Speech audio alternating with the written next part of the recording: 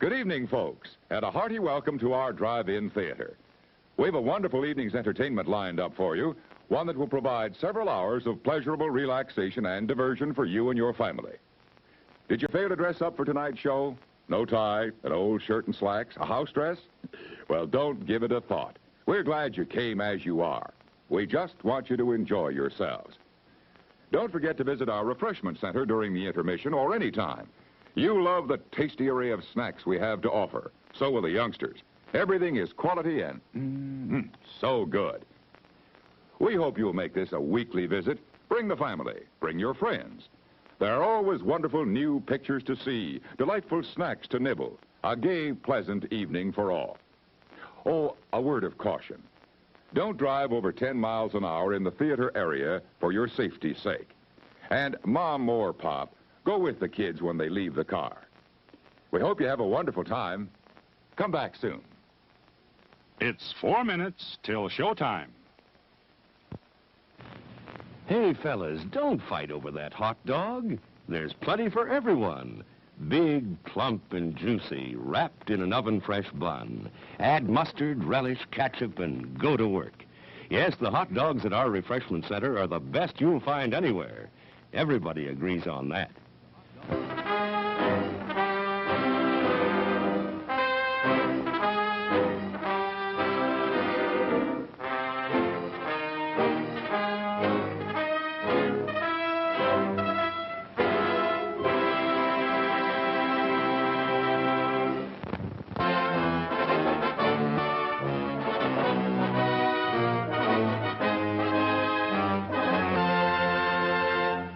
It's 3 minutes till showtime.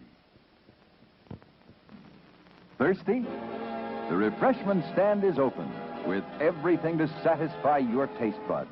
Here's the menu: the hottest, freshest, crunchiest popcorn, each kernel popped to its fullest with that real movie time taste. Cold drinks. You'll find your favorite ice-cold, tasty, and thirst-quenching. And hot dogs, hamburgers, and candy, too. Now a short intermission, so you'll have time to make your selection before the show begins.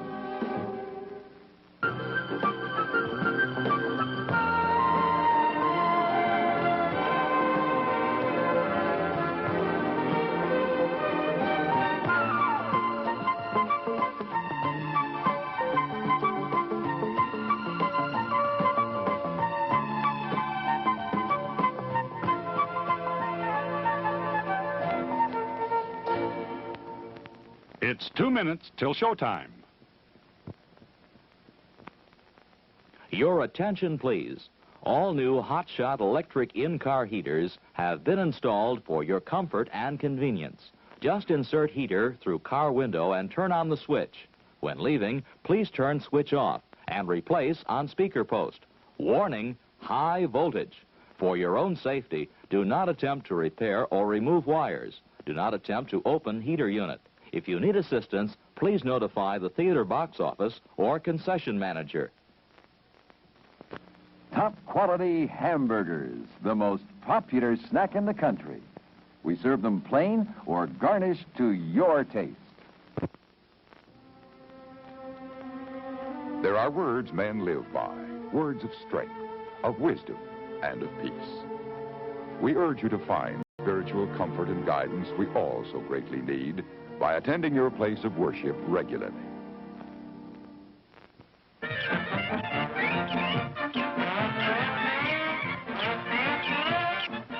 Just 1 minute to go.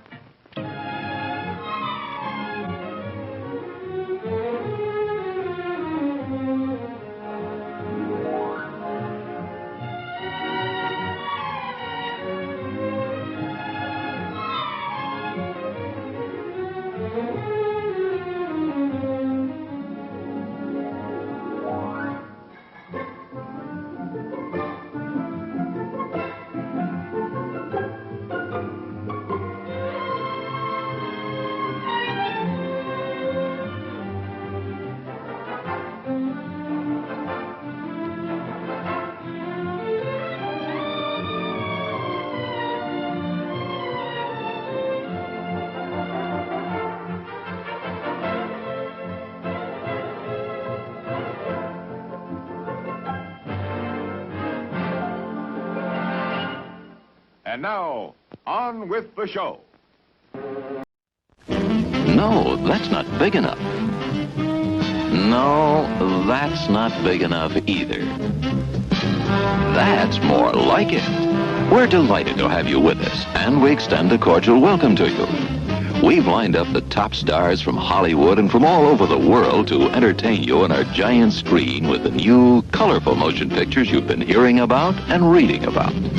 To add to your enjoyment, we're all wound up to bowl you over at intermission time with live wire service at our snack bar, where you'll find a tempting variety of favorite foods and beverages.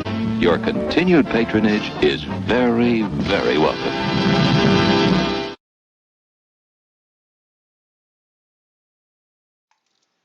Hello, fellow humans, and welcome to my stream. Welcome to the Mothership Poker. I always like to welcome all non-human identifying sentient creatures who may be watching our show, and in fact all non-sentients who may be enjoying the poker actions today here from the Mothership. Hello, hello, hello, Piano Cat. Always good to have you here. As you can see, I've got 3 tables going at the moment. Sounds like you're kind of busy, so not a big deal, but welcome, welcome, welcome, as always. As always, it's great to see you here.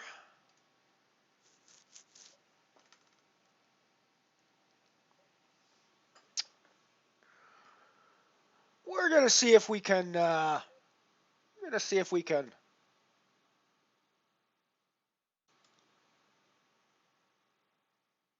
Make up for yesterday, because yesterday was a pretty brutal day. We got a fresh outlook. We're ready to play the pokers. We're ready to have some fun.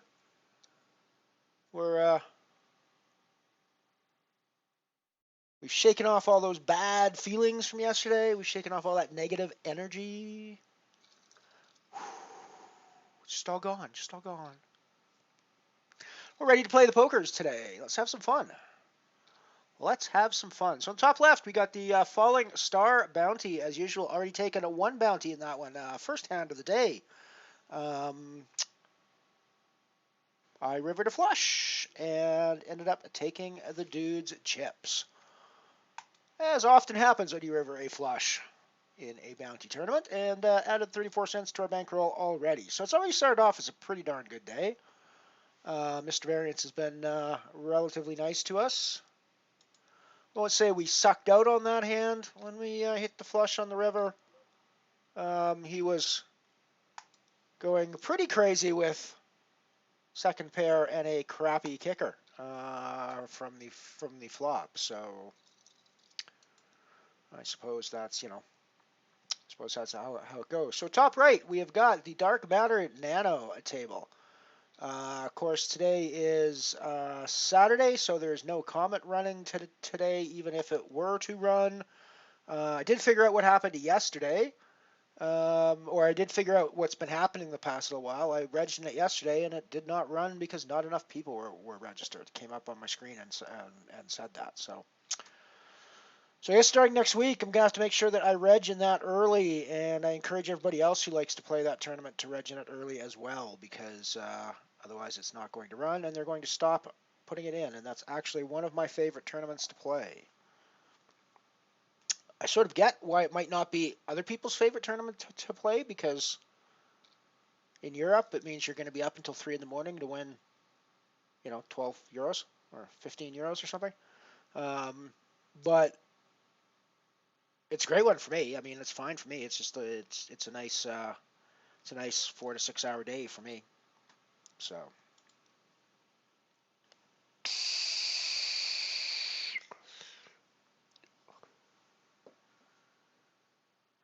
And down in the bottom left, we have the Singularity tournament that replaces the Comet on Saturdays, I guess, the Milky Way. 5-cent buy-in, 10 euro guarantee, and it is a freeze-out event.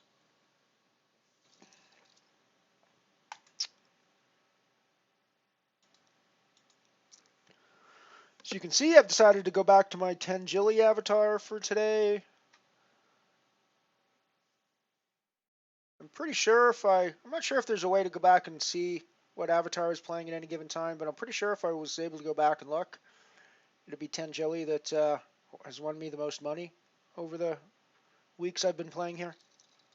I should start putting the name I'm using when I play on any given day on my spreadsheet, just for kicks and fun.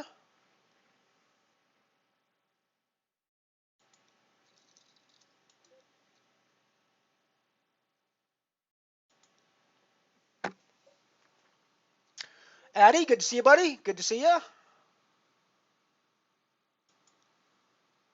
I was over lurking on David's channel, but I have to say I had enough of his Devil May Cry. It's a nice looking game.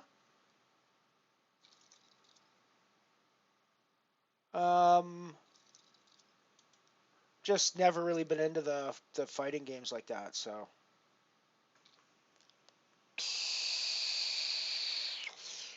I guess we folded the wrong hand down on the Milky Way table. Ace is full. Getting lots of takers here on the Falling Star with our tens. I think we've got to put in the C-bet here.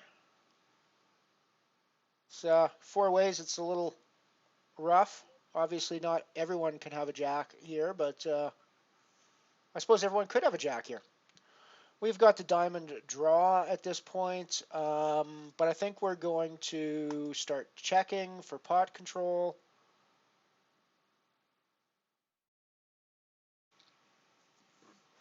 I don't think we're going anywhere with this draw. I mean, we could just be behind a turned flush, and the 10 isn't super strong, but it's not super weak either when it comes. So I think at this point we've got 2 overcards and the flush on the board. It's probably a check fold situation. We could be ahead here sometimes, but it's pretty unlikely, and there are bluffs that get there on the river, like ace king, king queen, that sort of thing, that beat us now.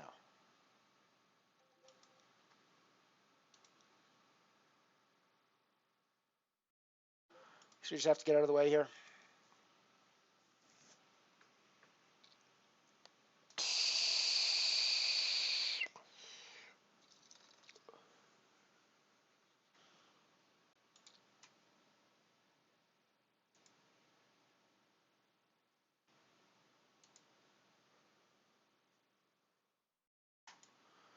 Alrighty, we'll head back over to the main 1 table screen. This is the Falling Star bounty that we're in here now.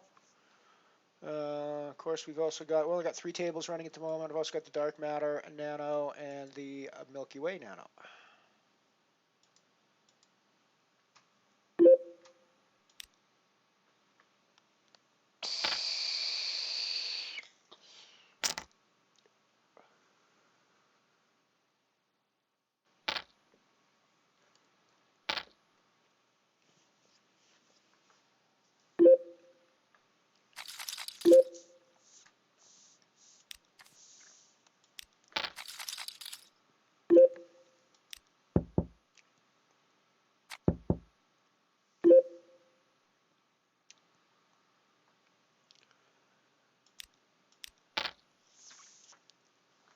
I'll bet my draw here.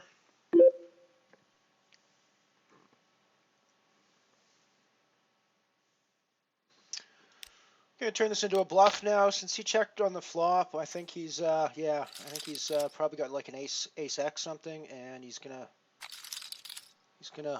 fold it when I bet there.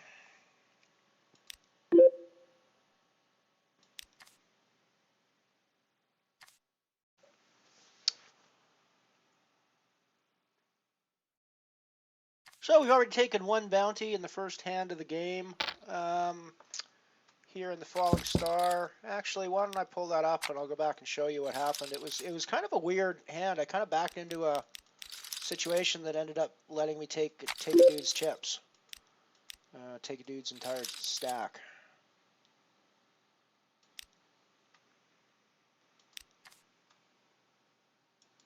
Alrighty, so let's bring this up on the replay. I wasn't even streaming yet when this happened.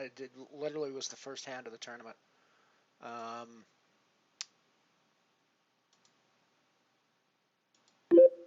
okay, so literally we're on the first hand of the tournament here. I'm going to play a couple of hands before we go into this. I'm just put in a raise with a pair of 8s on the dark matter table.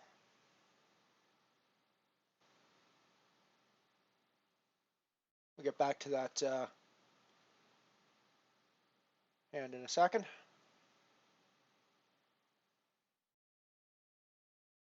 Once we see how these 8s roll out.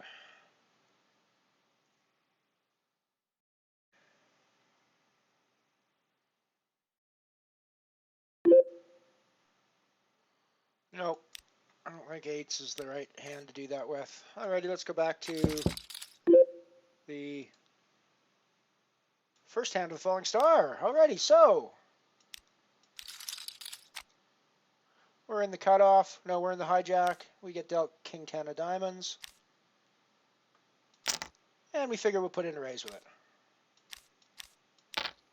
Get a call from Big Blind, lobotomy fail, who's,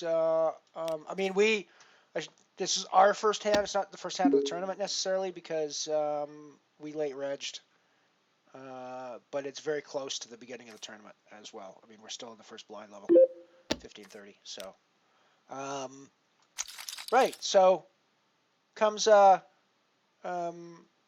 ace queen 1 diamond, and you know, I don't think the flop's terrible, but I figure I'll try to c-bet it since I was the pre-flop raiser. I can have an ace or a queen in my hand, and we can, he decides to call behind, and we go to a diamond river, which I decided to check back, I believe, if I'm not mistaken. If I remember, yeah. So I decided to check that back because my hands gained an immense amount of value at that point. And I'm sort of hoping that if the diamond comes, he will fire into me. And I can also bluff a lot of rivers, I think, at this point as well.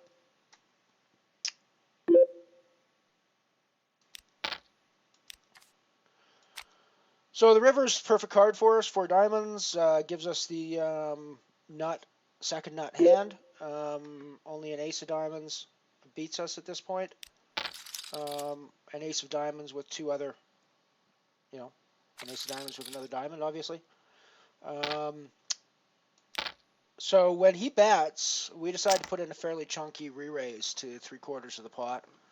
And he tanks a bit, but then he decides to come back over top of us. Now, at this point, I mean, obviously, we could just be dead to the ace, ace-x of diamonds.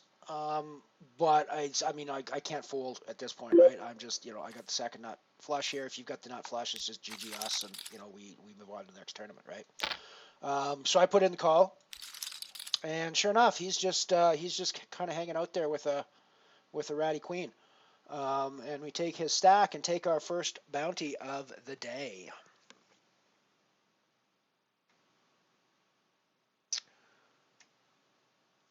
Well, as you can see, Mr. Variance is pretty good to us in that hand. Backed us into a flush that let us take a dude's stack. So far, Mr. Variance has not been so terrible to us.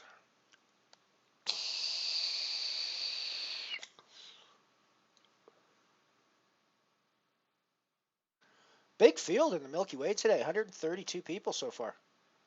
And I mean, we're still got late reg forever on that one, I think.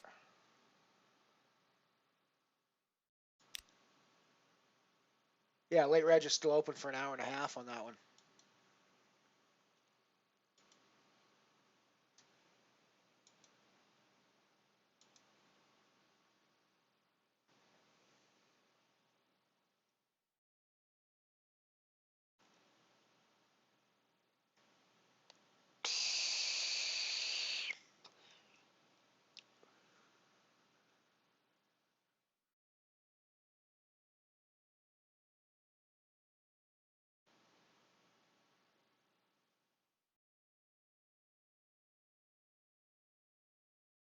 I'm just looking through the.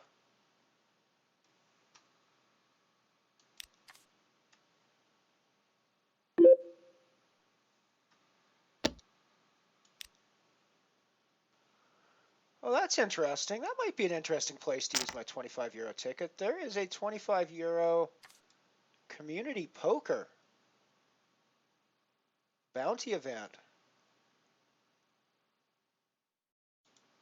starting in an hour and 11. Huh. Might be an interesting place to use my ticket.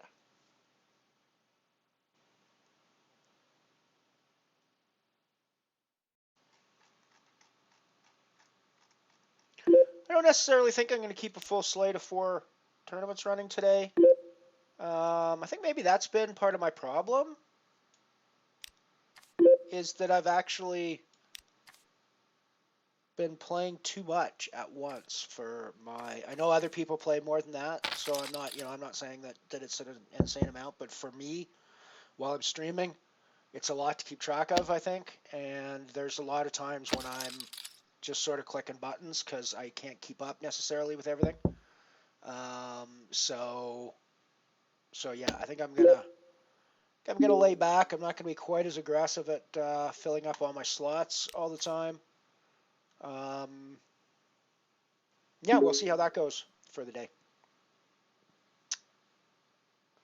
I mean, I'm not super worried about anything. I mean, we still got plenty of money in the bankroll to be playing €1 tournaments with. We still got like $75 in the bankroll, which is plenty for €1 tournaments. And it's still plenty for the sort of bottom line, considering €2 tournaments is a high roller, based on my 30 buy-in bankroll management scheme. So I mean, and I know it's just a downswing. So with any luck, our graph will turn around.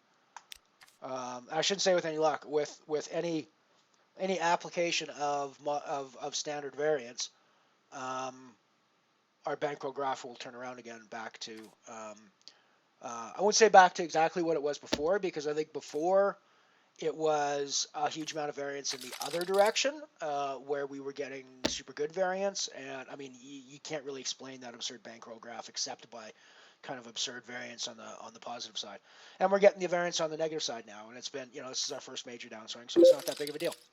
And we just got to roll through it. We got to keep a positive attitude. We got to keep playing the game that we played to get us here, to get us our €100 bankroll to begin with. And it's gonna work out for us, I think. Hello, Mike. Good to see you, buddy. Welcome to the stream. Always glad to have you here. Mr. Variance has been fairly kind to us today.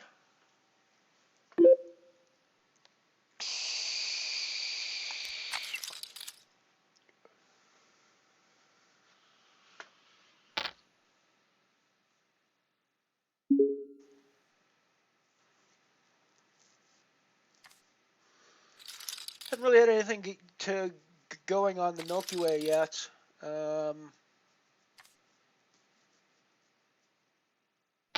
Still just kind of hanging out there, waiting for something to happen.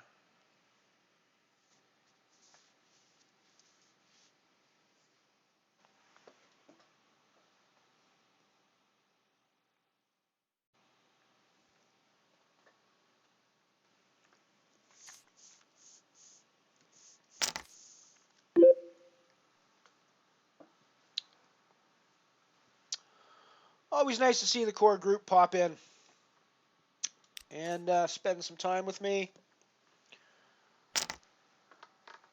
It's a fun way to get together and have some fun, spend some quality poker time.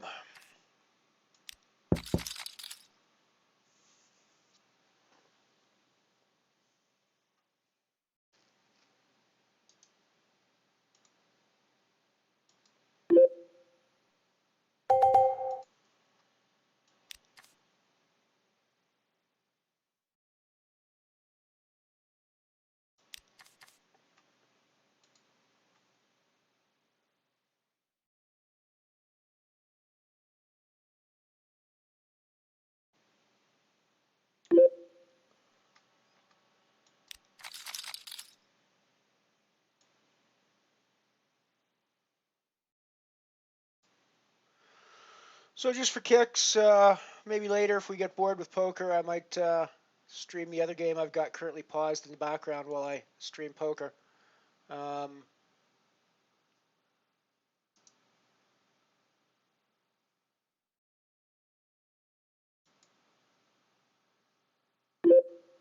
Which is Transport Fever. So maybe we'll stream a bit of that later if we get bored with poker.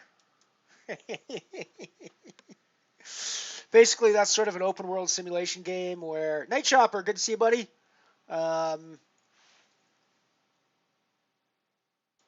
Yeah, this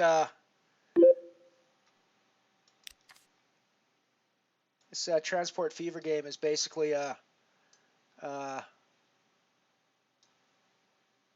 transport line building, railroad building game kind of thing, open world sort of thing, and it's I find it very soothing.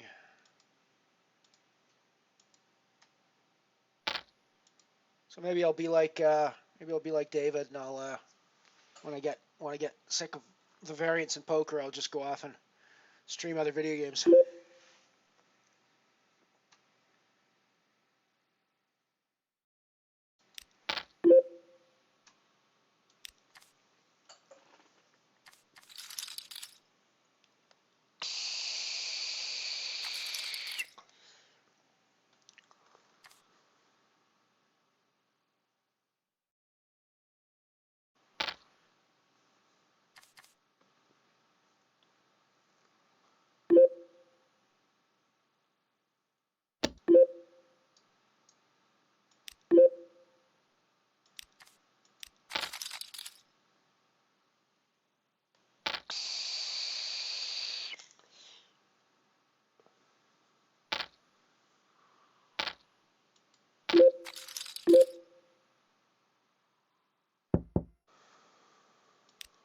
Put in the raise here with my king 10 from the cutoff. Just get 3-bet from the button.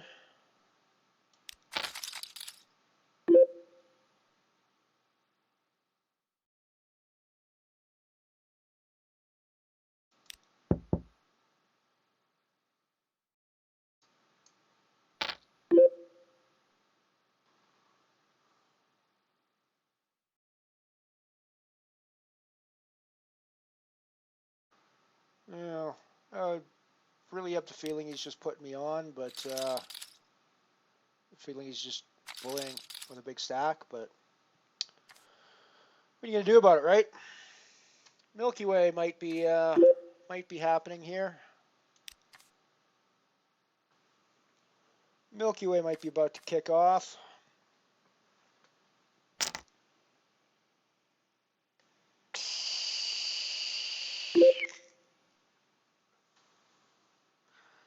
Yes, of course. Good luck to everybody who's playing on the pokers today. Put in a super chunky raise here because of all the limpers. We get an immediate 3-bet from Magic J13, which I think we're going to come back over the top of with our queens here.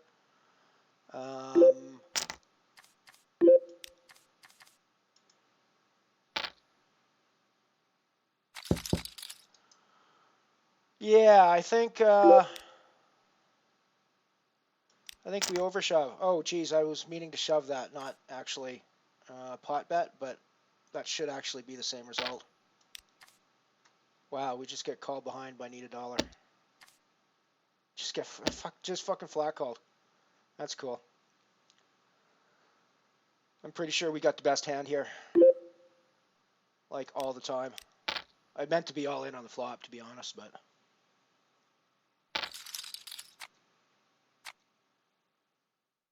wow. I mean, just throw off all your chips for an ace-6. Pretty bizarre there.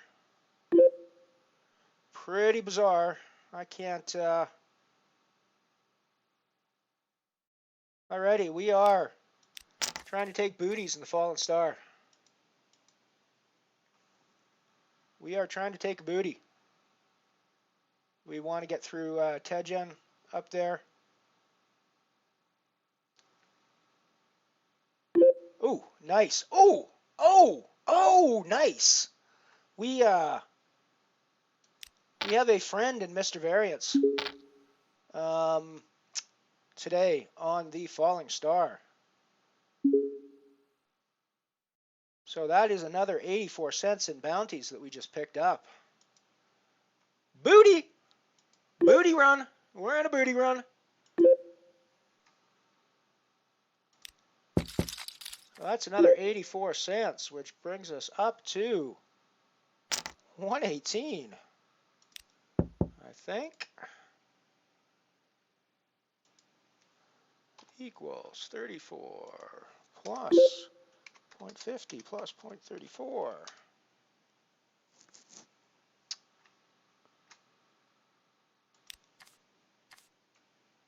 We are already in the profit zone for the Falling Star today.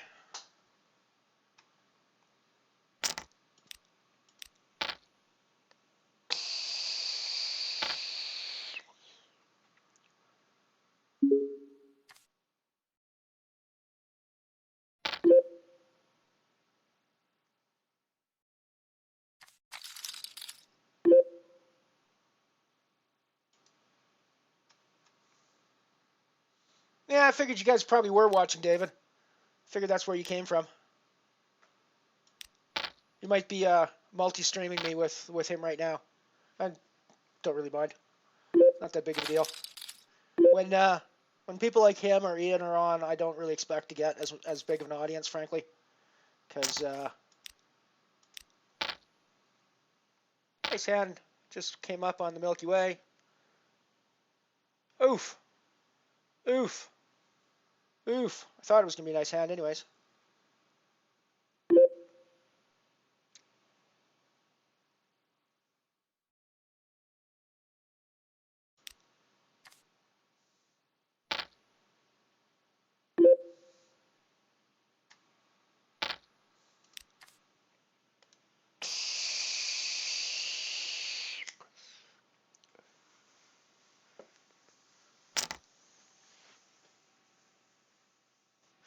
Yeah, I know you guys want to come over and watch the poker, so yeah, we're not gonna. I'm almost certainly not going to play Transport Fever for you guys because it's not something that I think is good for streaming, frankly. Even if I wasn't a poker streamer, I would not be a Transport Fever streamer. I think that would be a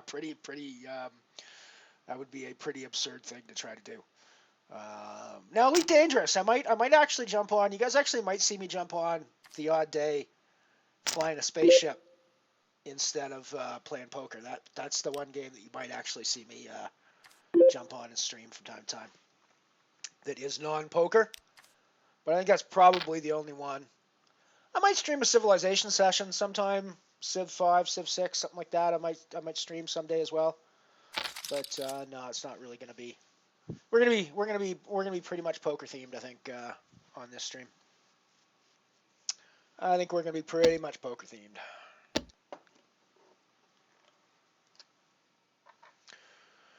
Picked up Ace King in the dark matter. So we shall put in a raise with that.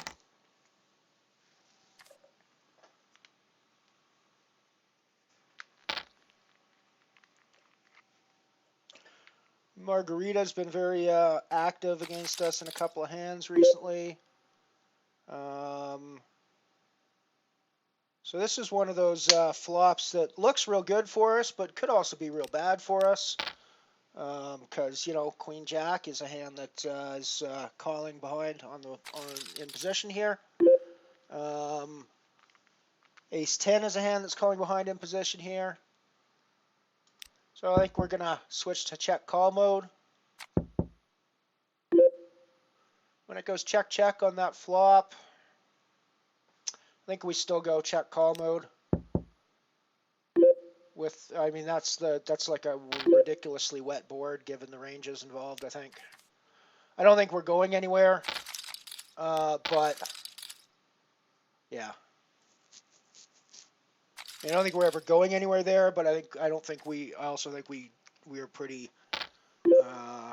dumb to bet for value there. I think it's just a situation where we got showdown values, so we get the showdown, but we don't go super aggressive with that. But if you guys disagree, if you guys actually think that's a board I should have been going super aggressive on, let me know and give me some reasons why. Because from my perspective, especially when the 10 pairs on the turn, there's like a ton of hands in his calling range on the button that have smashed that flop in a variety of ways, harder than I've smashed that flop, and because at that point I've only got 2 pair.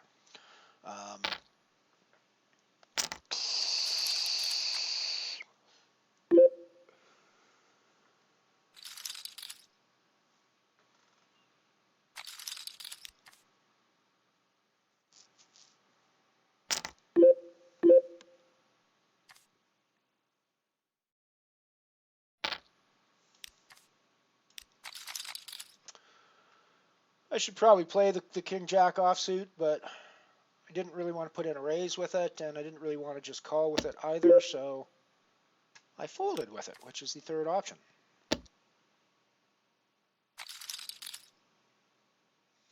Right on, Mike. That's what I'm here to do as well. I'm here to play poker with my friends and have you guys enjoy.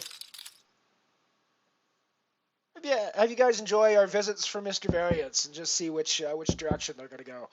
So far, he's been pretty good to us on the Falling Star bounty table.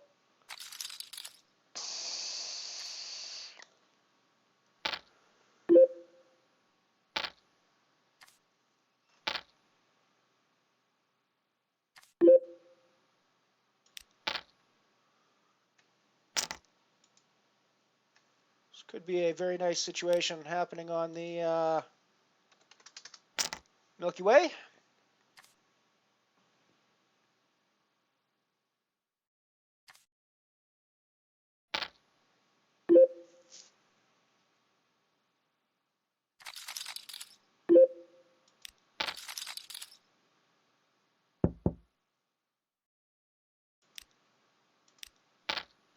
Shouldn't be a lot of 10 deuces out there, I wouldn't think.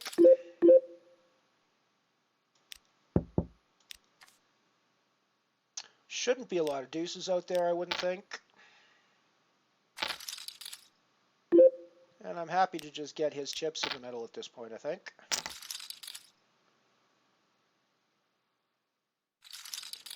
Alrighty, so Mr. Variance has been relatively nice to us on the Milky Way as well today. Got a nice size stack there.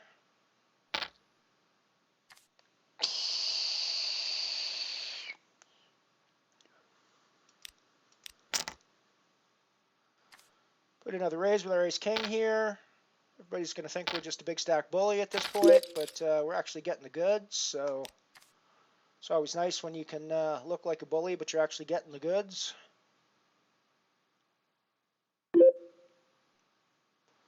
I'm going to bet big here to continue my image as the big stack bully to try to get loose calls from the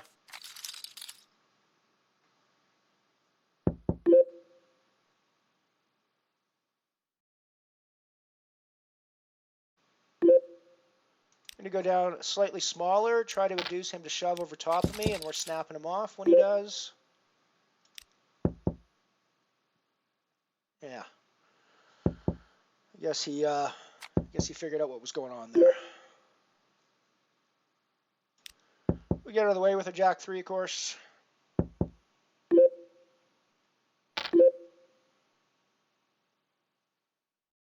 Yeah, I mean, I must admit, I wouldn't say I'm not a gamer. I actually do play a fair number of video games other than poker.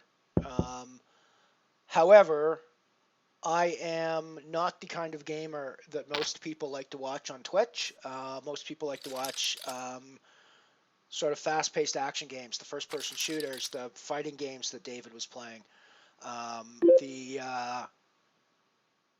Rocket League, stuff like that, right? Is what people really like to see on Twitch. those aren't really the games I enjoy. I enjoy open world simulation type games, which tend to be a lot slower from a visual perspective of people watching.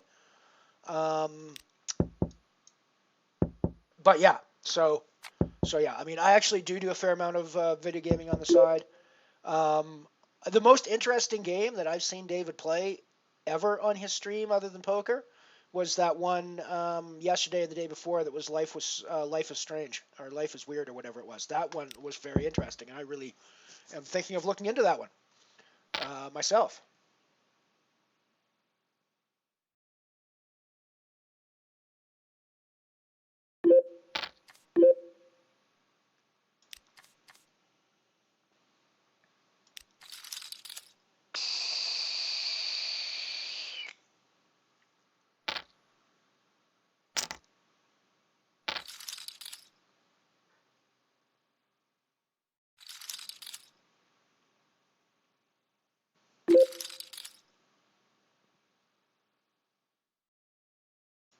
But I honestly don't watch the only game I watch people playing on Twitch is poker.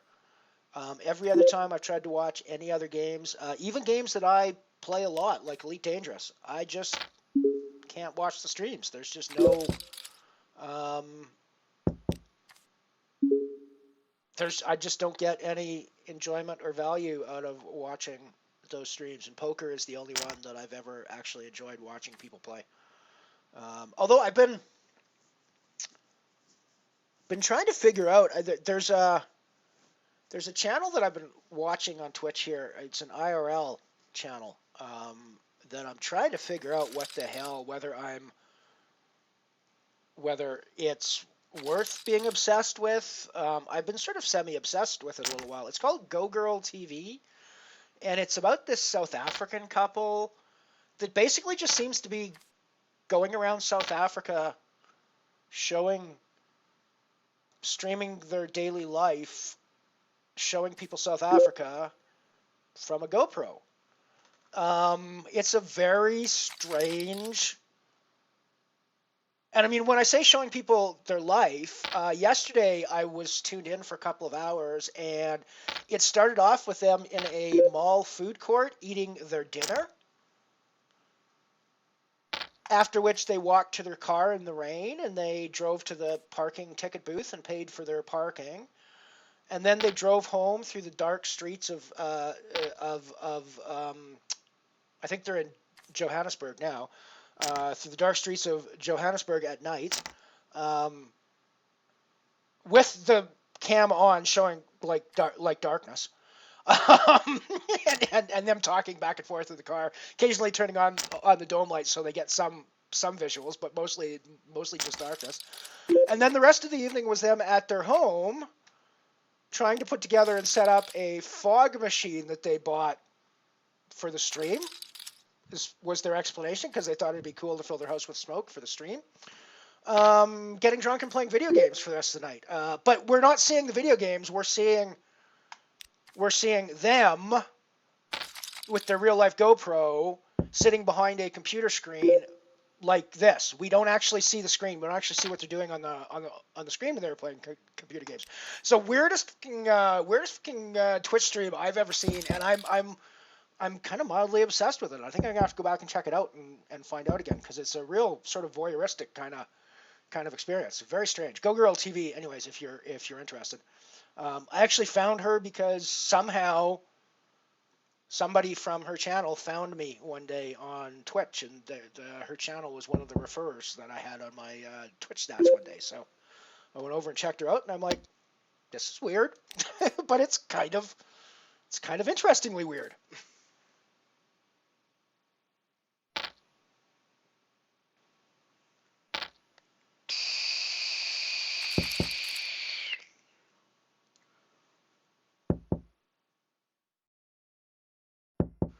I might give some of them a try. I might throw some. I mean, it's things like SimCity, city building games, world building games like Civilization. The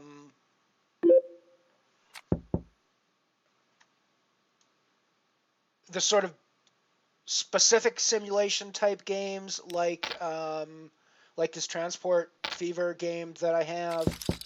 I've got an online pool snooker game as well that I play sometimes. I don't know if that would be if people would be interested in seeing that streamed or not. But yeah, so I mean, there's some stuff. So it might not always be all poker all the time. But I also think it's important as a streamer to find a brand. And I think if you are switching back, if you're switching your content between a whole bunch of different things, I think it's going to be hard to find a brand for your stream. Alrighty, I think we're just going to be all in the dark matter and hope for the best with our jacks, because Margarita's been like super aggressive over us, and that's just an absurd shove. Yes, yes, linkage, holdage. We got chips. We got Mr. Variance being nice to us in the dark matter as well, folks.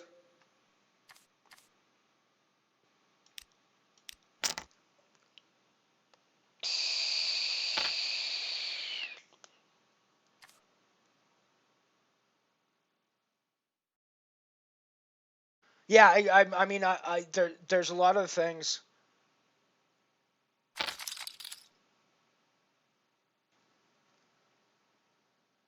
Yeah, with the fog machine yesterday, Mike. Exactly. You were there too. It's like I mean, I don't know. It's the weirdest thing in the world. I don't know why I'm obsessed with it, but I'm kind of obsessed with the stream now. I'm gonna have to keep checking them out and just find out what the heck they're doing, because yeah, it's weird. I can't figure out why I'm so obsessed with it though. I can't figure out why it's so interesting to sit and watch people do normal, everyday life things. I just don't get it.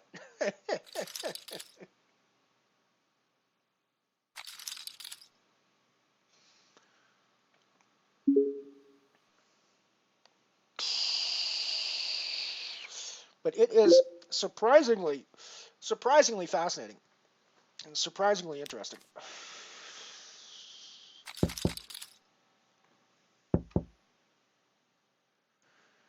I think the actual name is GoGirl_TV, if I'm not mistaken. Let me just have a quick look at my and just verify what her address is, and maybe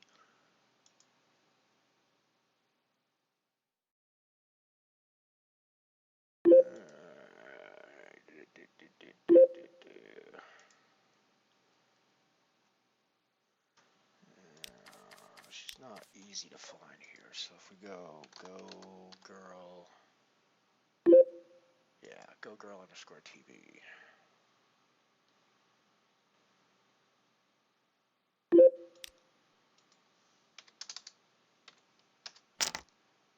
Oh, she's actually playing now, and we're actually able to see her. Game. That's different. Anyways,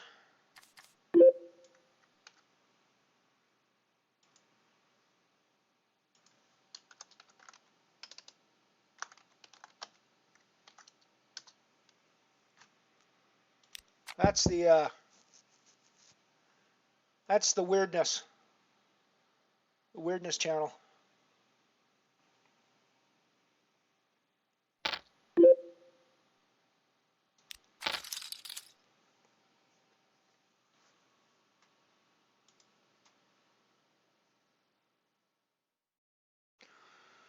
Well, I think I'm just calling behind here most of the time. If he's got the ace, he's got the ace.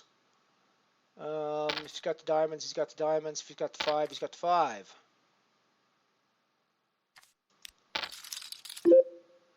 Doesn't have any of those, which is why we're calling behind there.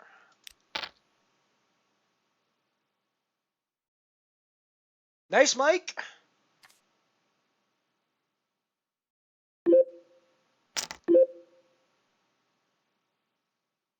Oh, that sounds cool, Mike. Yeah, the whole live stream thing is very interesting. The whole IRL thing, I think, is really interesting. Oh, that was a gross spot on the falling star. He just been sucked out on our kings with getting it in with a straight draw, and he gets there on the turn. Hey, Cleeds.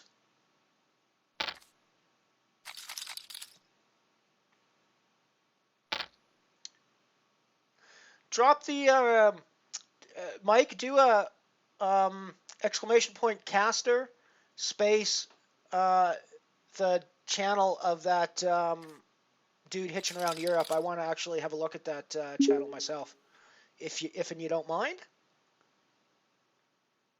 Bob Ross is like super chill. The Bob Ross channel is like the best if you're ever in like a horrible mood and you just need the world to be nice for a while. Go to Bob Ross and watch Bob Ross for a couple hours, and you know the it's really hard to stay angry after you watch Bob Ross for a few hours.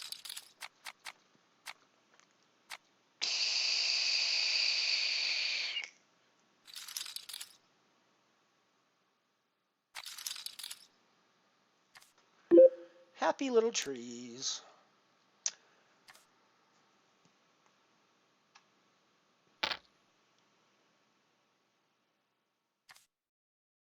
I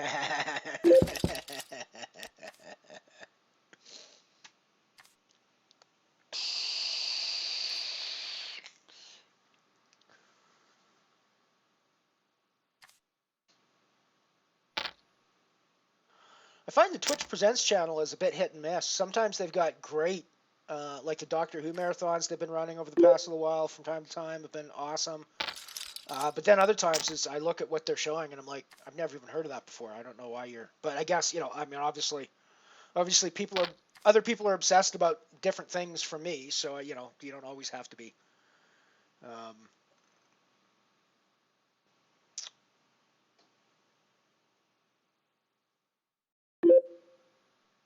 you know, just because I'm not obsessed with it, that doesn't mean there aren't other people in the world who are obsessed with it.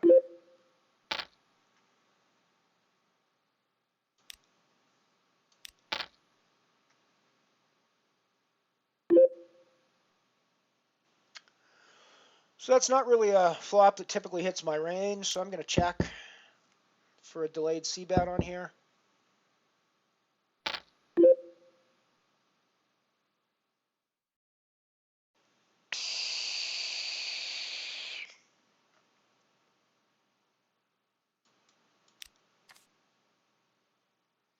Not me, I don't think. Of course, I haven't been really doing too much on the community pages. I need to start doing more there, but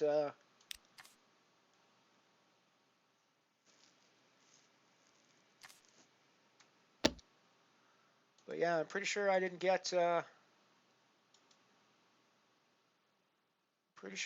anything for that. Nope. That's because I don't really participate on the community all that much, to be honest.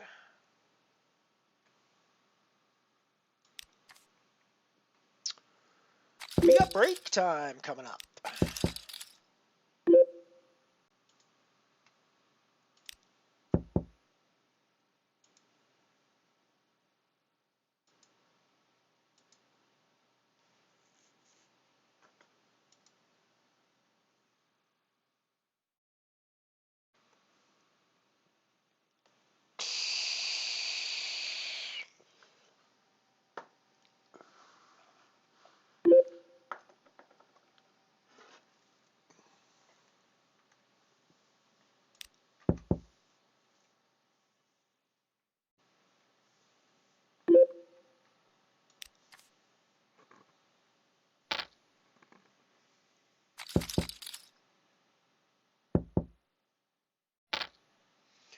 $224 people in the Falling Star today. That's a massive field.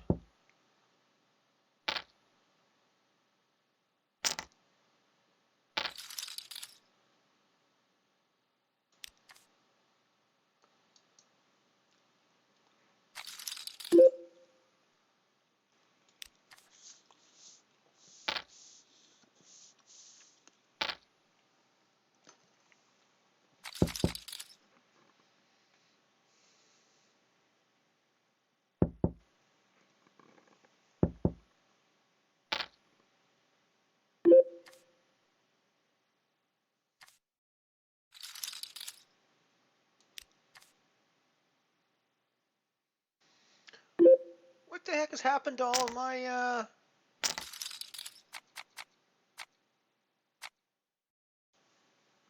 none of the VIP icons or anything like that are showing up in the chat today for some reason. That's weird.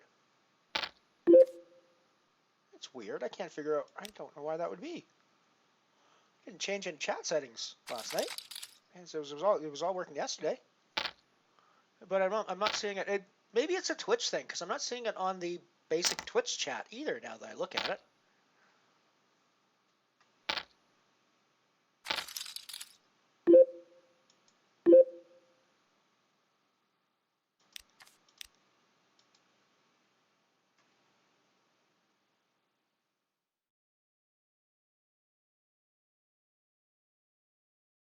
Exactly, no mistakes, just happy accidents.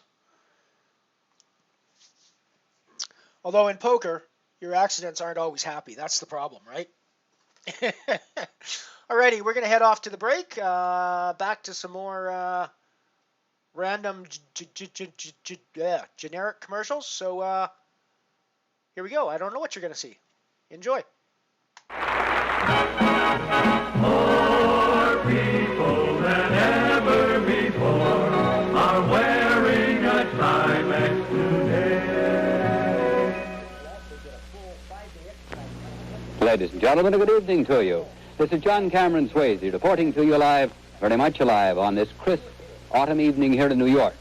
And tonight, we're going to prove once more, with a live demonstration, that Timex waterproof watches are practically indestructible, really waterproof, and shock-resistant. But first, I want you to take a look at this handsome Timex 100 with the slim, smart-looking lines you ordinarily find in the most expensive watches. Yes, the Timex 100 is priced at only $15. Well, now let's have our live demonstration. Now here you can see we've strapped a Timex 100 to the propeller of this motor.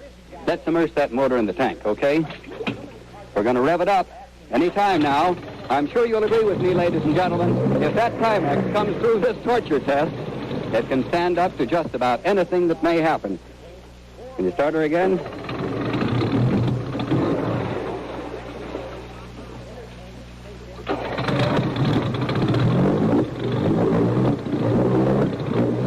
Yeah, that looks like it. Well, if that Timex comes through, as I said, it can stand up to anything that will happen in daily wear. Just look at that. Timex waterproof, splash through the water to the tune of 4,500 revolutions a minute. I think that's enough. I'm sure that's enough for the folks, and the way I'm getting wet, it's enough for me. Pull it right out now, will you? Let's take a look. Yes, it's still ticking. Let me turn it around so you can get a look. It took the torture test. Still running perfectly. For only Timex, with its exclusive V-conic movement, can take such a licking and keep on ticking. You know, you can be sure your Timex is waterproof, your Timex 100, because it says waterproof right over on the back of the case. And it's also permanently protected against damaging dust and dirt because of its new hermetically sealed one-piece case.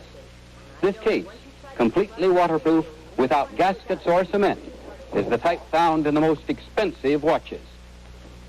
Yet anyone can own or give this handsome Timex 100, for it is priced at only $15. Another reason why, if I can borrow a title of a song Frank just sang, day in and day out, more people buy Timex than any other watch in the world. Oh, boy, now here's something that says a party, a platter of tasty hors d'oeuvres. You know, they show that someone who knows how is doing the entertaining.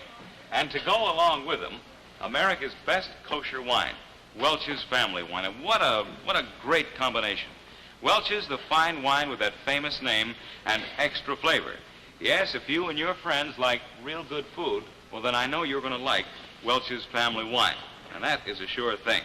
Now, in this glass is a taste delight that smart folks enjoy on all occasions, perfect for serving before or with or after your dinner or any time at all. Welch's brings you a wine with a pleasantly sweet Concord grape flavor that's just right whenever you serve it or wherever you serve it. Now, this very famous label signifies that Every single drop of this wine is carefully made the Welsh way, from luscious Concord grapes picked at the peak of their perfection and made into a truly delicious wine as only Welch's experts can do it. Now, you look for this word when you buy the wine that you serve your family and your guests. It means that you want them to have the very best. Yes, that's right. You'll do well to insist on Welch's family wine. And folks, here's a friendly tip. It can be used in so many ways in cooking to give that extra special flavor to your dishes.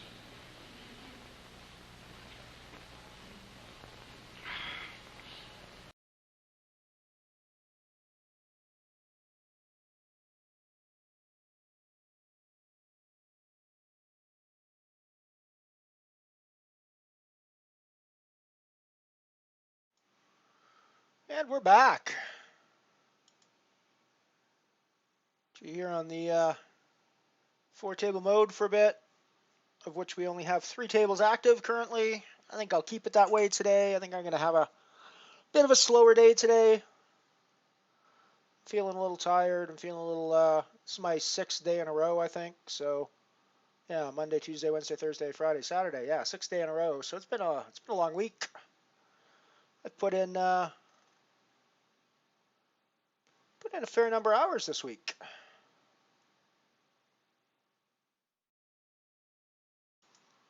I'll put in a raise on the button with my Ace King, having recalled Ant-Man's discussion yesterday with calling behind my Ace King. Fuck. Just fucking shoves for an absurd amount of money.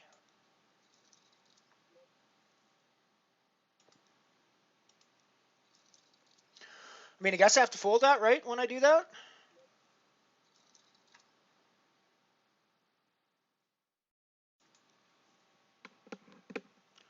I mean, I guess I have to fold there.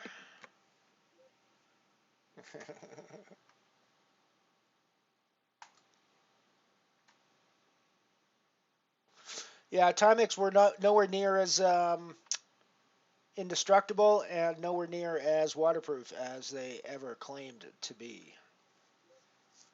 I think eventually, I mean, here they were talking waterproof. I think eventually they had to change the wording to water resistant.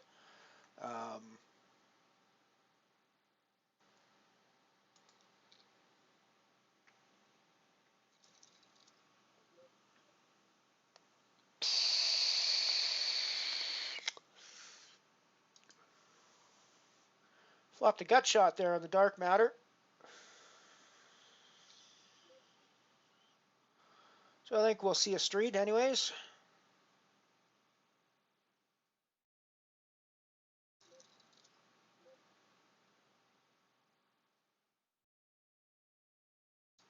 Get rid of the ace-10 on the falling star.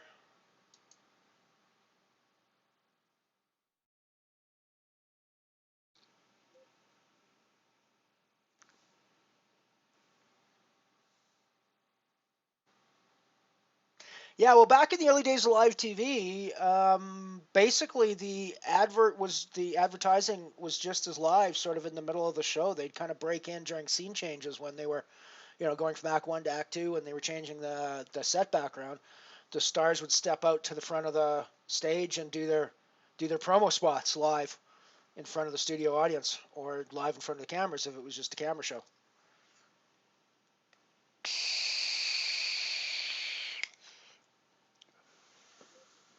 I mean, there was a time when everything was live. There was no ability to record television except through film cameras, which of course were super expensive, and nobody could really do for the hours and hours and hours of TV that happened. So that's why programs like Doctor Who have such a large library of lost episodes, because they were done live.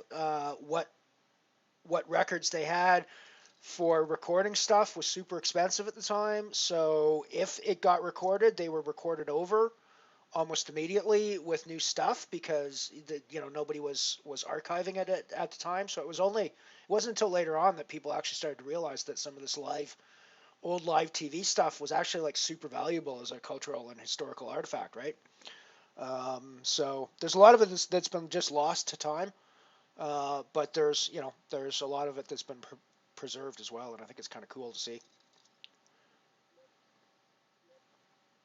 We rarely, if ever, see live TV anymore outside of news and sports event broadcasting.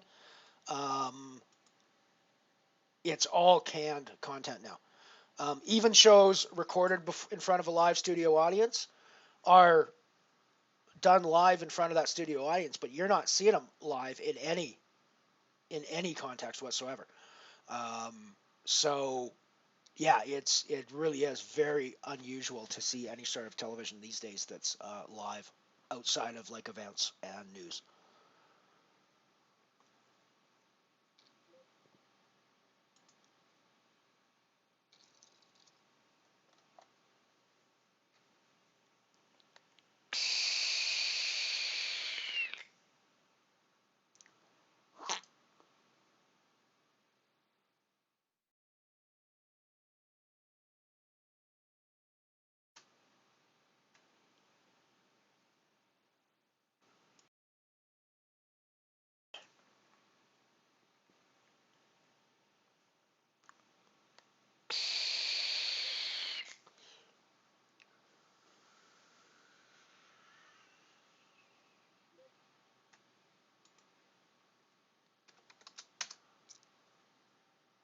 Put in 3-bit with my ace jack of the Milky Way from position.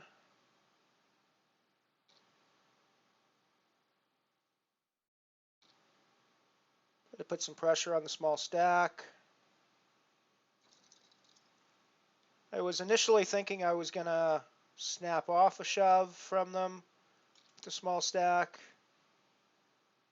I'm now thinking about it a little bit more. I still think I'm probably going to call, because I think they can shove pretty wide here to try to push me off my raise.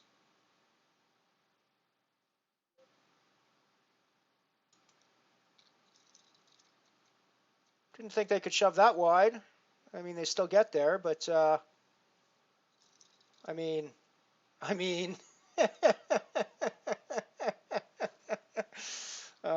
guess Mr. Variance is deciding not to be nice to us for a change, because that was pretty gross. That was pretty gross. When you're in a spot where I think I'm going to call behind up here with my Jack King, gut shot, and overs. So we're now up and down.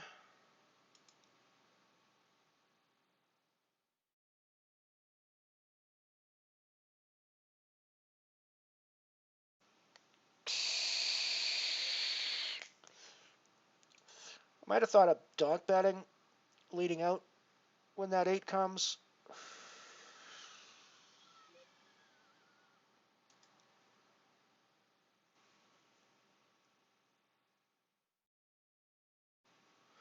So we're pretty much dead to hands like 8-9 and 10-9. Jack Queen has got us in pretty rough shape, and we need to hit a queen when that happens. But we're in good shape to a lot of other hands that might be doing this. That said, we don't really have a hand, so we're going to get out of the way.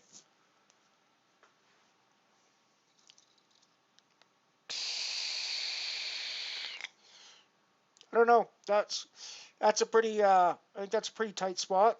I don't know whether that's a call or a fold there. I don't know whether that's potentially a reshove at that spot. I think over a pot-sized bet, I'd probably not. Probably a reshove is probably not the spot there. But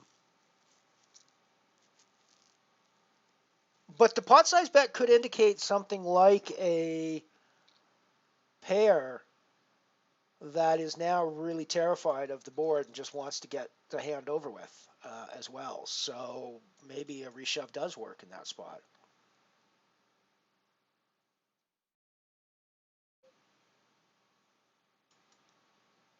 Wasn't Doctor Who ever done live? I was sure the original 62, 63 seasons were done with Hartnell. I thought had been done live.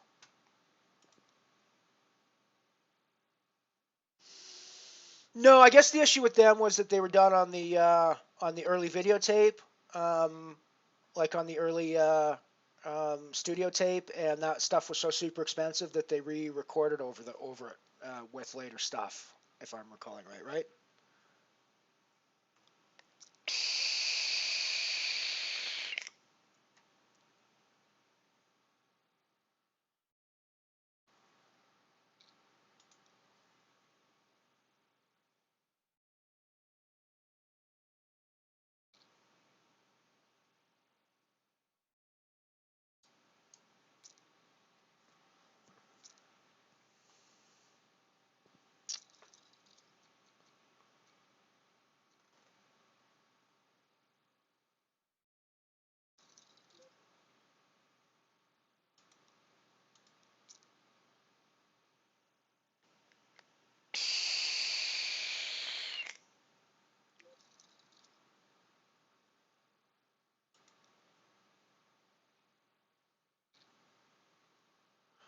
Variance has been evening out a little bit for us today now. It was rolling really well in our favor early in the day, especially on the falling star.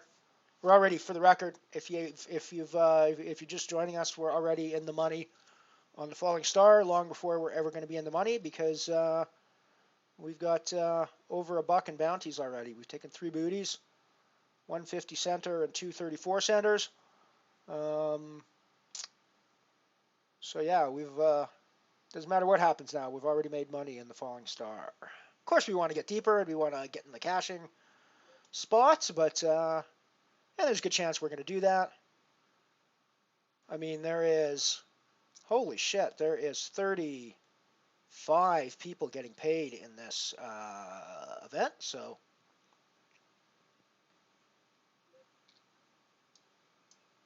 35 getting paid in the Milky Way as well. 8 getting paid in the dark matter at the moment. We are in scoring position or close to scoring position in all 3 at the moment. We are in scoring position in the dark matter and the falling star bounty, and we are just outside of scoring position in the Milky Way.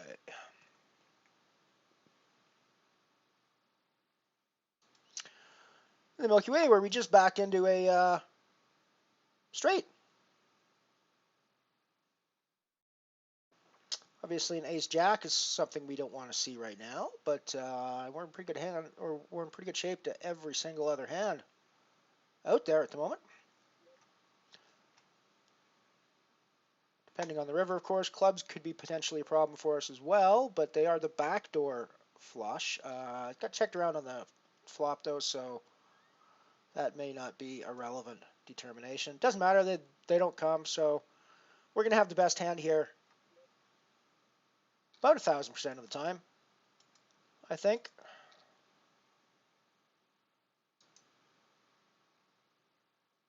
Maybe 10,000%.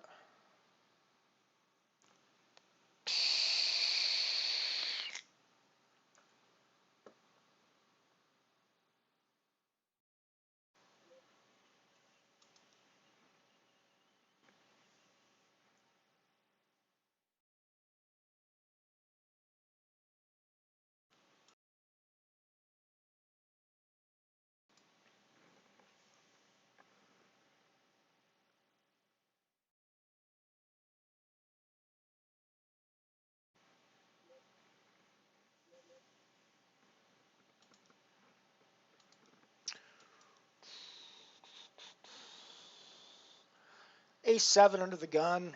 I think that's pretty weak to be opening up. It's the worst. Ace-7 is the worst ace you can have. And it's unsuited as well, so, I mean, yeah, it's an ace, but that's about all you can say about the hand, frankly.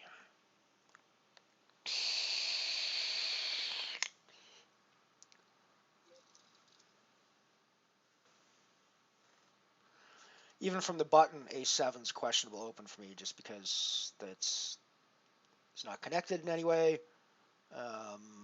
It's the worst ace. Even when you hit your ace, you've got no idea where you are, because there's tons of bigger aces that could be out there that have you crushed. So you pretty much have to hit ace-7 or some combination of ace-7 to make to make the ace-7 hand a quote-unquote good hand.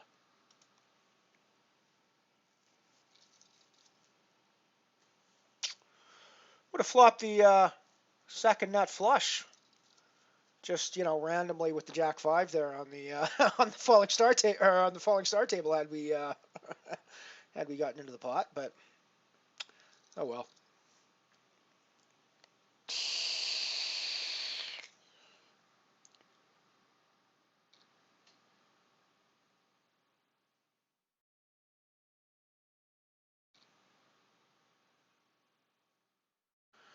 And then occasionally they were wiped, and then occasionally they pop up in weird places like some television studio in the back jungles of Nigeria, where they find like 12 episodes that are sitting in a vault somewhere. I think it's probably the case that they probably found all of the old vaulted episodes from various spots around the world, but you never know. There's lots of places where I'm sure that there's stuff sitting in rooms that people haven't looked at for decades. Who knows what's there. There is still some missing stuff from the late Hartnell and early Troughton eras of Doctor Who that does not exist anymore as far as anybody's aware. Be very cool to find some of that stuff and piece it together.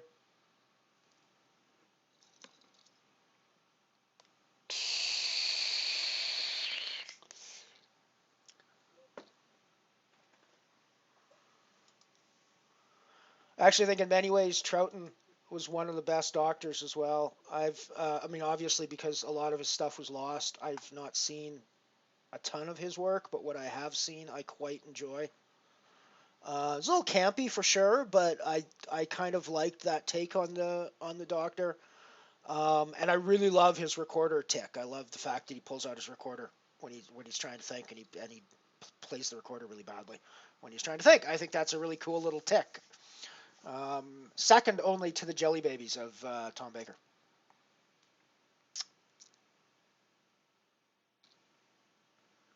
You think some of my percentage calculations are off? What, you think 1,000 or 10,000% is too high for those situations? Okay, how about 500% of the time? I'm good there.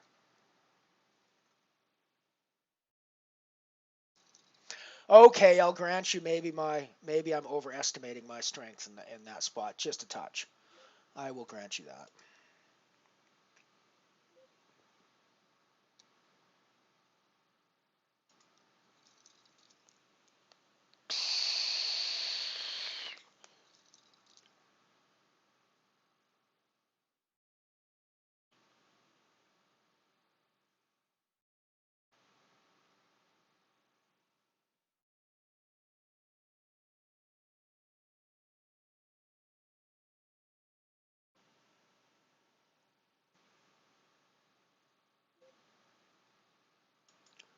For the record, I was talking about my space game, Elite Dangerous. That's where the background comes from. It's one of my screenshots from there.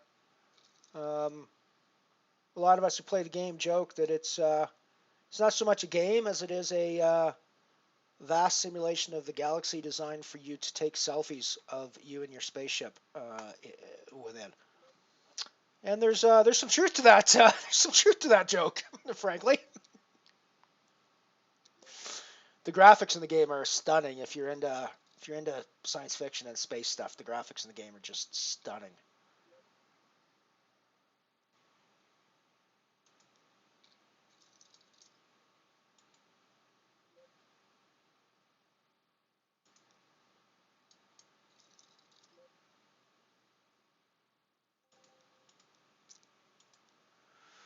Putting raise with the ace king here. It's a nice little pot that we took on the dark matter there.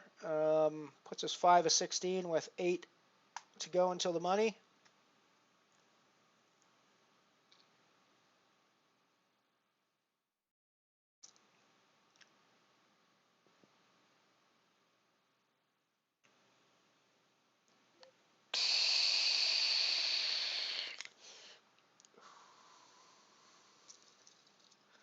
It's not really a flop we can credibly see about, I don't think, on the Milky Way board. So I think we're just going to check behind there.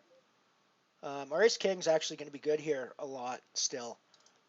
Less so since the queen came, but still I think we're good. Some of the time, So I think we might throw in the c-bet here as a delayed c-bet and just see how the table responds and go from there.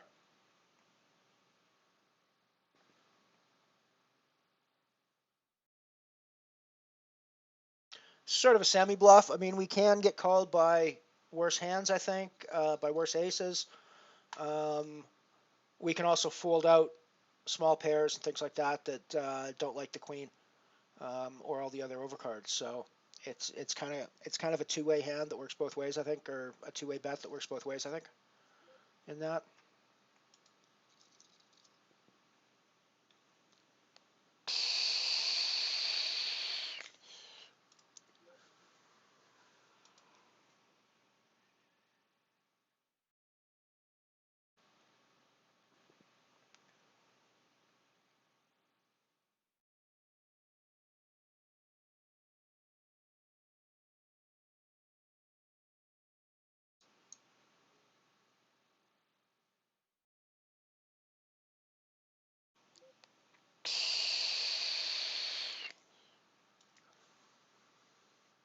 Down to 15 remaining in the dark matter now.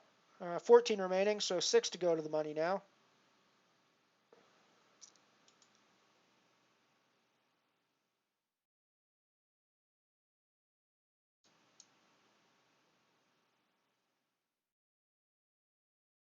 Yeah, it's amazing. Well, and I know that some of the Doctor Who episodes have been recovered from places like Australia.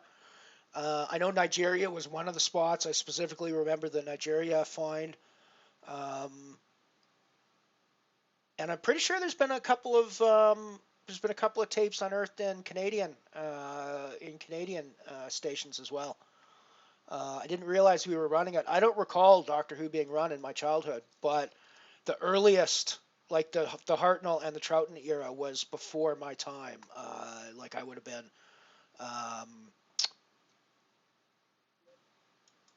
I would have been a very small child, like a toddler type age when Hartnell, or when, when I wasn't born until '66, so I missed almost all of Hartnell.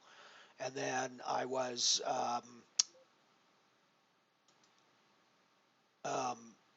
would have been a toddler, so basically unable to understand or watch the show as um, when Troughton was there.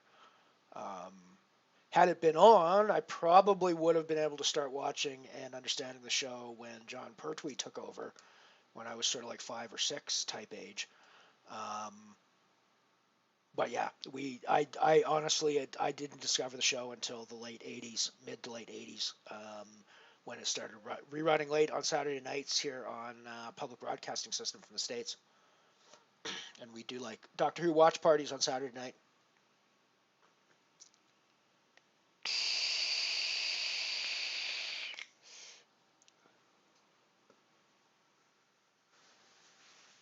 Yeah, I specifically remember the find from Nigeria. I think it happened while I was there. Actually, I think I was there from '93 to '98, and I think that particular cache of tapes was uncovered during that period, if I recall correctly. But yeah, it's definitely fascinating. Like I say, I think we've probably found all of those examples now, but you never know. You never know.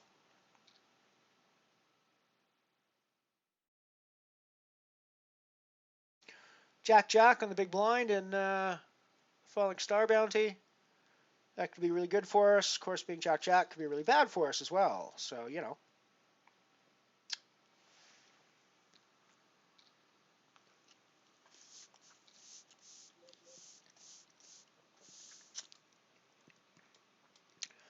We're definitely seeing a flop. We most likely have the best hand at this point.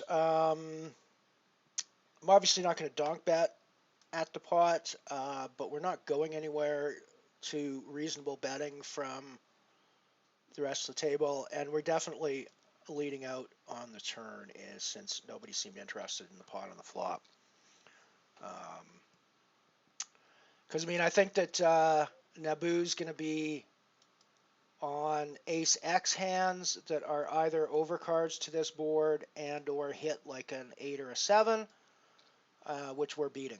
So I think the river, obviously, we occasionally are going to lose to the 10 jack from time to time. We're occasionally going to lose to hands like 9-8, 9-7.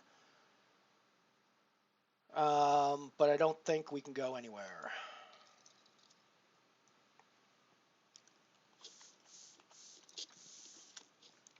It might have been a spot where I gave up a bounty opportunity.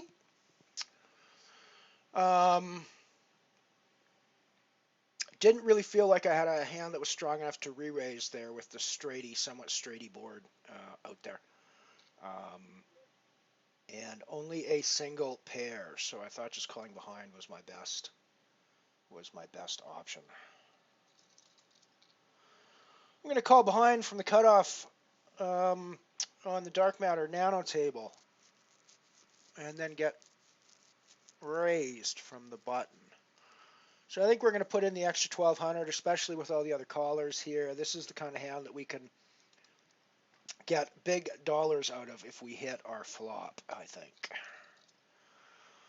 That would be, you could construe that as hitting the flop. So we might actually, unfortunately, it's one of those flops where you're not actually going to get action necessarily from hands that are not beating you, because we only have the third nut flush at this point. There is the king 10, well, fourth nut flush, because the king 10 obviously hits the straight flush, and then king x 10x beat us for the actual flush draws. But I don't think we can assume he has a flush.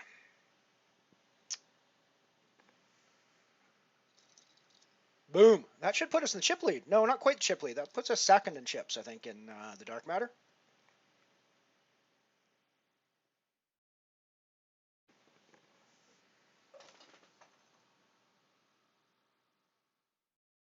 Okay.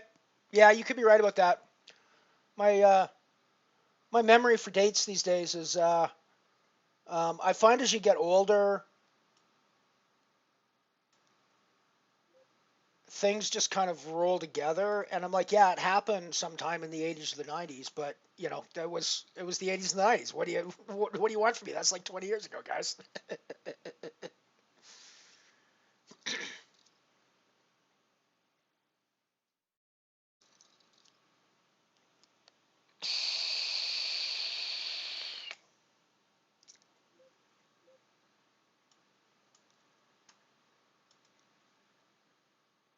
I think the places where we're most likely to find more old examples of stuff is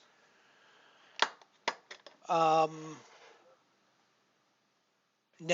is places where former British colonies existed and then were taken over by sort of authoritarian type regimes. In such a way, whoops, sorry about that, I'm just doing my batteries for my vape. But yeah, in such a way so that maybe some of the remote sort of TV stations didn't get damaged, and then they got ignored for like 30 or 40 or 50 years because nobody went over to them. I think that's where we're likely to still find stuff, but it's getting less and less likely that we'll find things because you know, in the modern world, people are scouring.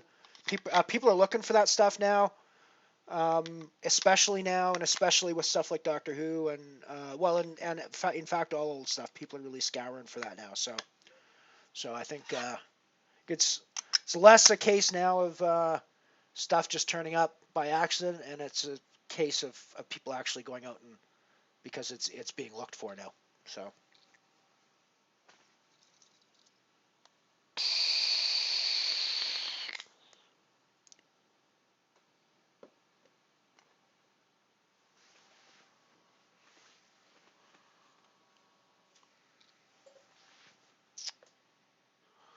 So I don't know if it's just that we're getting a day of decent variance today, or if it's the fact that I've not been just pounding out the tournaments, and I've been sort of playing a few less tournaments and focusing more on the games I've been playing. But we're definitely so far having a better day than we have for a while. So that's always nice to. Well, easier to keep up the positive attitude when you're not getting fucking stomped on every third hand.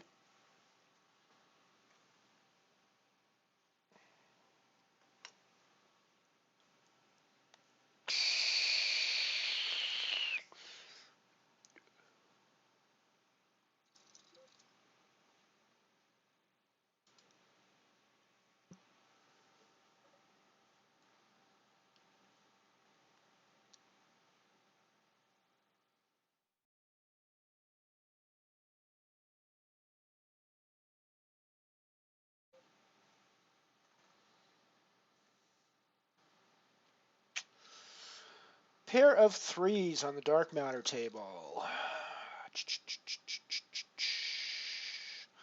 Should see a flop with that, I suppose.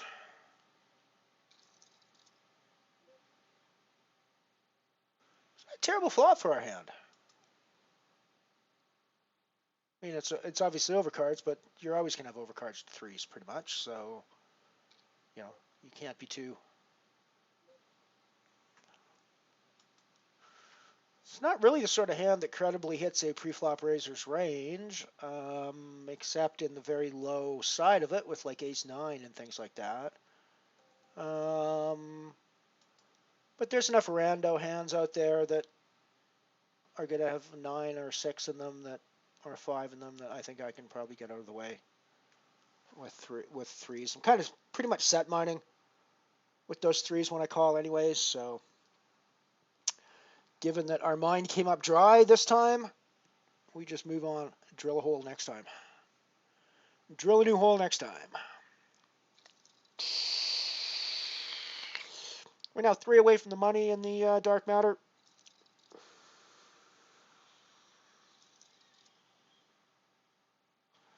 And I was ahead of QC's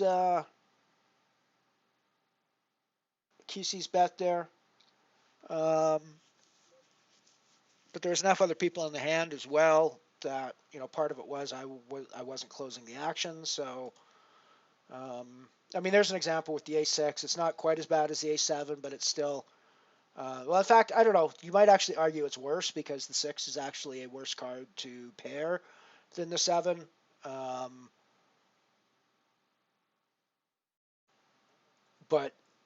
And it's not connected in any way to anything.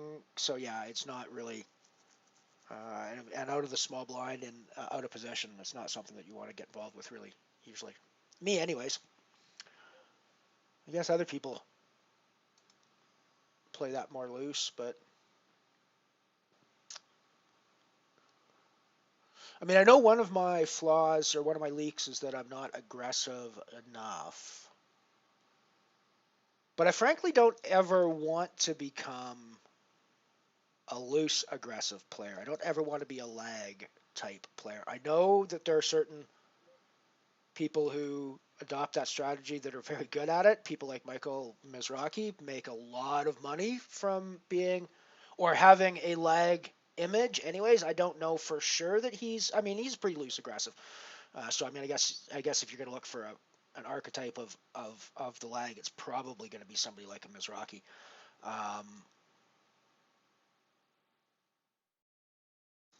But I just don't think that's a style I'm ever going to be particularly good at. But I also understand that I'm not aggressive enough to quite classify myself as a tight aggressive player yet. I'm not really a tight passive player anymore. I used to be a tight passive player probably, which is like the worst thing you can be in poker. But I'm kind of in the middle of tight passive and tight aggressive now. But yeah, if I can ever get to the point where I'm a quality tight aggressive poker player, I'd be pretty happy to be in that spot, I think. I think I'm getting there. I think the stuff on Unibet here has been teaching me a little bit more how to be a little bit more aggressive in the right spots.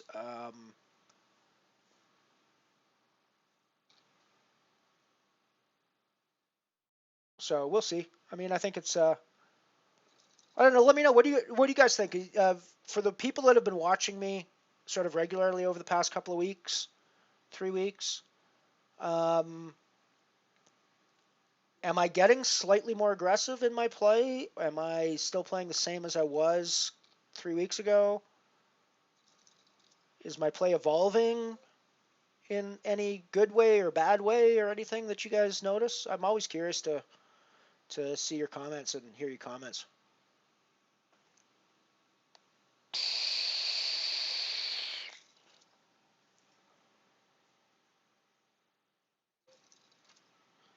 Ace Jack under the gun, we'll put a raise in with. Tens under the gun, we'll put a raise in with. I think.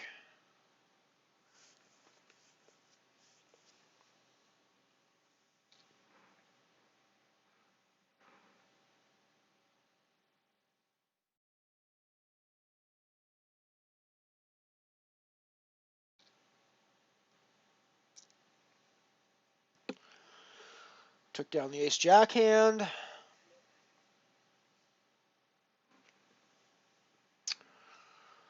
So if I was closing the action here, I might actually call this off for the bounty.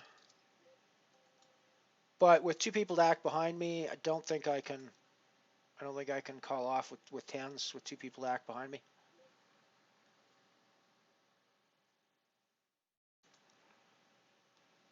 And that turned out to be the correct decision. I think it was probably the correct decision even if he doesn't have jacks there, just because with two people to act behind me, tens are pretty weak to be shoving in there.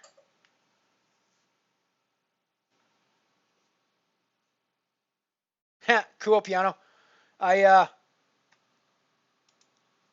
My first memory is roughly when I'm just younger than 2 years old, or sorry, just younger than 3 years old. I have nothing. No, that's not true. I have two sort of snippet memories prior to that, but I don't know whether those are my memories or whether they're implanted by stories told by my parents and my brother.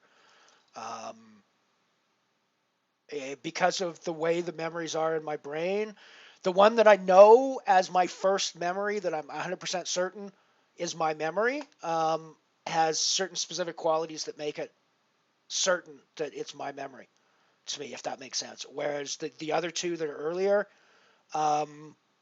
are lacking that sort of certainty, I guess, if that makes sense to anybody. So they could easily be scenes that were implanted in my brain from stories that were told.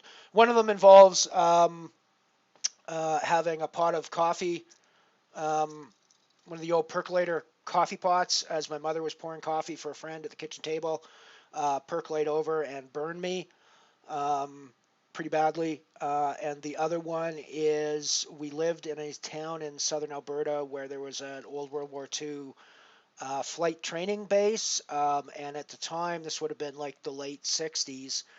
There was a lot of old aircraft that were still kind of like out there rusting on the runways and stuff at this old air base, and the kids would go out there and play and climb around on the planes. And I have about a 10-second snippet of memory of watching older kids climbing around on those planes,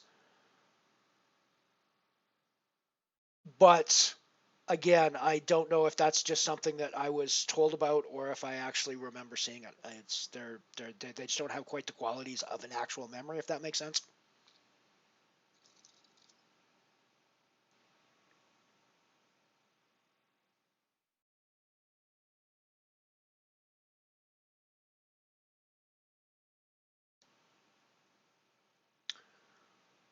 You must be playing one of your super secret IDs, because I don't see you on the Falling Star anywhere there. Anywhere there, Night Shopper? I don't see your Pouring Sun or your Night Shopper ID here.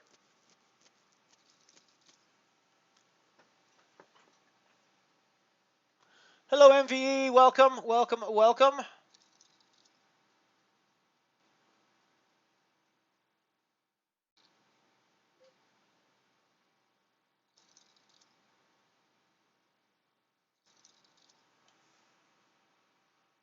So you're not Odin Kasha, are you? Or Odin Kosh?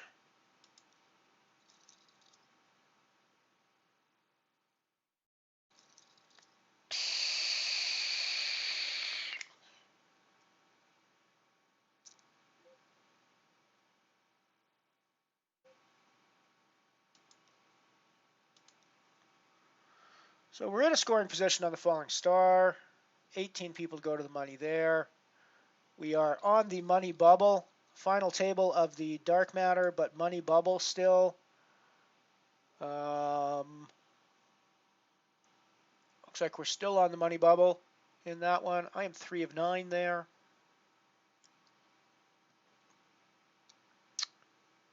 We've got a stack in the Milky Way. Although it's not a scoring stack at the moment, but it could easily become one. Life is going well here in the mothership today.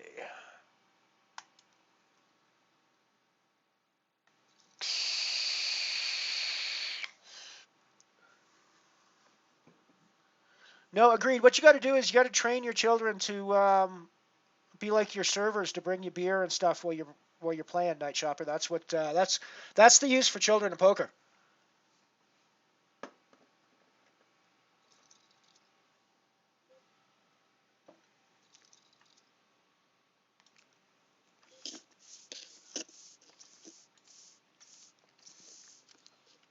Put in the raise with the ace queen. We're in early possession, but ace queen's a pretty strong hand, so we got to put in the raise with it. Going to see a flop with my ace deuce in position here.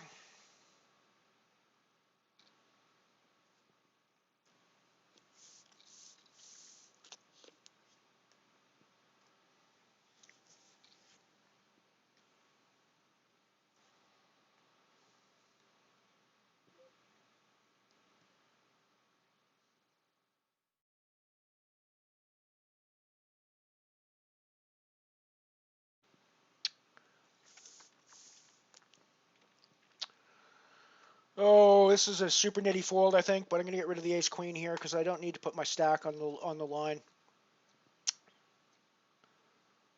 And being results oriented, turns out we would have lost. So to the ace deuce. So we were ahead. So calling was the right decision from that perspective, but from the results oriented perspective, we would have lost the pot. So.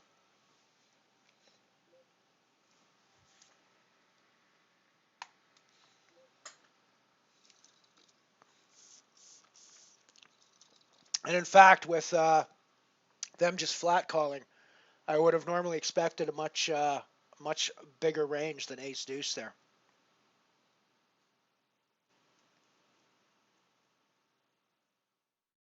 Workaholic? That one seems somewhat familiar, but yeah. Odin Kosh wasn't familiar. That was the one that was sleeping. That was why I was thinking Odin Kosh 88. But Workaholic certainly seems familiar. I care for you. Oh, there we go. Right, of course. Da-da-da. Of course. Of course.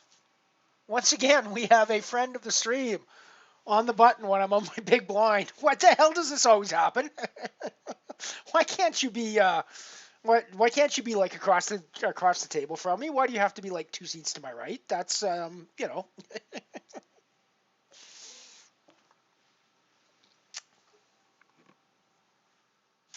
Once again, we have a friend of the stream in a position to attack our big blind.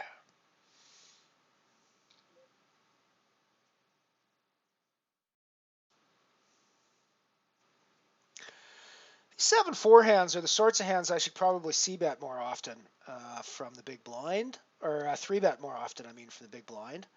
We're definitely pretty happy with this situation, and we're just going to call behind with 2 pairs here. Call behind one more time. And we river the house. And with any luck, he has rivered the flush.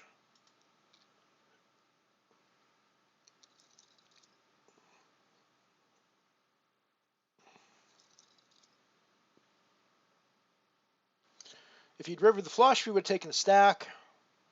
As it is, I'm surprised he even called, to be honest. But what are you going to do? Alrighty, we're in the money on the dark matter. Guaranteed 39 cents with 304 up top. We are ITM.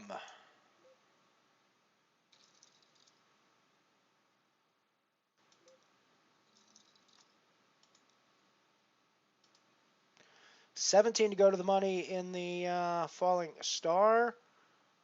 It's 35 people getting paid there. We are 13th place. 34 people getting paid in the 44 people getting paid in 44 people getting paid in the Milky Way. We are 52nd in that one at the moment of 100 remaining. And we're 3 of 8 in the money. Final table of the dark matter.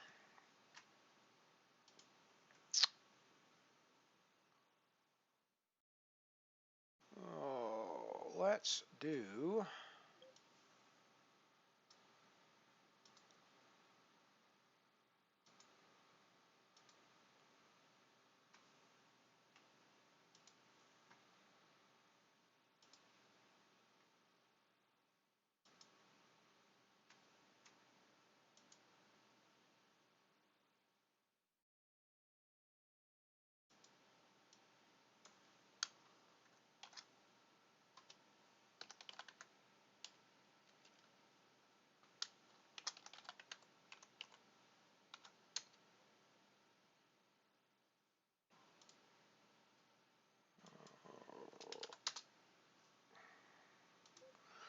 just doing some Twitter love for the stream.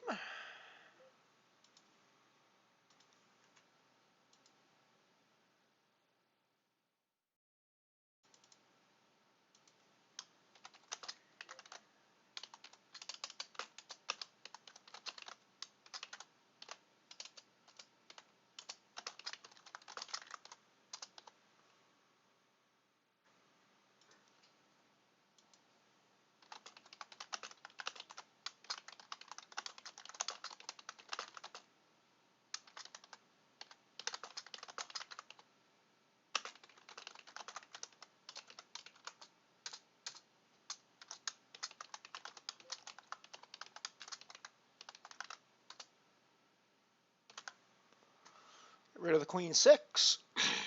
Get rid of the 4-9 down here as well.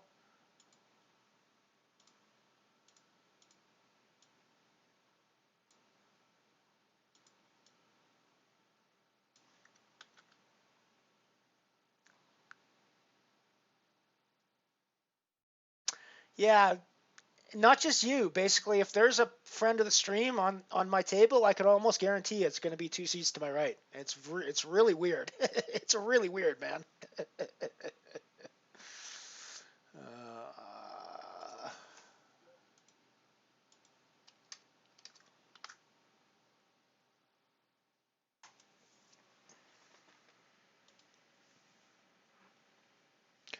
We are now 2 of 6 in the dark matter, guaranteed 54 cents.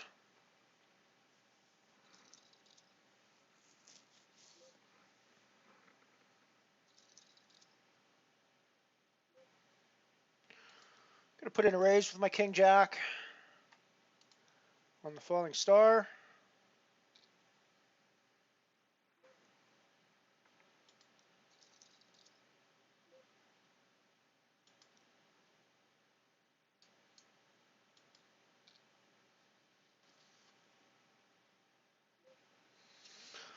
It's not really a board I should be able to credibly c-bet on, but any money in this pot should get him off if he hasn't hit anything here.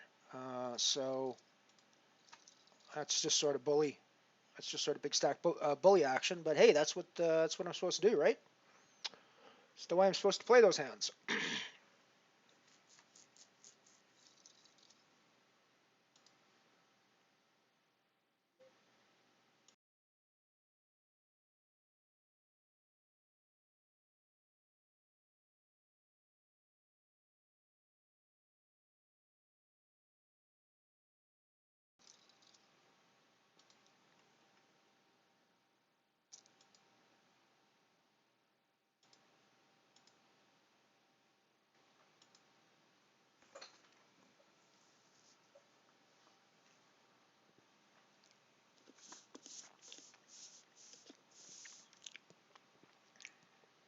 Now 13 away from the money in the falling star bounty.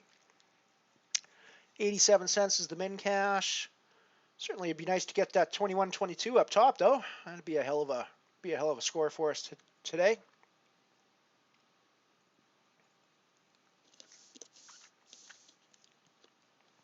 Likewise, looking for the 304 up top on the dark matter here as well.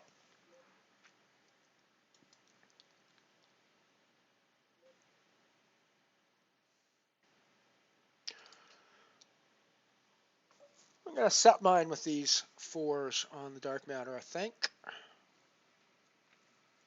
I could have put in the raise here, but I think given the stacks at the moment, it's...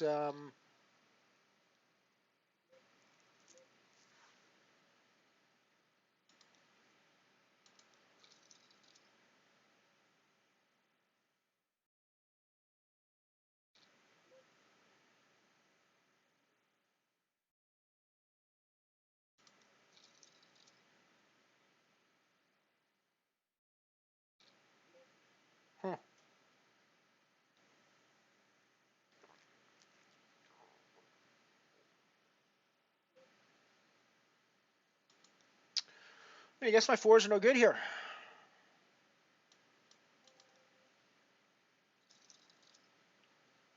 I guess my 4s are no good here.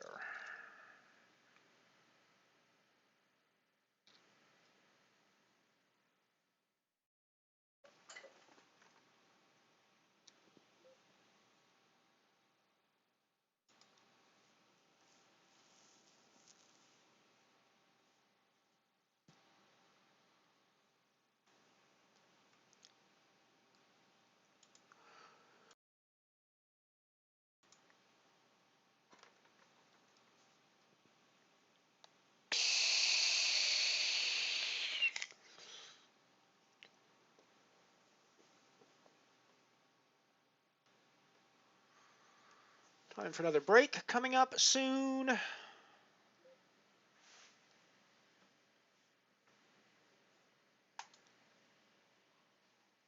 Another slate of random old ads for you again. Probably some cigarette ads in there. Probably some really badly worded deodorant ads in there that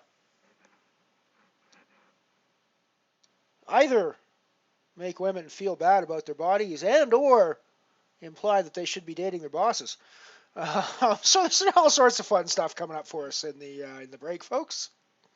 I actually don't know what's in the slate. I have not watched this. I actually, these last ones I cut without watching them. I basically just dragged commercials onto my video creator and exported out the 5 minutes worth of commercials and went from there. So I actually haven't even seen these.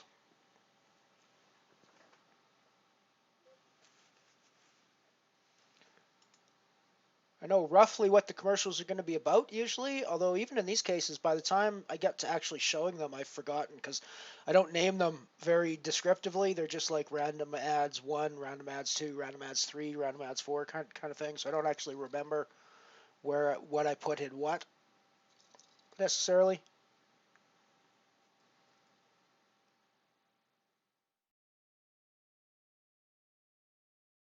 So it's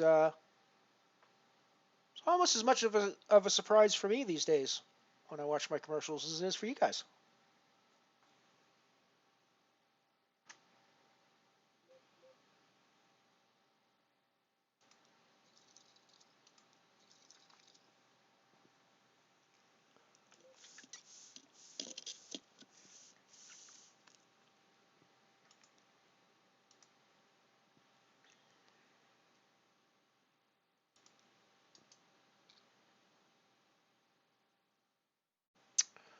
Alrighty, 11 to go to the money now on Falling Star.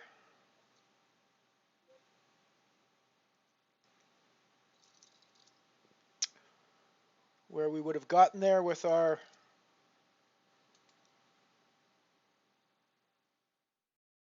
Queen 8. Put in a raise with our 10s.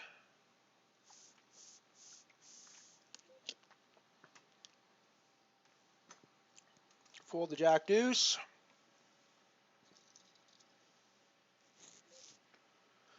Fold the A7 over here, and we'll send you guys off to break. We'll be back in a few minutes. Say, do you remember this old milk glass setting hen? Well, you know, milk glass was an early American favorite. And when the folks in the old days wanted something really delightful, they'd take one of their milk glass goblets and pour some very fine wine right into it. Well, now you know it's Welch's wine that is keeping this wonderful tradition alive. A real wine for folks who really want the best. Yes, today's answer to this age-old family tradition is Welch's family wine, the answer to warm hospitality and really gracious living, and the wine that so many Americans enjoy these wintry days. You know, there is very good reason for this ever-increasing popularity of Welch's wine. Now, you folks know that all sweet Concord kosher wines are made from grape juice. And everybody knows who has been making the very finest grape juice for the past 85 years. Welch's, of course. And that's right, the only kosher wine made from Welch's grape juice is naturally Welch's kosher wine. Now, when you want the best in grape juice, you buy Welch's. So, doesn't it make sense then, if you want the best and most delicious kosher wine, you insist on Welch's family wine? You get several bottles tomorrow. Try the half-gallon size. You enjoy the wine of all occasions. That's right, when it comes to wine, you'll do well to insist on Welch's. A place for everything, and everything in its place. That's the rule for Chip, Alice, Timmy, Danny, and Charlie Dowdy. That's the rule for their mother, too, and a mighty useful one it is. A place for everything. That sure helps around my kitchen. Everything in its place. That's easy. With my Frigidaire cold pantry. So true, Mrs. Doughty. In your Frigidaire cold pantry, there's a place for all your foods. Fresh and frozen, canned, bottled, and wrapped, new bought and leftover. They're all right there, and they're all at your fingertips. Let's start with the most ingenious door in any refrigerator. It has special places for bottles, spreadable butter, cheeses, even leftovers, and a big picture window hydrator for fruits and vegetables. It tilts down to show you your supply at a glance. And it also lifts out, so you can take it over to the sink when there's a fresh supply to be washed and put away. But that's just the door. Think of all you can store in here on these big firm shelves that roll all the way out to you, so you can get at the food in back without moving anything in front. And how about your frozen things? Oh, yes, there's a place for them, too, in this big, big food freezer. Even your ice cubes have a special place for storage, right here. And watch how they get there. You just take out a tray, turn it over, and push. You get a shower of ice cubes all frosty dry and ready to use. See all the wonderful ideas in this Frigidaire cold pantry at your own Frigidaire dealers. It's further proof you get the best when you buy Frigidaire, built and backed by General Motors.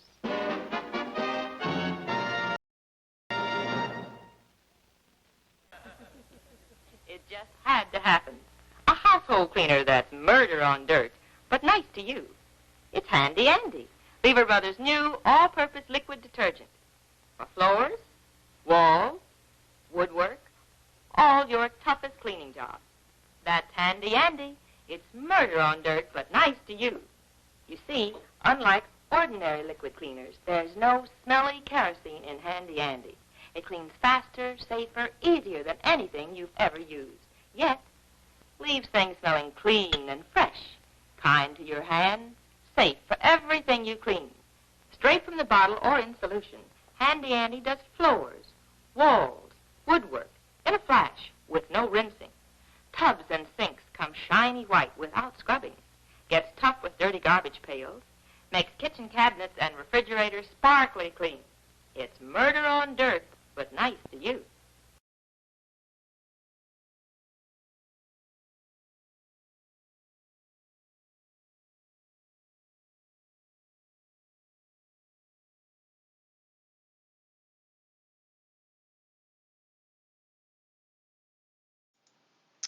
And we're back with poker action.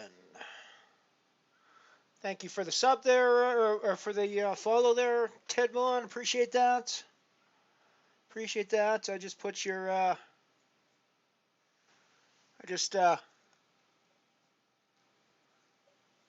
put your caster information out there for people to go check your channel out. I will go check you out once I'm done streaming as well and have a look at your stuff. I'm not sure I've seen your stuff before, but welcome to the mothership.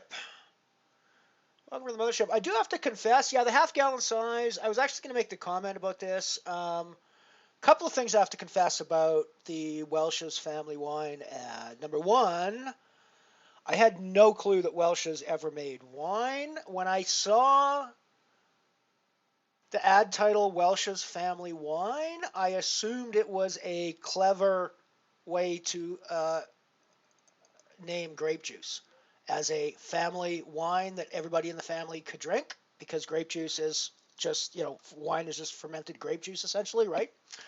So I must admit that was what I initially thought when I first saw the title for the ad. And I downloaded it and I threw it in and I watched it, and that brought up the second question for me, because I have no clue what makes a wine kosher. I have some vague idea what makes meat and dairy products kosher. I have no clue what makes a wine kosher or not kosher, frankly.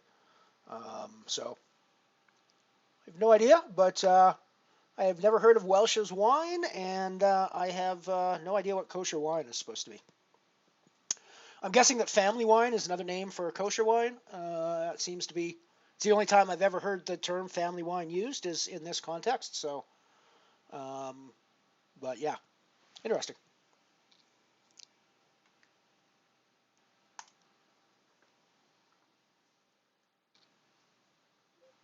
And I do love that they're so unironically and happily advertising that they sell their wine in bulk sizes. These days that's kind of, you don't want you don't, if you're a good wine, quote unquote, you don't want to advertise that you sell in the half-gallon bottles with the screw tops, that you can easy access wine boxes and things like that. You don't want to advertise that sort of thing because it detracts from your image as a good wine. I just love how gleefully they're like, yeah, get the half-gallon and gallon size.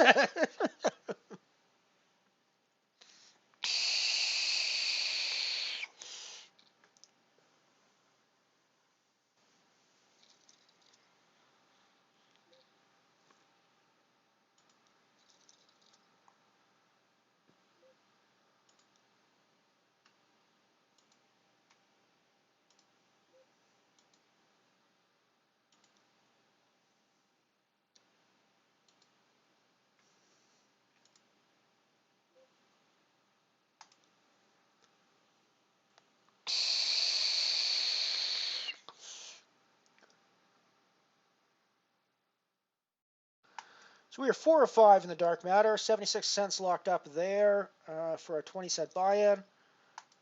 We are 11 of 45 in the falling star, 10 to go to the money on that one, with 118 in bounties locked up already. We are 50 of 75 in the Milky Way Nano at the moment, where there are 44 places getting paid, so we're just outside the money on that one.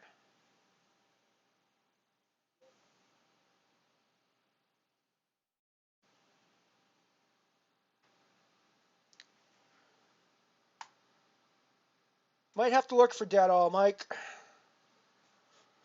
At the moment, I'm just sort of grabbing ads at random. I'm not even really caring what the brands are or what they're advertising. I'm just sort of grabbing. There's a repository of ads on thearchive.com that I've been looking at over the past little while, and at this point, I'm just literally download. Then I go into my video stitching program, and I just drop until I get 5 minutes or 4.5 minutes worth of ads, and I export it out as a batch for one of my commercial sets. So It's all been pretty rando lately, and I haven't really been focusing. I did spend some time, like I said, I spent some time focusing on the toys and focusing on the cars and stuff like that. I still have a whole slate of DeSoto. When we run through these random ads, I'm gonna pop back into the cars. I've got some more Chevy ads, and I've got some more DeSoto ads to run through as well. I've got a bunch of DeSotos. We haven't seen any of the DeSotos yet, and I think they're an especially cool situation because they just literally don't exist anymore. So, um, so yeah, it makes them quite interesting, I think.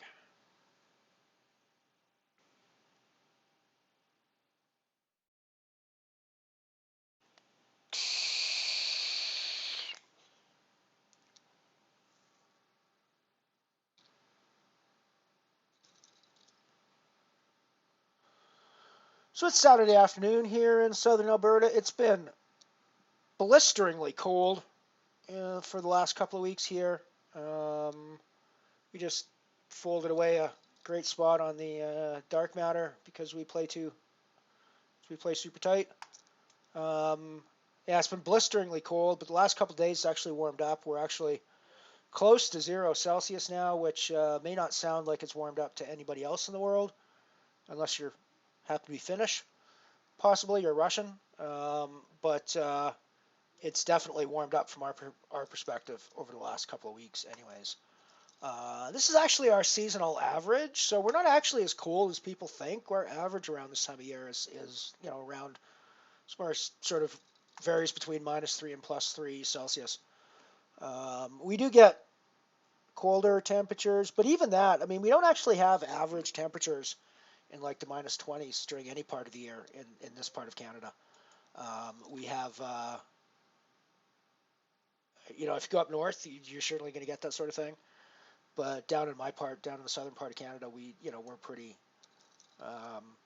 We do get those temperatures, but not as an average temperature, if that makes sense.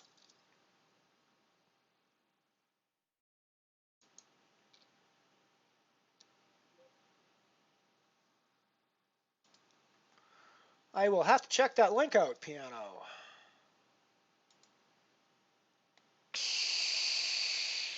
Kosher wine is a grape wine produced according to Judaism's religious laws, specifically Jewish dietary laws. Well, yes, I knew that much. That's what kosher means. But what is it about winemaking that requires it to be kosher? Must supervise and sometimes handle the entire winemaking process from the time the grapes are crushed until the wine bottle is bottled and any ingredients are used, including. I suppose the ingredients they'd have to. Right. Okay. Yeah. Makes sense. Okay. Yeah. I just wasn't thinking that deeply about all the ingredients that go into wine. I was just thinking, take some grapes, let them ferment, and be done. But there's more to it than that, right? Cool. Thank you.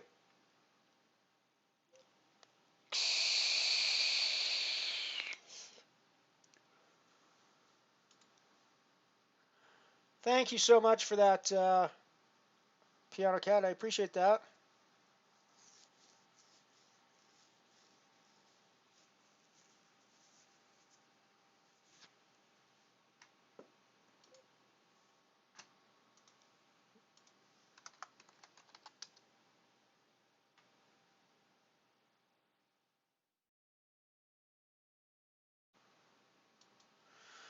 Interesting thing about dead all are similar. Well, I was in Africa.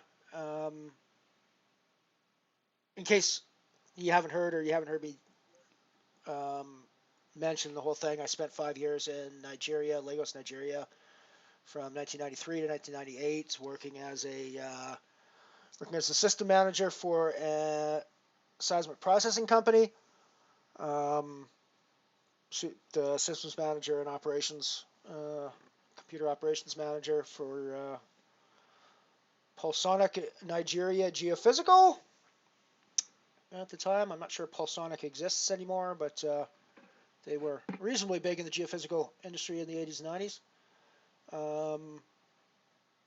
And yeah, I was over there for that time. And one of the, of course, Shell is one of the biggest oil companies in the world, and they're everywhere that oil is pumped out of the ground, so they have a huge presence in Nigeria as well. And one of the products that they sold in Nigeria was a bug spray that was called Shell Tox. SHELL-TOX. It's like don't even try to hide what you're doing here, folks. You're fucking selling toxins. That's what's going on here. Shell Tox. And I got to tell you, that stuff was damned effective as an insect spray.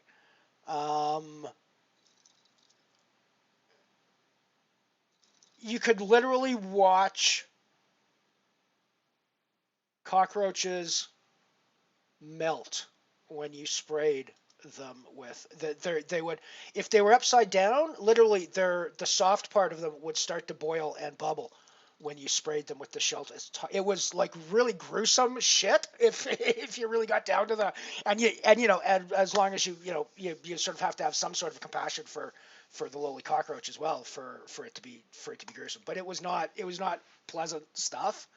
And I just had to wonder what the hell it was doing to me whenever that got sprayed around us, right? I watched the poor cockroach on its back basically dissolving in front of my eyes, and I go, I'm breathing that now too, aren't I?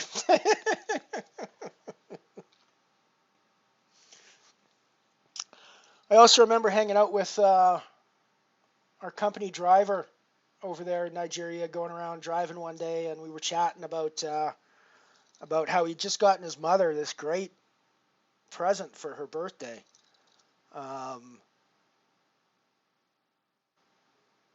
And he said it was especially cool because it wasn't even one of those it wasn't even one of those nice mothery type gifts. He says, I actually got her something useful. We redid all of her floors in asbestos tiles, so she's fire resistant now. And I just like slowly turned and I looked at him and I go, you realize that where I come from, we don't let anybody put asbestos anywhere anymore because it like kills people all the time. Yeah, so that was a little creepy as well. But yeah, they were.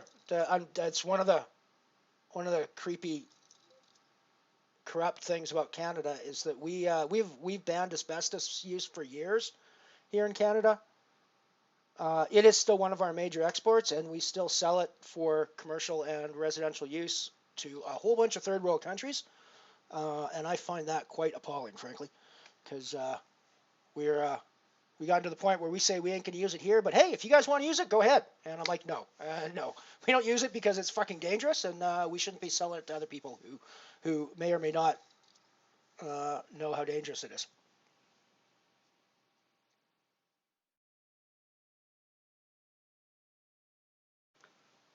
Yeah, that makes sense. I know the ritual is a huge part of kosher, but I also know that I don't think all food has to be kosher. Isn't it only certain kinds of food that has to be prepared in specific ways? That was what I thought anyways. I could be wrong. I'm not in any way Jewish. I have no Jewish relatives. I have very limited exposure to Jewish culture. So I honestly don't know. But I was under the impression there was only certain kinds of foods that had to be prepared in special ways, and there was other kinds of foods that were just food, and you could it didn't matter as much. But if I'm wrong about that, please correct me. I'm always interested in learning about new things. I was a philosophy major when I did my university studies. That surprises a lot of people because I spent my career as a computer scientist, not as a philosopher. But yeah, I was a philosophy guy in university. I loved comparative religion. Comparative religious philosophy was one of my favorite subjects, probably behind epistemology and philosophy of perception. Comparative religious studies was my favorite part of philosophy, just because you got to see so many different kinds of belief structures.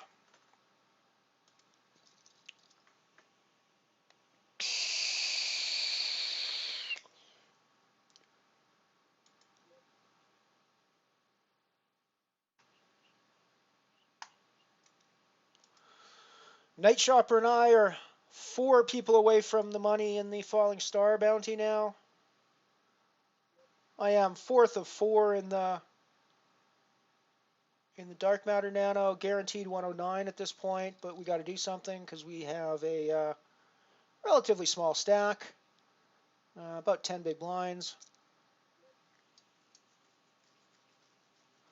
I probably would have open shoved this if it folds to me, but I don't think I'm going to get involved when there's already action in front because the ace-7's pretty weak ace at this point. Although it is four-handed, so all aces gain value. And I think this is a shove spot for us. The ace-4 is actually better than the ace-7, frankly, in my books. So I'm happily putting my money in here. Ace-Jack on the Falling Star table.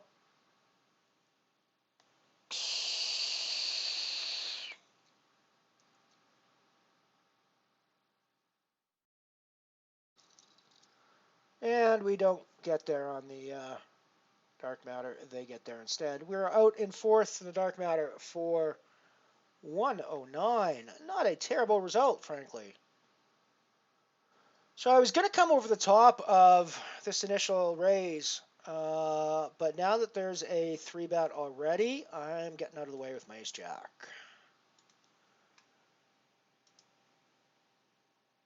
That is the dark matter nano 1.09.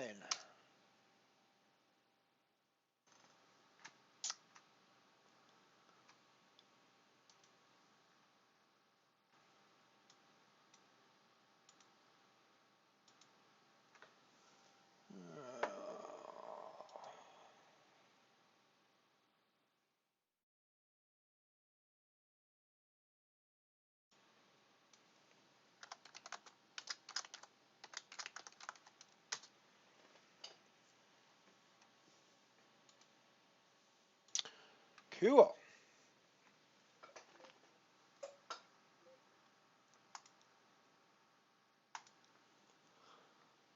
Three players to go to the money now for both Shopper and I in the Falling Star.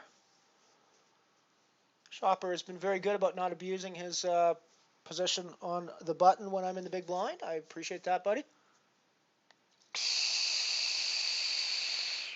Yeah, it is.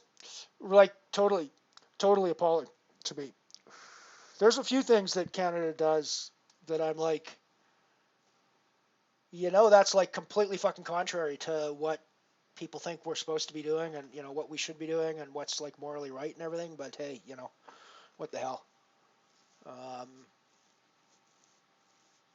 We don't get enough negative attention, frankly, for the way we have and still treat our Aboriginal population here in Canada, frankly. That's another really, really, really gross part of our history. And frankly, a gross part of our present. We are not dealing with it properly in the present either.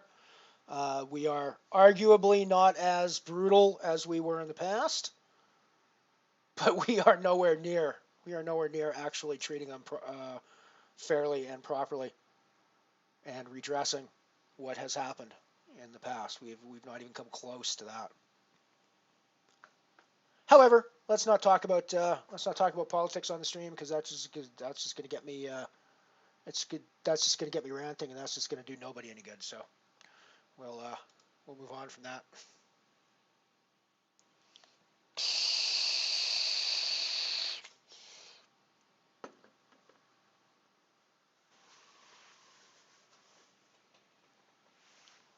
I am proud to be a Canadian, and there's a ton about Canada that I think is makes us one of the best countries in the world. There are aspects of Canada that I'm just appalled by as well. So, yes, that's probably the way life goes in all respects, but I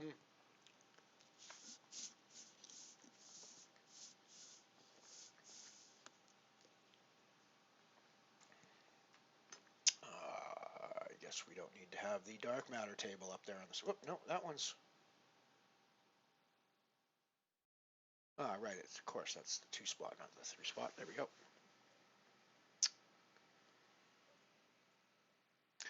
So we are on the soft bubble.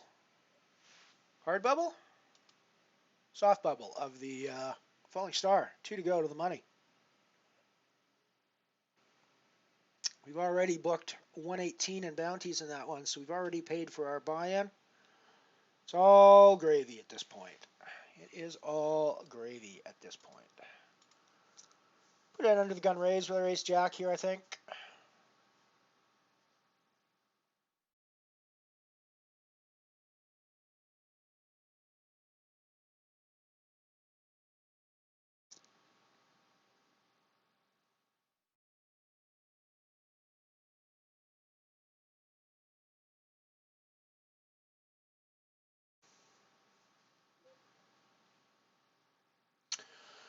So that's a pretty chunky shove, like 17 big blinds-ish.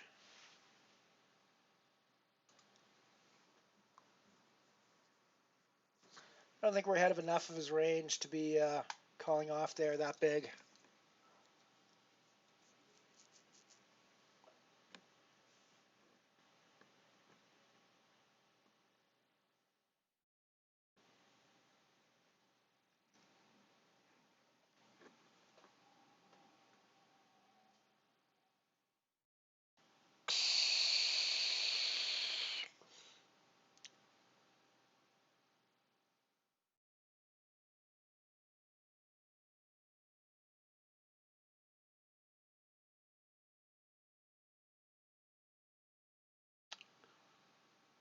We're now on the hard bubble of the falling star. And we got, looks like we got moved, or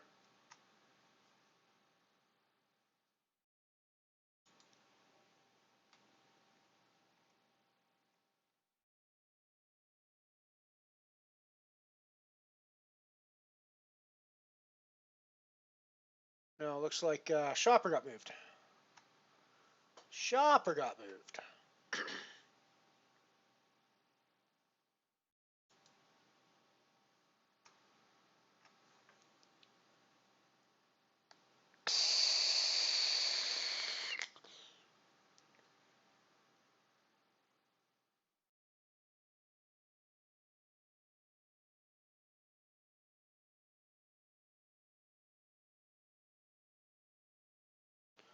Six to go to the money in the Milky Way. Tournament is hand for hand now. Sorry, 3 to go to the money. We are in a scoring position for 10 cents down there.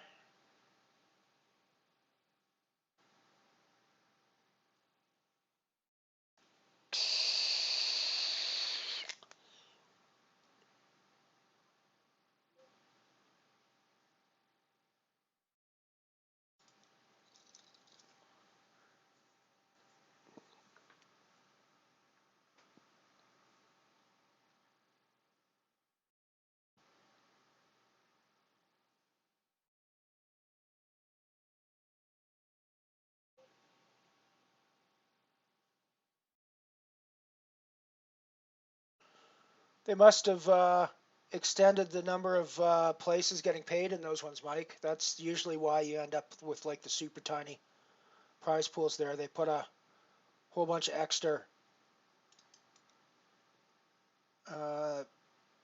payouts in at the end.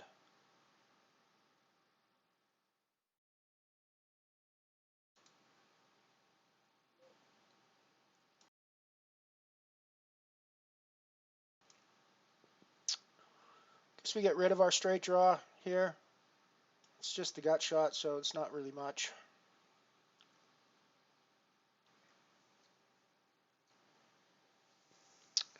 He was blocking the cards we needed.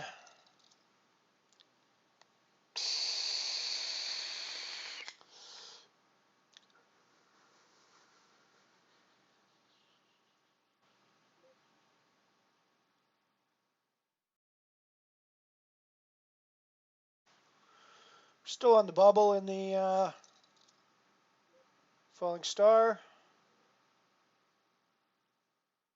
Backdoor diamonds. Not much else happening for us in this hand. It's probably not the best hand for us to call out a position with. Especially not when we're just going to fold most flops.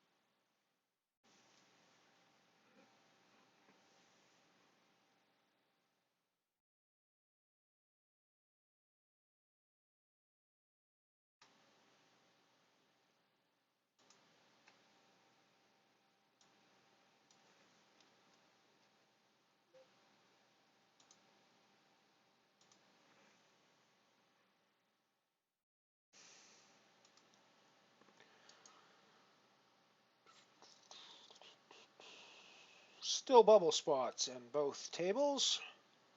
Hard bubble on the falling star, soft bubble on the Milky Way.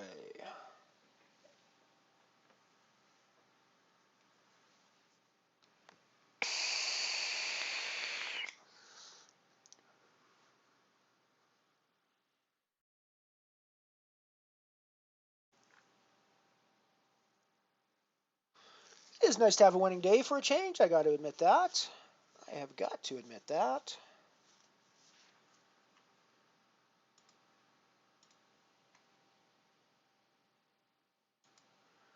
I'm going to add in the Dwarf Star bounty to the tables.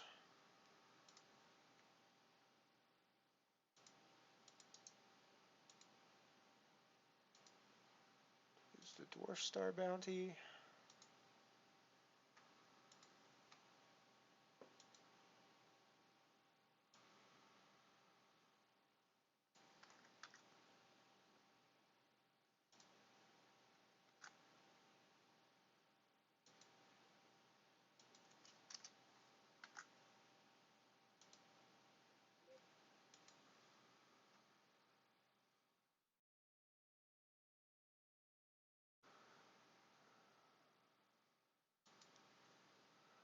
That's probably a really, really, really tight fold with the ace-10 spade there. I don't want to put myself on the line against bigger stacks on the bubble at this point.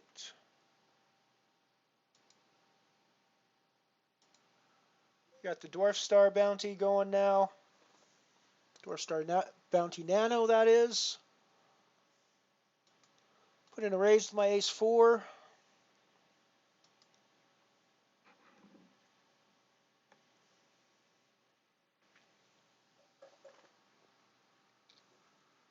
I could play the real Dwarf Star one of these days. I do have a ticket for it. It's either that one or the Ice Giant.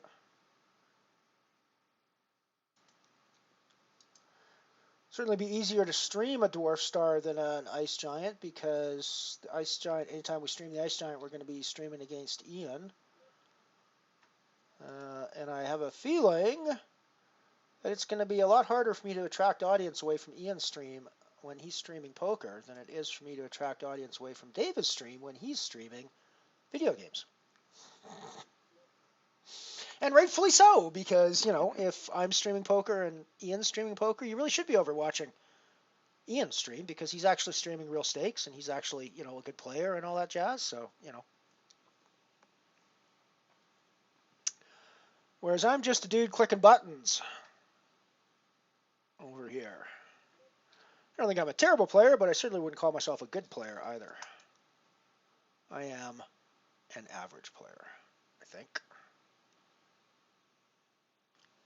Probably better than average, because I don't think I'm a losing player. And I think most poker players are probably losing poker players.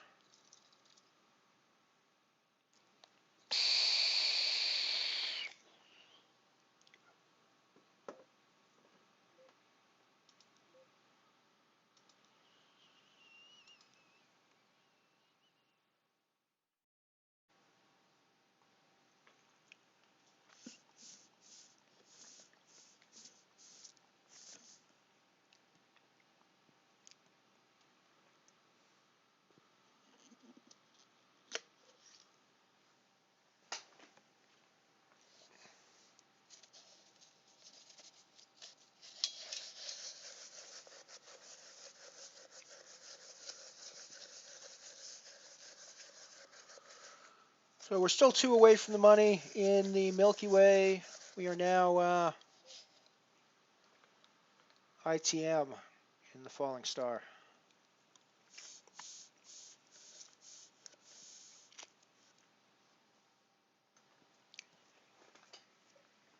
Guaranteed 87 cents.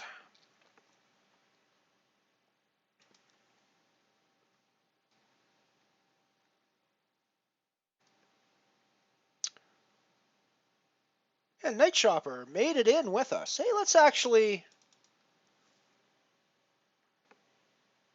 Since we've got a free spot open, and since we're on our 4-table layout, why don't we throw Night Shopper's table up on that 4th spot?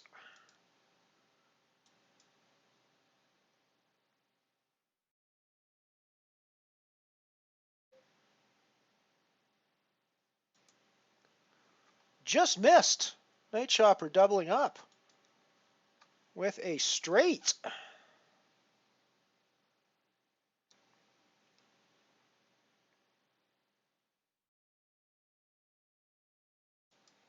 I know that title is wrong. We'll get that fixed here shortly.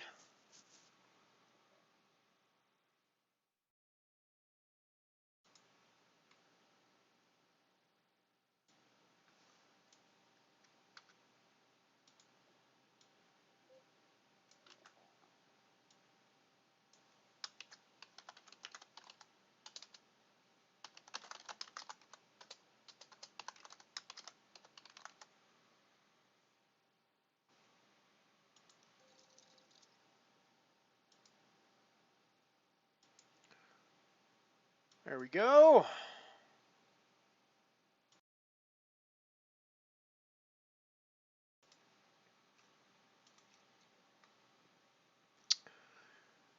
You are on the stream, Night Shopper.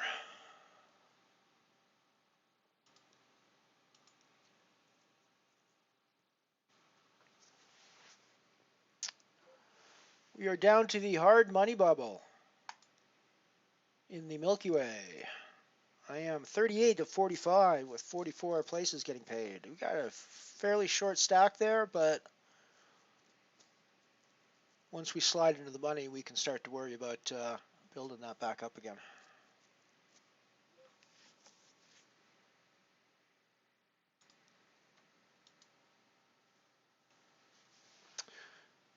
Just a reminder, the Night Shopper on the table in the bottom right is I Care For You.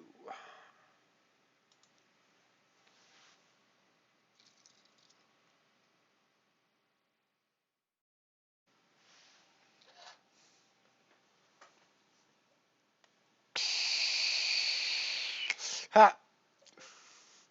Lately, that seems to be what I'm doing as well, Mike. Today, of course, has been a good day. So far, we've cashed everything we've played in, assuming we make it that far in the Milky Way, which it looks certainly like we're going to do. But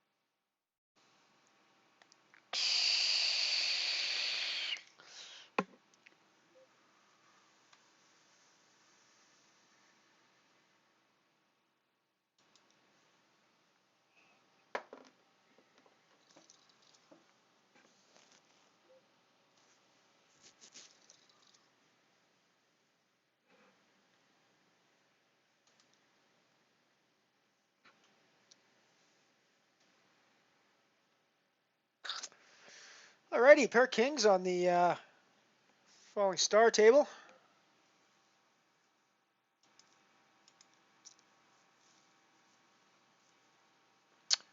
We all know what we're doing with this hand. We're trying to get our money in if we could, but we're happy enough with that result.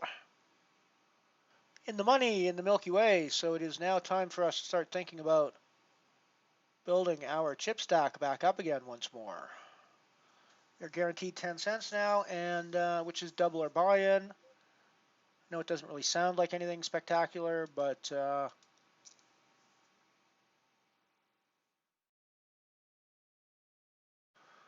you can raise again with the King Jack.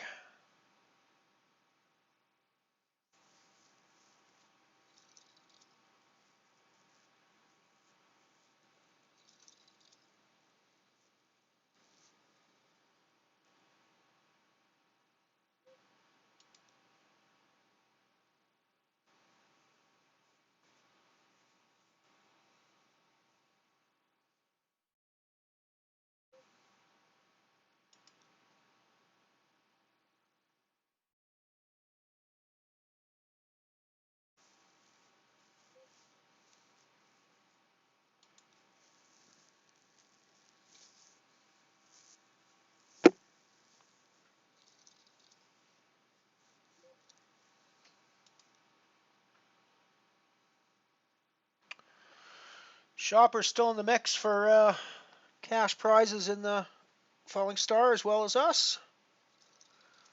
Any luck, we'll end up on the final table together. That would be awesome. I'd really love to add that 21-22 euros to my bankroll. I think that would look very nice in my bankroll. Don't you guys agree? I think it'd look nice in Night Shopper's bankroll too. So I mean, I wouldn't be too upset if it goes into his. And I'll take the second place. You know, we can negotiate that when we get heads up, of course. But yeah,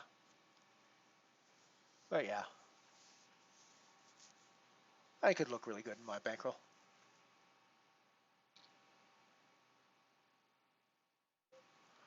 Shopper gets out of one again, doubling up one more time.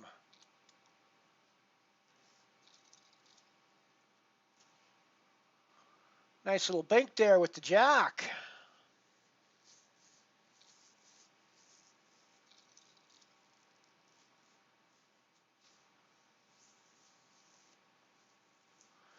Shopper getting out of jail, building up a stack again. He's almost got as many chips as we do now. Almost got as many chips as we do now. We could meet at the final table.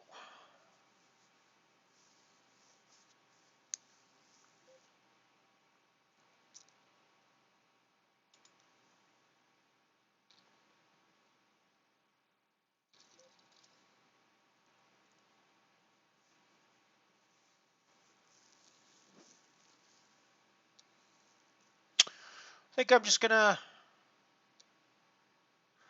say I think I was just gonna try to double up to get the double up here, but I'm actually gonna wimp out and just fold. I almost shoved that hand, almost overshoved there. Just felt like Hallel Poppy wasn't doing that light.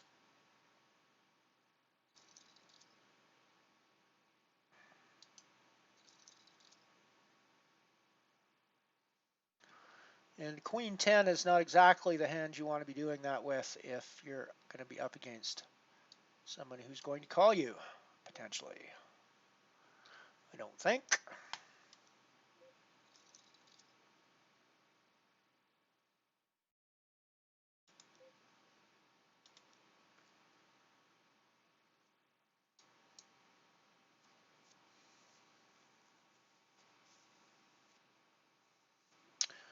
Shopper getting involved from under the gun against the sleeping big blind.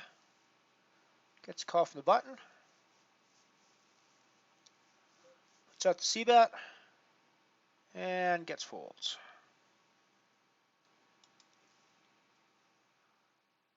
He's now got a bigger stack than we have.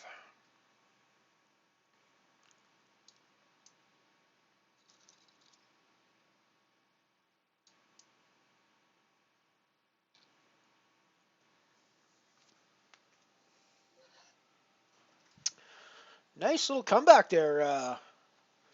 Nice little comeback there, Shopper. Shopper was basically one of the smallest stacks when we were on the bubble. And he's now building himself back up into a final table potential stack.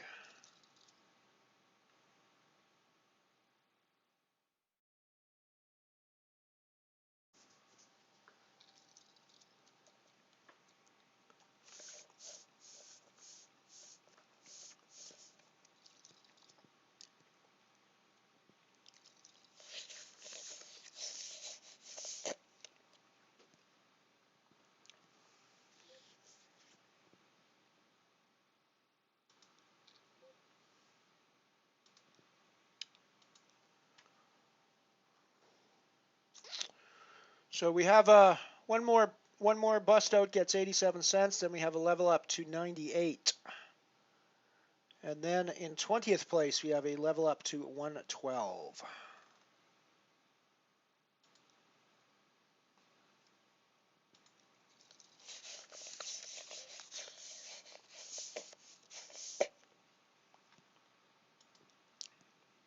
I was not paying attention to my stack or which table I was on down here in the Milky Way with the way I played this, so I played it poorly.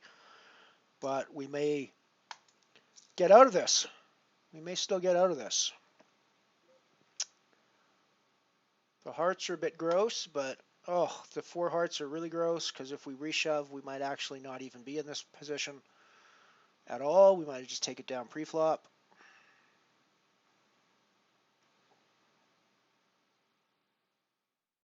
Oh, so lucky nobody has a heart there. I'm so lucky nobody has a heart. I mean, that is just,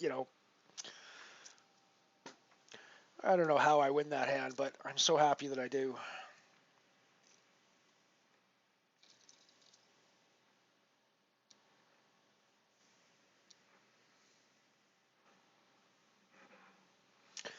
I don't know how I could play that hand as badly as I played it and still end up winning it. That's pretty amazing.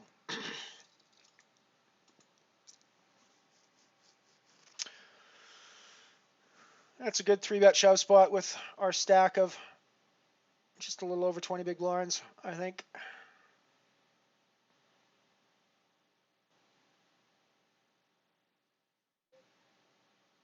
think we get called lighter than Ace King a lot. Binkage! Binkage! We're running well in our races today. Got to admit that. We've certainly won more races than we've lost today. No question about that.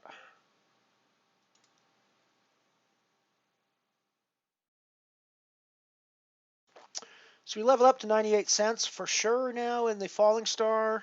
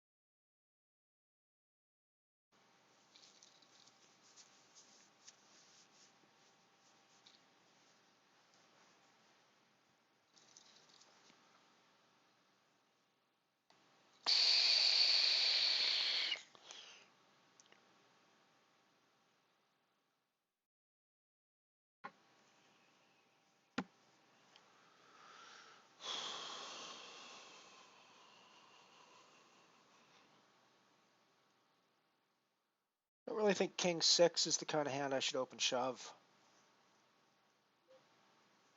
from the button here.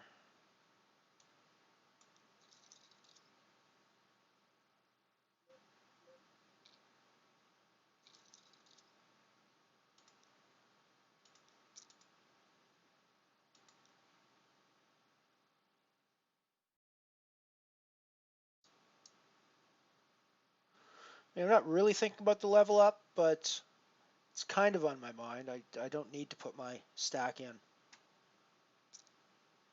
a speculative spot where I could get crushed.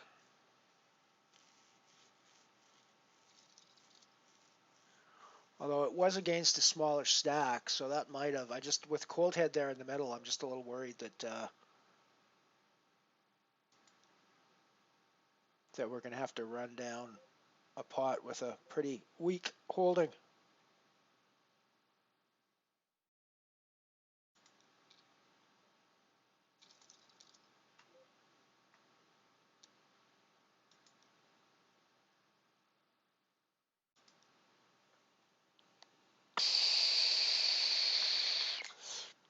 Favorable flops on both the Milky Way and the Falling Star.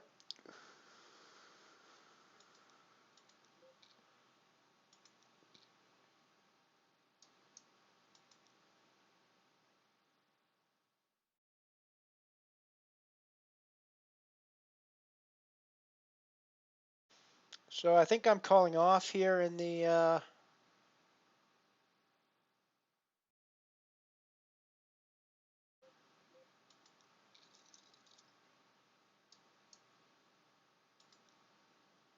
Milky Way with my draw. Oh, and he's got the better draw. But we get there. Holy jeez. Holy jeez.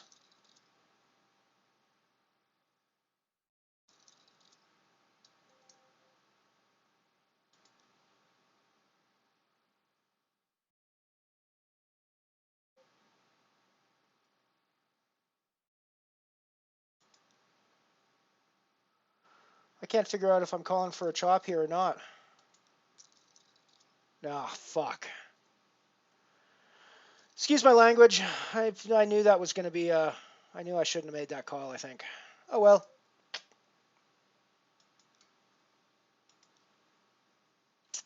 Ah, Dwarf Star Bounty is now done.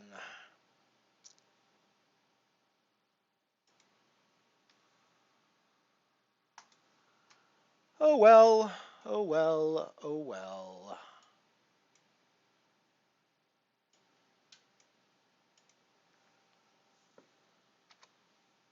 Considering we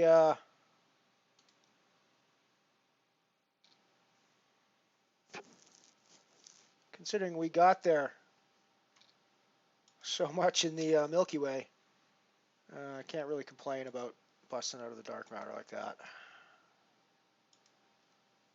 Or the Dwarf Star.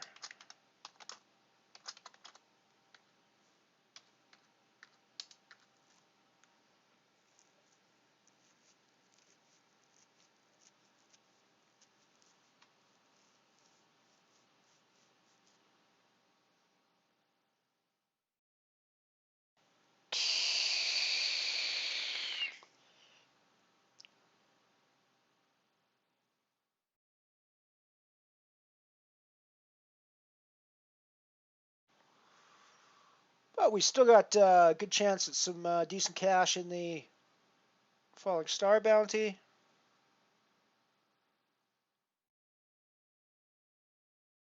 And we've still got a chance for some decent cash, relatively speaking, in the Milky Way. Milky Way is always going to be a small cash. Even if we win it, it's only 288. But given that it's a 5-cent buy-in, that's a pretty significant return on investment, which is the way we look at things when we're playing these small buy-in tournaments. You can't really look at it as the total. If you look at it as total amount won, it's like, shit, I just wasted 5 hours of my life to win €2. Yay. And I totally get why that can be difficult for some people to get interested in. I look at it in terms of an ROI. The raw dollar amount that I'm winning isn't relevant to me as much as the relative win based on the stakes that I'm playing. So I get excited by €2 wins that way when I'm playing a 5-cent tournament, because a €2 win's a pretty fucking big win when you're playing a 5-cent tournament. So yeah, if you can flip your mind into an ROI mode instead of a raw cash mode, I think it makes poker a better experience. That said, it's not really something that's possible if poker is something that you're looking at as a living, because the dollars are what you pay your rent with, not the ROI. So that's not really what I play poker for, which is a good thing, because I'm not good enough to pay my rent with poker, I don't think. I think that I would go broke very quickly if I tried to do that, and I would end up on the street as a homeless man, which is not something I want to do. I think that there are other ways I can fund my living other than poker, and I can just use poker as a fun hobby on the side that makes me small amounts of cash maybe, or just gives me some fun while I stream and have fun with friends.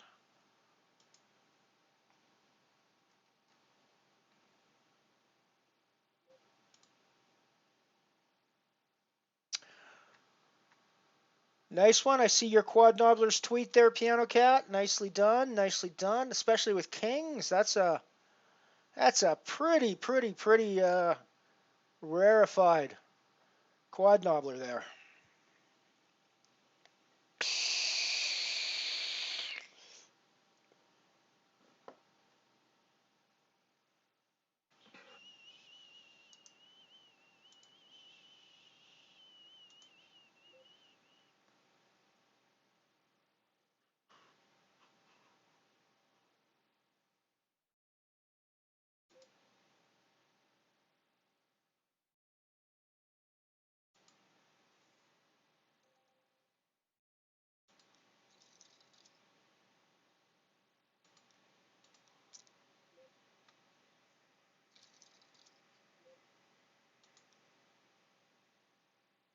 put in the C-bet with my backdoor ace of clubs, ace high hand.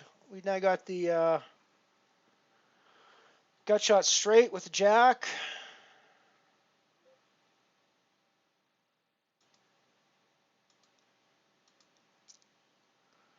All in the falling star now.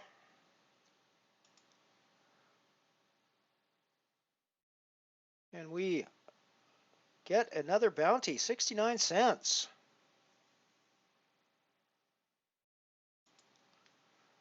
69 cents.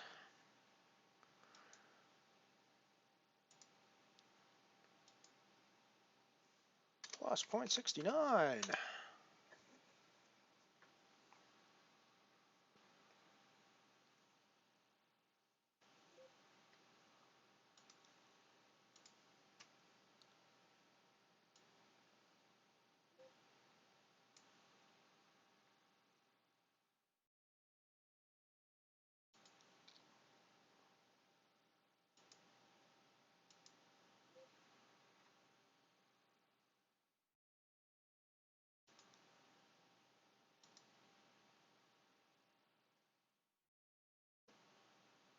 Yeah, totally. I look at it completely in buy-ins. I was just trying to show that on stream, and it was I was having trouble getting the right window up. Piano Cat, so I'm glad you linked to it. Check that out. That's her. I think that's her King's quad nobbler hand, if I'm not mistaken.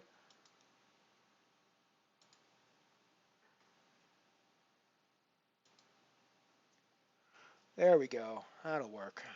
If I do that now, I think. There it is. Quad nobblers from the Piano Cat.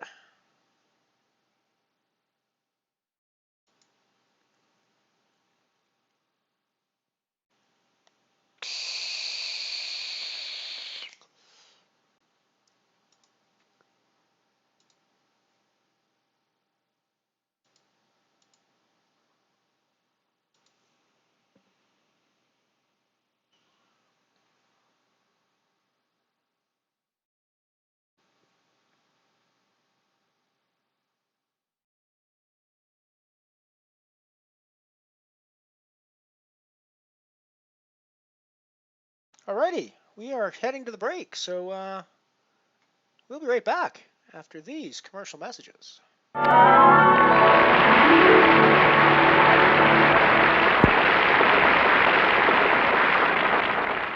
When summer sports get just a bit too long,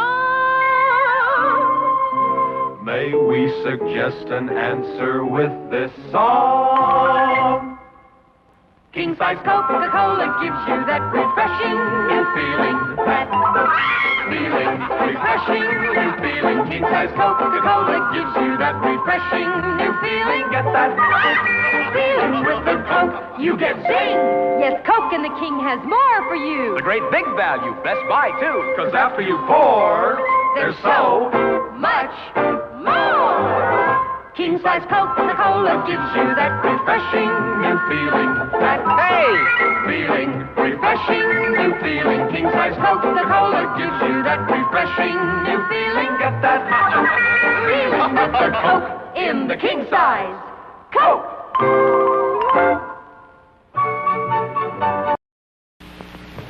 If you can write your name, you may win a new Plymouth Fury in Post Cereal's Plymouth Sweepstakes. Thanks to Post Raisin Bran, the raisin bran with more raisins than ever before. Look on the back of this Post Raisin Bran package, and you'll find out how anyone in your family may win this wonderful 1960 Plymouth Fury. 2 Furies will be given away every week for 10 weeks. And that's not all. There are also 50 Fury Juniors for the kids, real cars that go a safe 5 miles an hour, and 5,000 Plymouth scale models. It's easy to win a prize. Just send in the ballot on the back of this Post Raisin Bran package or any piece of paper with your name and address to Post Office Box 600, New Brighton, Minnesota. 10 separate drawings. If you don't win one week, you're eligible for the next or the next. So get some delicious Post Raisin Bran, the fruit and cereal treat with more raisins than ever before, and enter the Post Plymouth Sweepstakes right away. Hey kids, here's Mary Hartline. Say, boys and girls, there's nothing so good as a cool, refreshing drink on these hot summer days. And whether you like orangeade, lemonade, soft drinks, milk, or even a cool drink of water, the best and easiest way to serve it and drink it is out of a Dixie cup. I know, because I use them at home all the time. And you ask your mother, she knows. She knows that Dixie cups save her a lot of extra glasses to wash. She knows that Dixie cup means there's less of breaking glasses. And she knows, too, that drinking from a Dixie cup is more sanitary because everyone has his own individual cup. And it's so easy to have lots of Dixie cups handy when you have this attractive Dixie dispenser. So you ask Mother the next time that she goes shopping to get a Dixie dispenser and several refill boxes of Dixie cups. Dixie cup, America's #1 paper cup.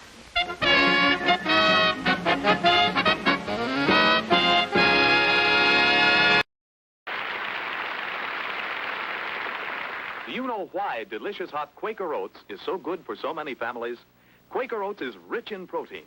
A breakfast of delicious Quaker Oats with milk and sugar for a family of 4 provides as much total protein as 6 average eggs, as much total protein as 18 pieces of toast, and almost as much total protein as 18 strips of bacon. That's why your family gets that wonderful stick-to-the-ribs feeling with Quaker Oats, that wonderful feeling of well-being. And what hot breakfast is as easy and fast to prepare as Quaker Oats? Just pour it into boiling salted water, and you have creamy, smooth, delicious oatmeal with only 1 minute of actual cooking. And here's a tip. Before and after serving Quaker Oats, keep the pan tightly covered, and it rinses clean instantly. No scouring, no bother. So be sure your whole family gets the protein they need with a delicious hot breakfast of high-protein Quaker Oats or Mother's Oats, the same high-protein oatmeal.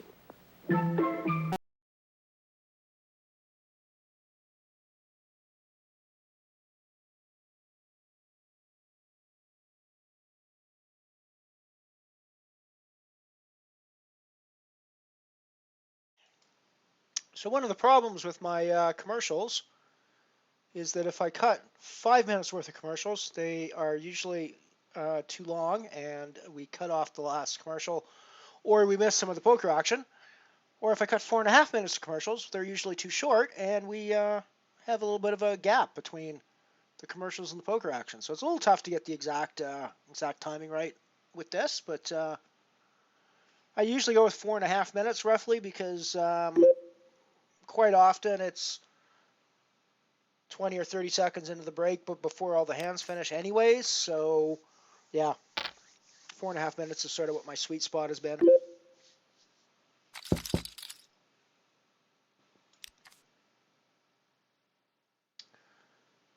Yeah, I guess we had a lot of breakfast cereal themes on the got some I wonder if that's on the original video or if that's my stream that's being so choppy. I have to go back and have a look if that's could be that my computer was being choppy when I recorded it, when I cut the video as well. Hard to say.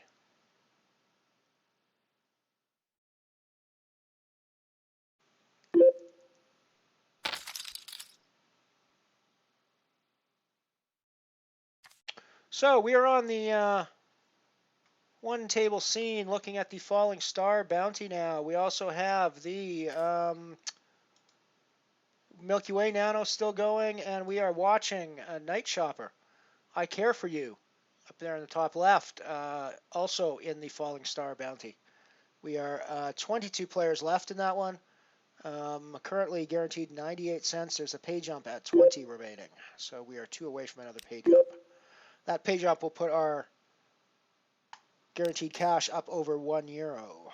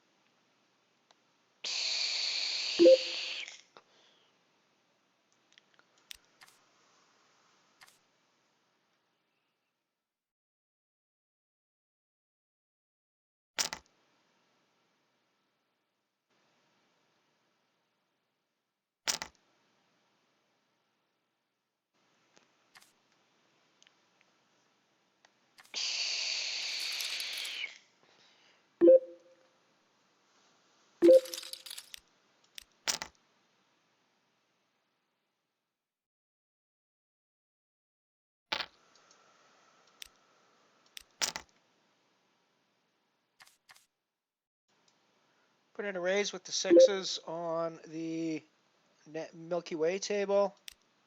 We're going to c-bet this flop. We're going to have the best hand most of the time here. He will have called with a king from time to time, but and I still think we're c-betting with the best hand most of the time.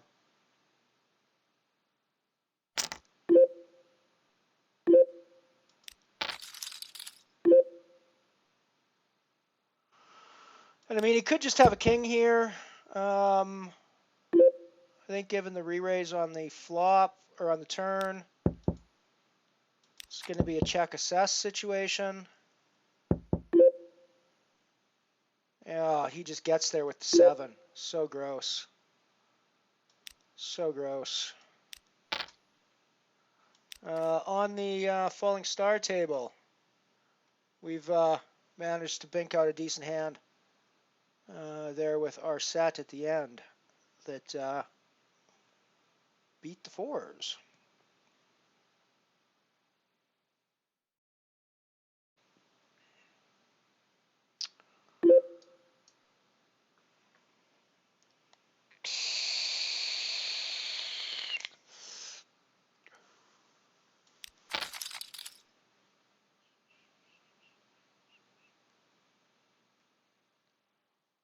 We got backdoor diamonds, backdoor straights.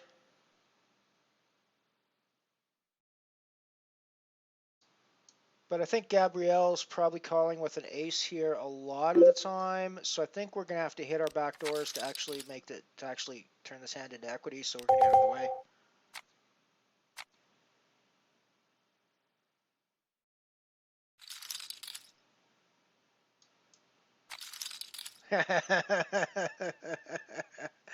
Yeah, somehow those protein stats for the porridge seem a little out of whack with reality. I'm not entirely sure unless you're adding stuff where porridge gets its a ton of protein from. I mean, I know there's some protein in the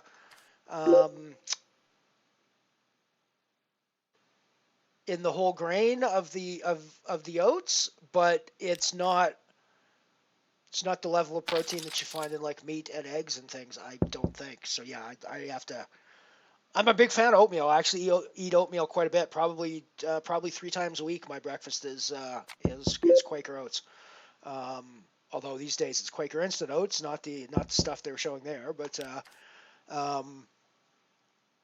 yeah, I have to question the protein. I have to question the protein level there. I think it's very good for you in a lot of other ways. I think it's got a lot of the other nutrients you need for a solid day, and I think it's a great start. It's a great breakfast food for cold climates. It is a great way to start a cold day with a bowl of hot steaming bowl of oatmeal. But I don't think it's got the protein of a whole plate full of bacon, frankly. I just don't. I think they're lying to me.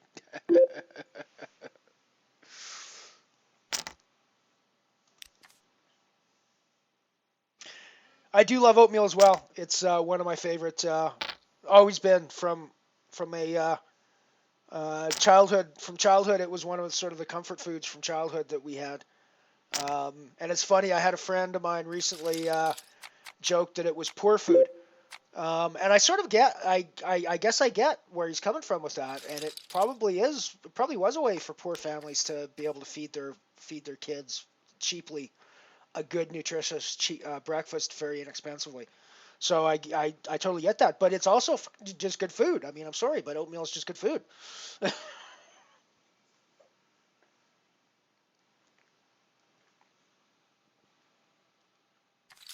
I'm from Canada. We grow a ton of oats up here on the prairies, so I'm well aware of the quality of and the great promise of oats. They are great food.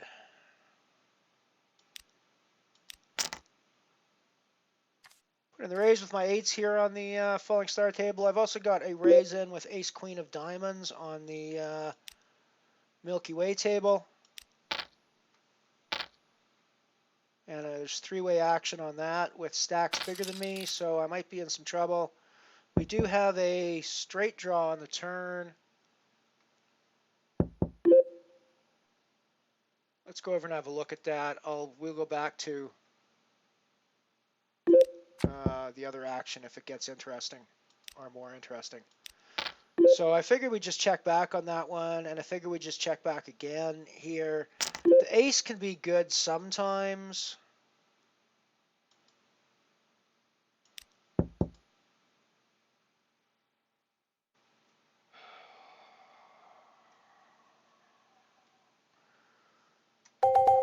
The 8's hand got interesting.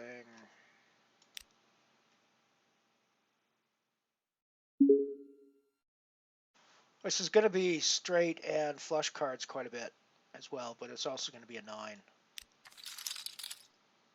on a fairly regular basis, I think.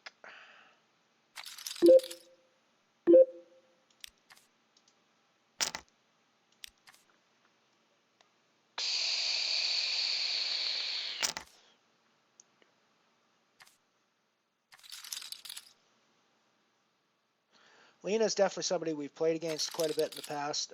That could have been an exploitative play against us specifically as well, I think.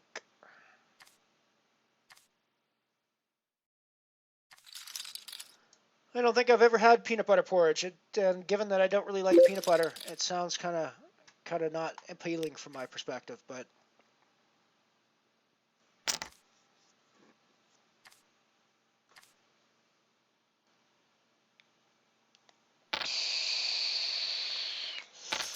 so we hit the pay jump in the falling star. We're up to 112 now, guaranteed.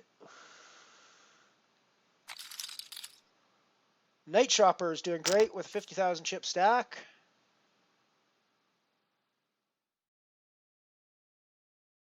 We are doing less great with only a 24,000 chip stack at 1428. And somebody shoving under the gun into us.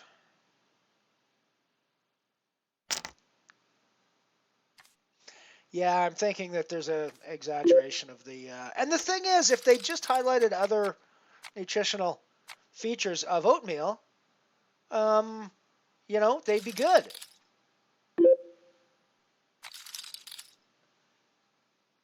But no, they had to go out and they had to go out on a limb on the whole protein side of things, and you know, it's just you just leave yourself out to be laughed at when you do that.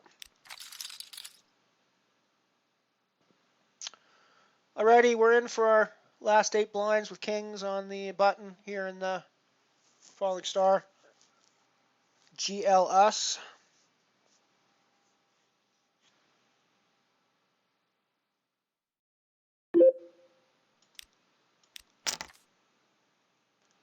Come on, Cactus Hug. Give us a hug. Give us a hug, buddy. Give us a hug with like Jack 10. Give us a hug with like Jack Queen here. Yeah, okay. Just give us the pot then. That's cool. I'll take that too.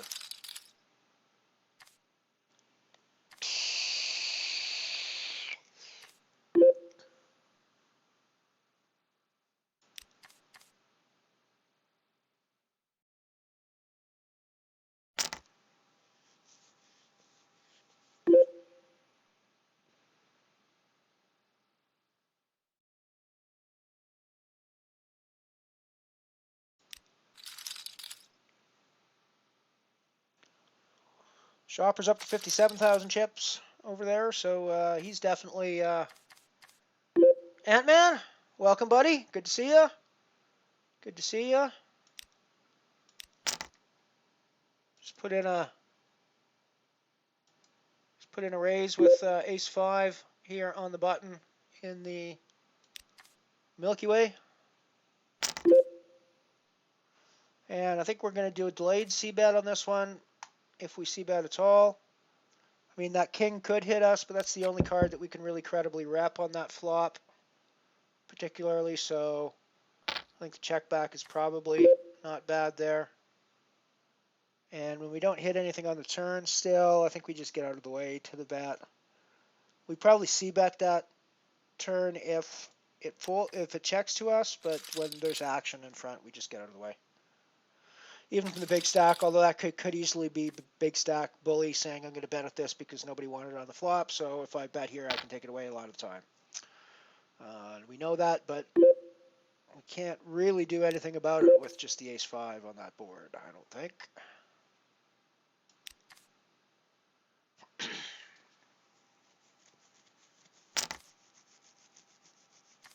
It's one of the other frustrating things with poker, of course, is that even when you know what's going on, you can't always do anything about it. You just sort of have to sit there sometimes and let it happen, because if you try to do anything about it, you're still not in good shape anyways. So, just because you can identify that he's bluffing in a certain spot, or that it's a great spot for him to be bluffing in, doesn't mean you have the ability to actually make him pay for that.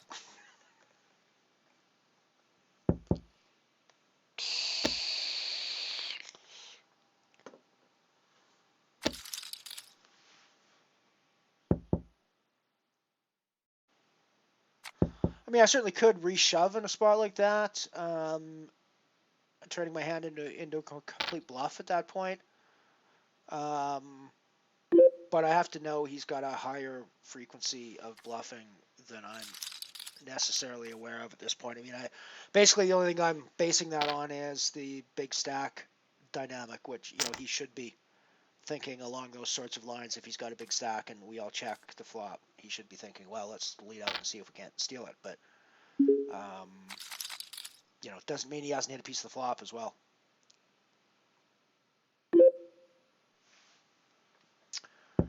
Doesn't mean he hasn't also hit a piece of the flop.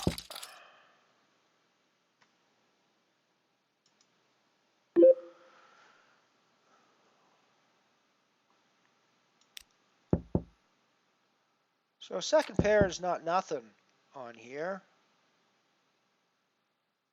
I have to think there's at least a reasonable chance that there's an ace out there. But I also have to think there's a really good chance that if an ace was out there, it would bet on the flop. Unfortunately, a 3 that banked the turn just got there against us.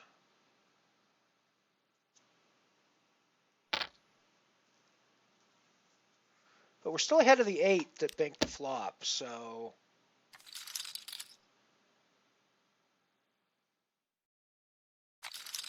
Alrighty, Knight, I agree with you on that one. Let's final table this puppy. Let's go heads up on this puppy. We can negotiate who wins and who gets second once we get heads up, but let's go heads up in this puppy.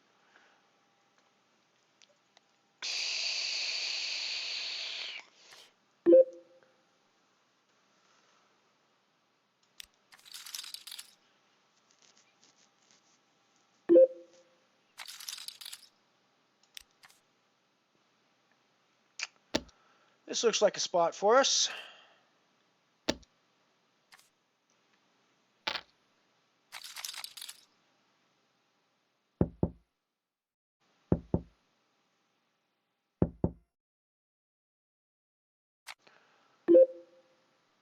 And we pretty much only credible move we have is dealer. I would like to place all of my betting discs in the middle of the table, please. Thank you very much.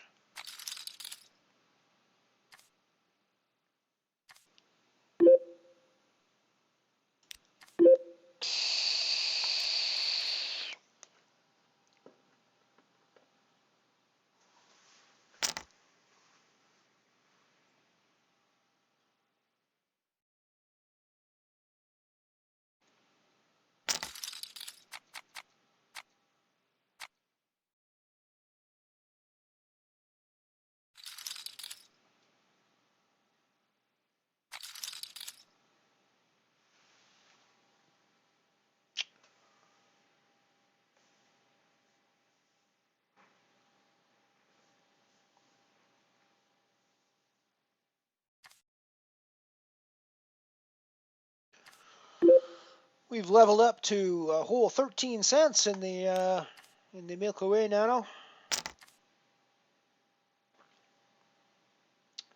As I said, though, it's almost 3 buy-ins now, so pretty happy about that result, and we're going to see how much deeper we can go. We got an interesting ace-9 hand developing here, where we're just going to check and see what happens on the flop, I think. And we like the flop a fair bit. Given that it was limped around and we had our option, I think we're going to toss some money into this pot. Slightly less than half pot. And we're going to take it down a lot of the time.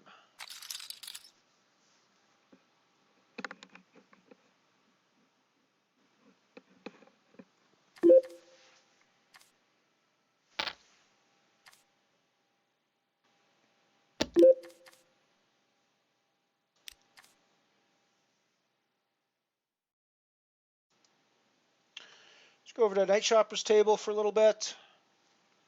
We've got some shove action happening over there. Shoving a call by the 5-4. Interesting. Interesting. Suppose it's one of those hands that can crack the big pairs a lot, so that's one of the reasons you think about calling with that, but seems like it's a bit speculative.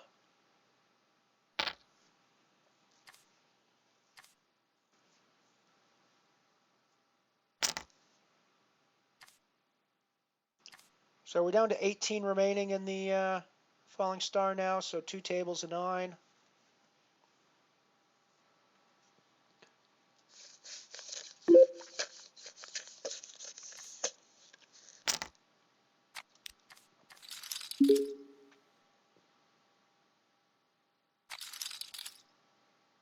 King 10 gets there, but the ace deuce is done, so we are down to 17 in the Falling Star now.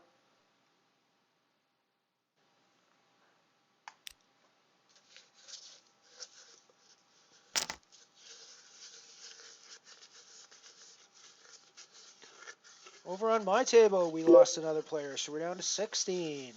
Balanced, 2 tables of 8.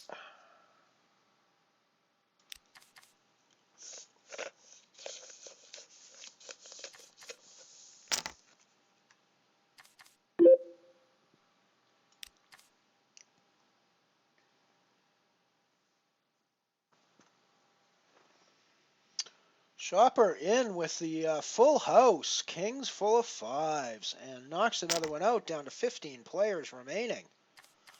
Nice one, Shopper.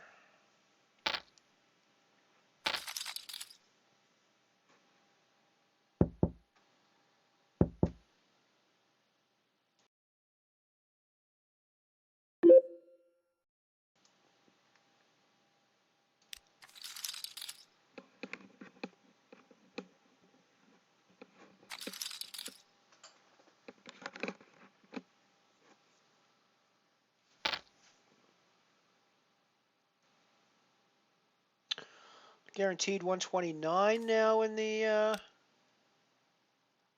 Falling Star. Another page up to 150 at 11.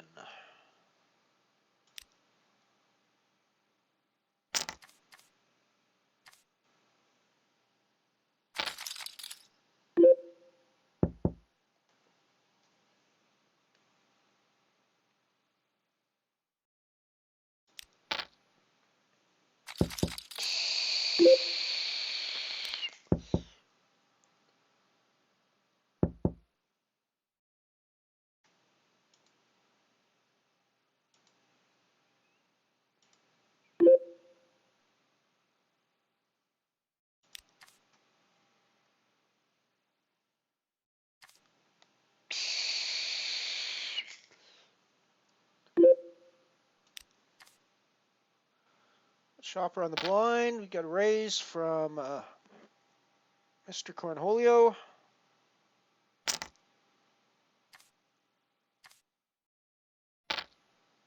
Which is an interesting name, I must say. Shopper decides to give it up.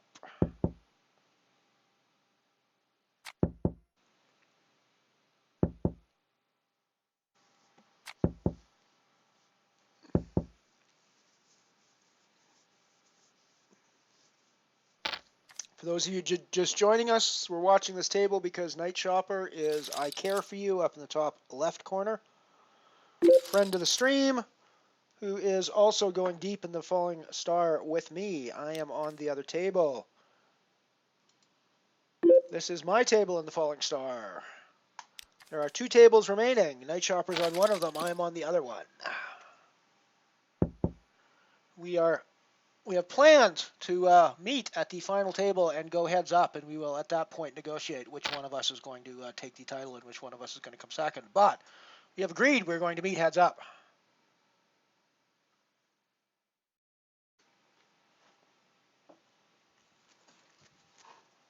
I've already cashed in the Dark Matter today. Dark Matter Nano. We're cashing in the Milky Way Nano. And we got some bounties racked up already in the Falling Star as well. So we got good money coming back to us from the Falling Star already, no matter how far we go. Well, it's been a pretty good day today, which is nice because we've been having some pretty brutal days over the past little while. And it's nice to actually get back into the win column again. We're definitely going to book a profit for today. At least for the stream portion. I might jump on and play some €1 singularities later today, which may or may not change that thing. I mean, we may still actually. I guess the one that I normally play starts in half an hour, so we'll throw that up on the stream, I guess. But yeah, we're over €1 in wins now, and that's not counting the cash from the Falling Star yet. It's got bounties in there, but it doesn't have the prize in there yet. It doesn't have the prize in the Milky Way, which isn't going to be hugely significant to our bankroll number, but it will make a difference on our daily cash rate and our daily profit to a certain degree. But we do need to go pretty deep in that before we get into any sort of even significant money in that regard. We're at 13 cents now, which is significant from the buy-in perspective, but not really significant from our bankroll perspective.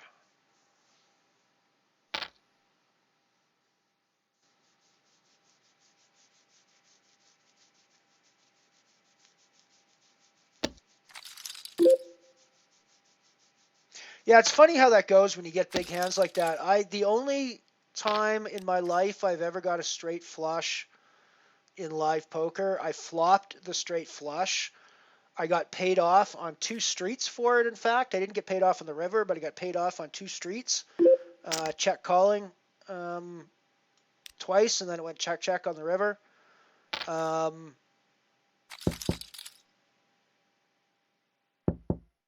No, sorry, I was the aggressor in that. So it went bet call, and then bet fold on the river. But yeah, the funny thing is I mean, you tell that story, and people go, "Oh, you got a straight flush. You must have gone on that." No, well, no, I didn't even cash the tournament. That was early. It was like the 3rd level of the tournament, and I won a reasonably big pot worth it in the 3rd level of tournament terms.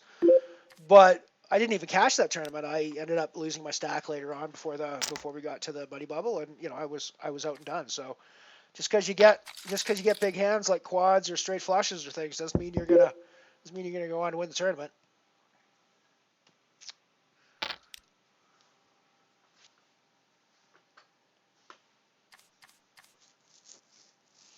Yeah, it's the only time I've ever got a straight flush in live poker, and I just flopped it.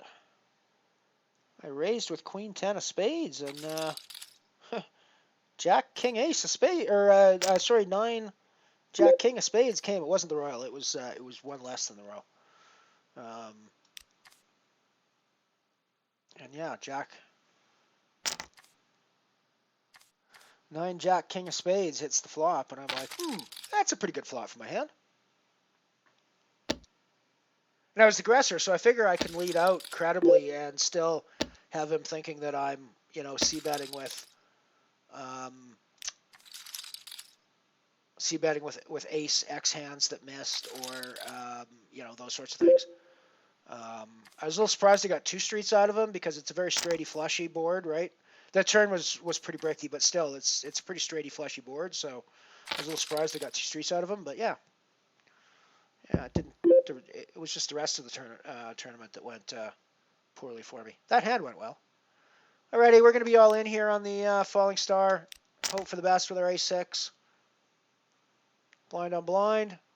We're usually in pretty good shape, blind on blind.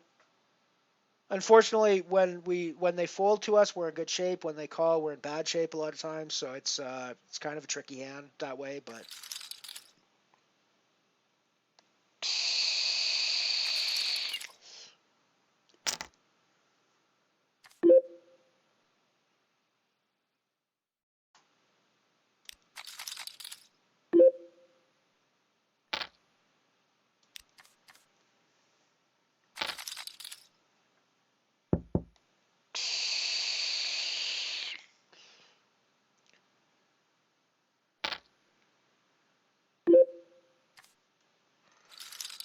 I guess I should have been in there with my ace-deuce.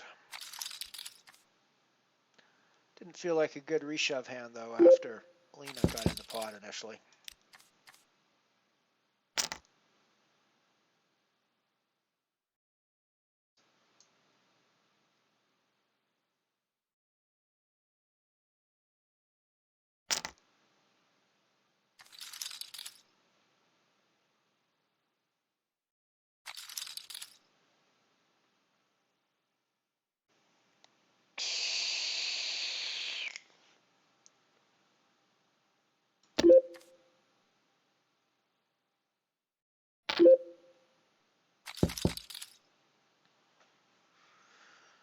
King 9 could actually be a shove spot.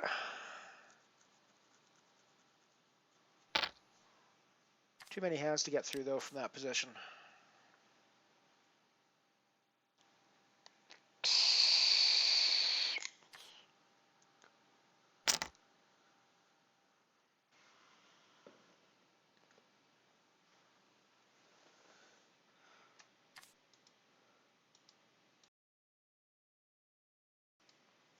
At this point, I'm sort of in a shove fold. Well, I'm definitely in a shove fold mode. I've only got like 8 big blinds, 7 big blinds, so we're not.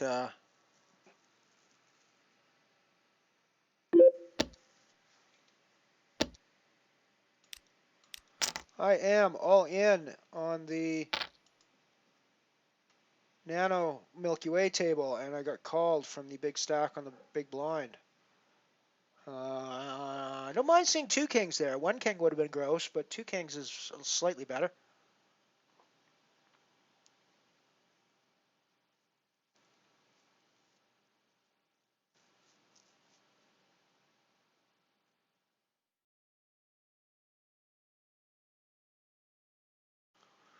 This little 10 ball on the river would be awfully nice for us right now.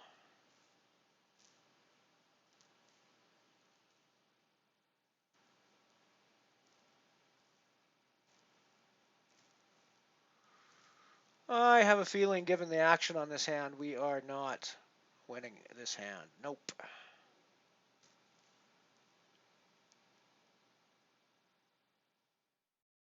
So we picked up 15 cents for 14th place in the Milky Way. It's not so bad. Not so bad. I'm okay with that. I think we got our money in a pretty good spot, and that's about all we could have done there, I think.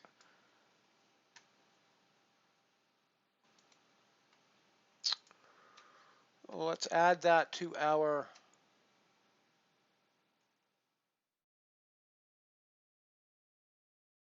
bankroll tracker.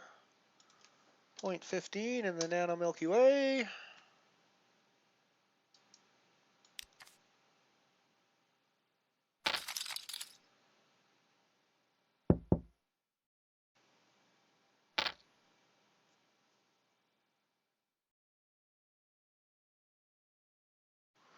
That leaves us with just the Falling Star bounty at the moment. Let's see what is in the lobby.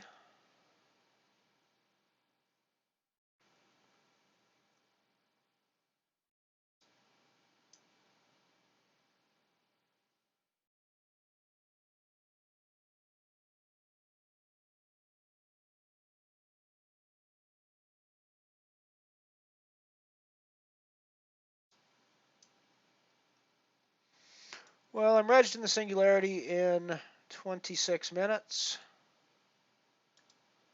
Now,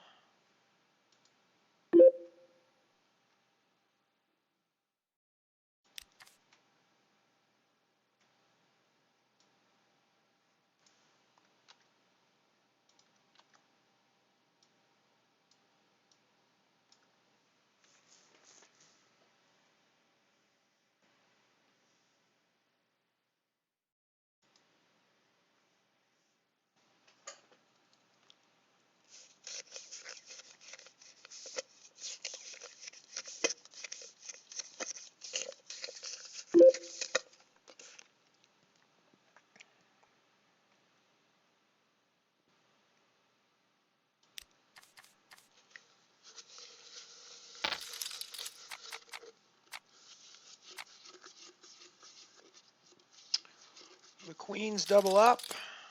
We are still guaranteed 129. Here we are in last place, 12 of 12. So we are going to need to find a hand here very soon.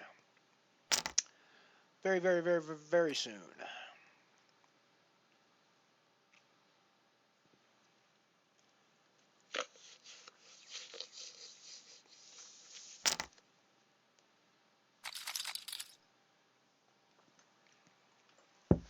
If we want to make good on our promise to meet Night Shopper at the final table,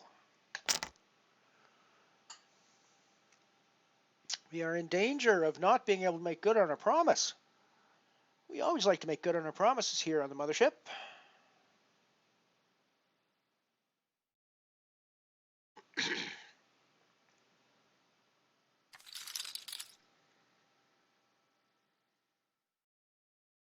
Yeah, it's unlucky, but I think I think I got it in right there, and given my, it was a 10 big blind shove, so I'm not really sure that the King 6 should be calling there, but,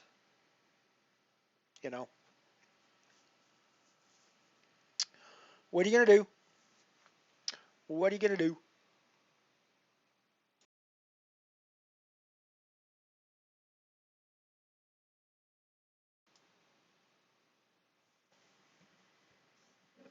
Yeah, once I see the action on the flop, I'm pretty, when I actually see the flop and I see the king, king, deuce, I'm like, yeah, tens can be good here a lot, right? There could be a lot of like ace X hands that don't have a king or a deuce in them, and things like that could be in this could be in this pot.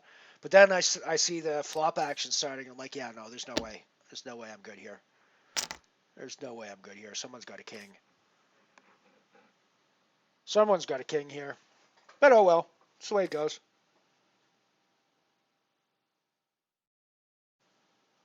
I'm doing my best to hold on, buddy. I'm doing my best.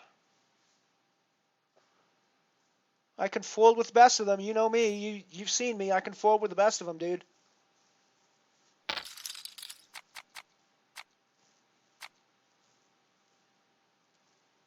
And Flower Power just gets there.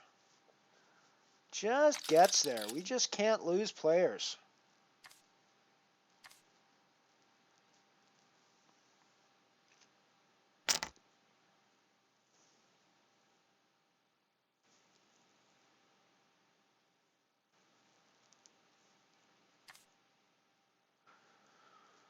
So, I think this is where I make my stand. Queen 7's obviously not the best hand in the world.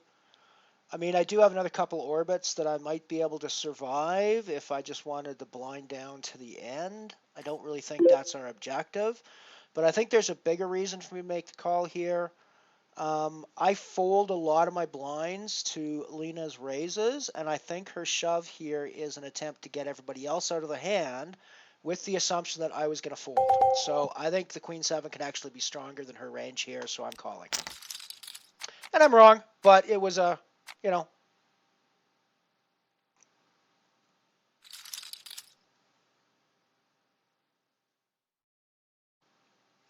Tell me, Ant-Man, what do you think? Was my logic reasonable there with the shove size? Obviously Queen 7 is weak there, but I actually thought that when she shoves that big, she's more likely to be weaker.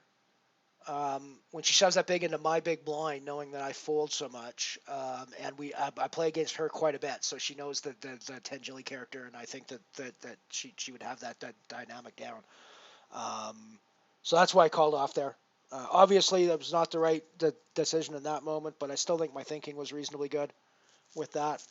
I'm not going to stop the stream at the moment. I think I'm going to, because I've got the I've got the €1 Singularity coming up, so we're actually going to rail Night Shopper, I think, until that Singularity starts, and we'll continue to rail him as well until he busts. But yeah, I'm gonna keep playing today, I think, because I got that €1 Singularity coming up. So we'll rail Night Shopper for a little bit, because there's not really anything else. I don't think there's anything else on the schedule that I want to reg before that Singularity starts. That's why the Singularity was the next one that I regged.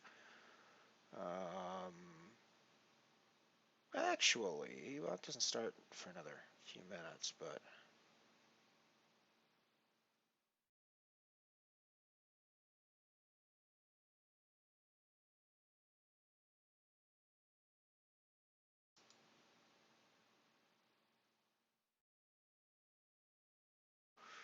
I'm also jumping in a 20-cent qualifier to a €1 ticket that's going to start in 10 minutes.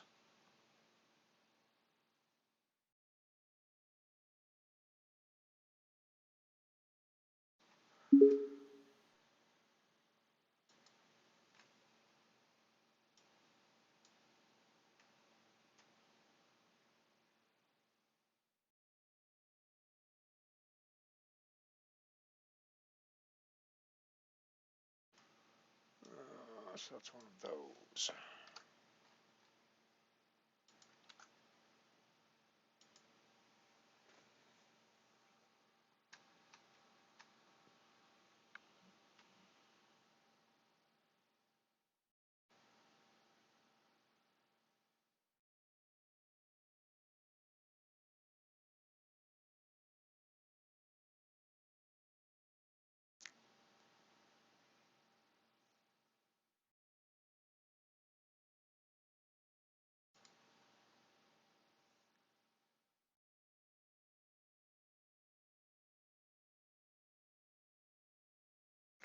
Yeah, that absolutely happens in Omaha. Omaha's just gross. Yeah, I mean, I don't think it was a terrible call off there. I could still survive, but I think I had to take a stand there, and I think Lena's been aggressive enough that it could have been um, lighter than what she was, I think. But oh well, what are you gonna do?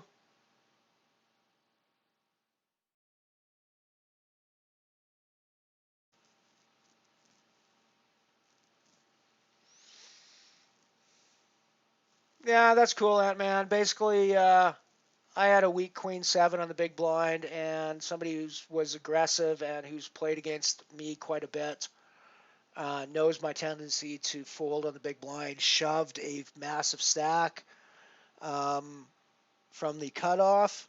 So there's two players to get through in that. They both had reasonably large stacks compared to mine. Although Lena, the shover, was the one with the biggest stack in the group. And I looked at that dynamic and I thought, well, she knows I fold a lot.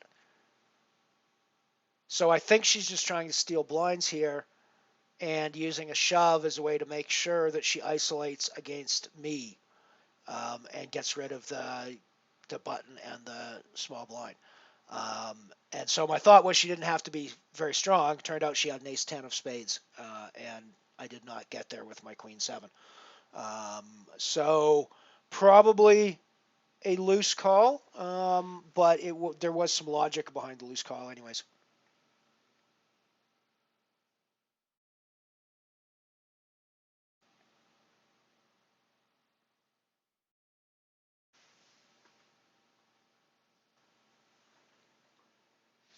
Yeah, I'm still a little butthurt over spending €7 yesterday to get to win my €2 ticket for the event tomorrow.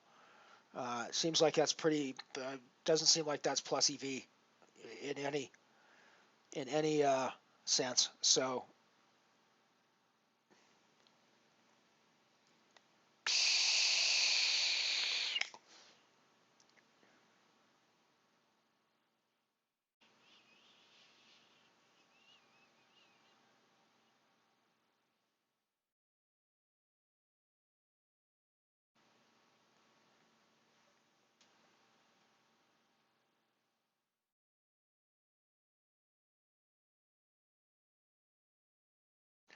I haven't done my second March mission yet. I'm gonna save that for next week, I think. I haven't decided whether I'm going to play Hexapros or sit and goes or a combination of both. I'll probably play a couple of Hexapros and a couple of sit and goes and see which ones are feeling like they're going to be the most profitable at that time.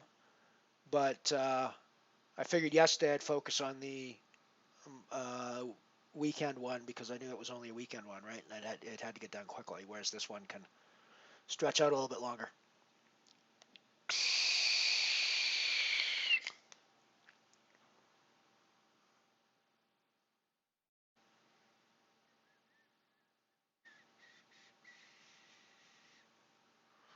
So Shopper's still in the mix on the Falling Star.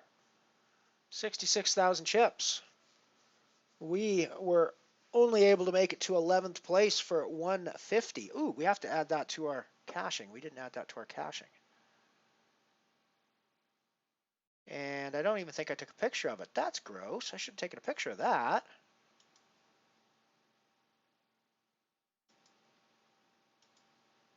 And then plus 1.5 at the end. I think it was plus 1.5. Let's just verify that in the...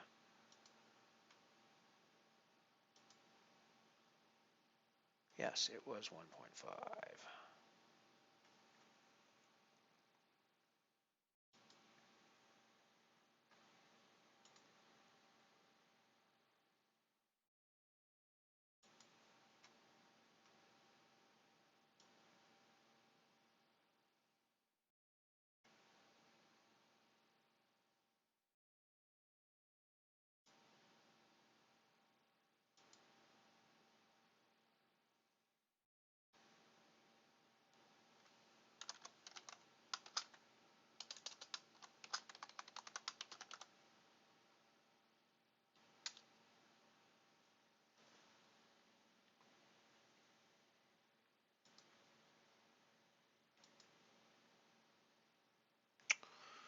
Alrighty, so that gives us a nice little cash for the day, even with our €1 buy-in to the Singularity.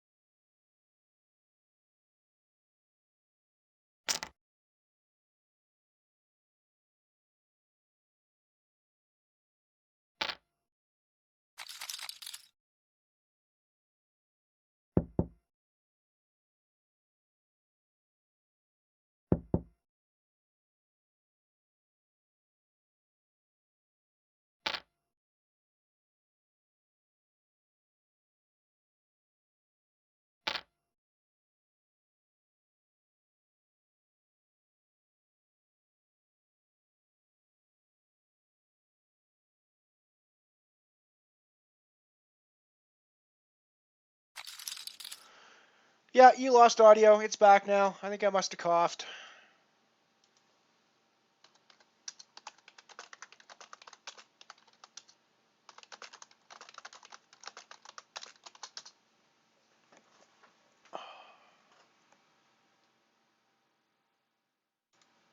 Hey, you guys thought I was going to go an entire day without muting myself. Fat chance of that happening.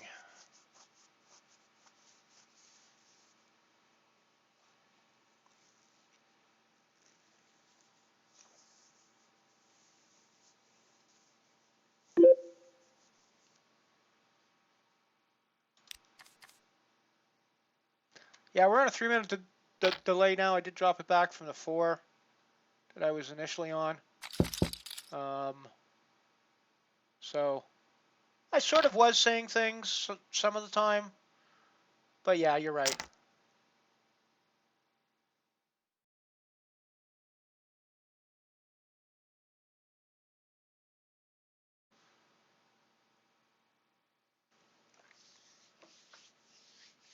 I have no idea how long it was muted for, actually. I can't remember when the last time I muted it to cough was.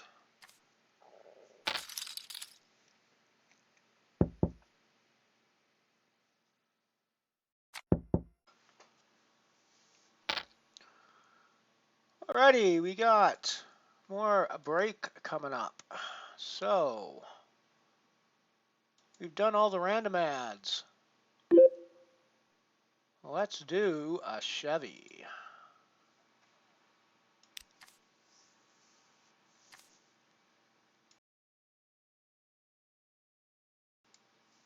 I remember to unmute that time.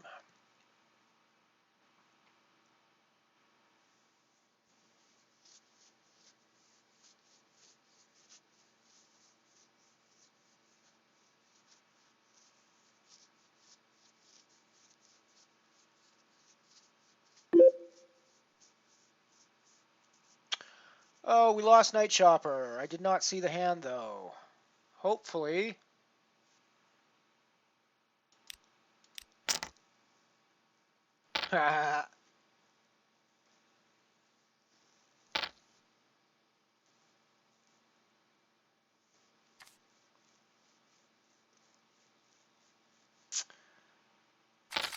That's a shame that we lost Night Chopper, but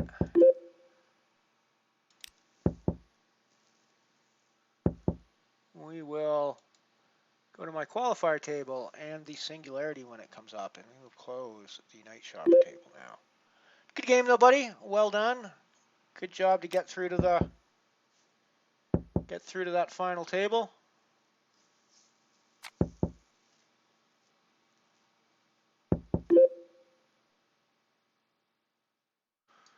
You should have voice now.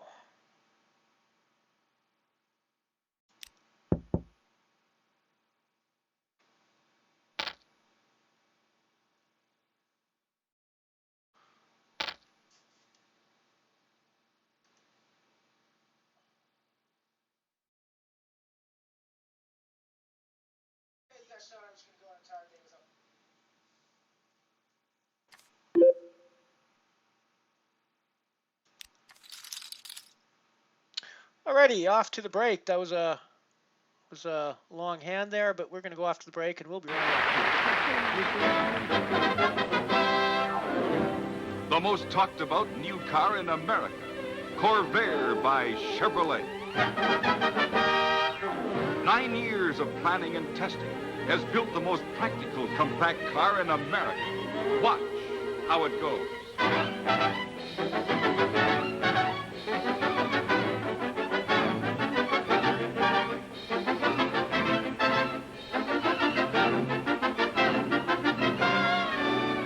Here's the secret of the Corvair's extraordinary performance. America's only air-cooled aluminum engine. It never needs water or antifreeze. And it's in the rear, where it belongs in a compact car. It belongs there because that's the way to get the near-perfect weight distribution to give you benefits like these. Quick, straight stops, because weight is more evenly distributed. Superb handling, so easy you don't need power steering. Sure-footed traction in mud, snow, or ice. And because the engine is in the rear, the floor is virtually flat. You have more legroom for passengers. And with this optional pull-down rear seat, you get station sedan room for packages and loads of all kinds. And that's only the start of the Corvair story. There are lots more things you should know about. The Corvair's astonishing gasoline economy. The Corvair ride, its sensible low price. The happy ending to that story is at your Chevrolet dealers. Come on in and take a drive in the new compact Corvair by Chevrolet, the most talked about new car in America.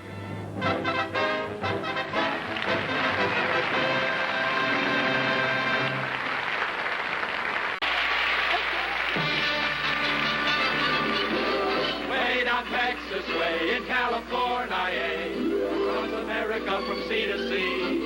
Chevy's riding high, and here's the reason why. It's the only car that's new as new can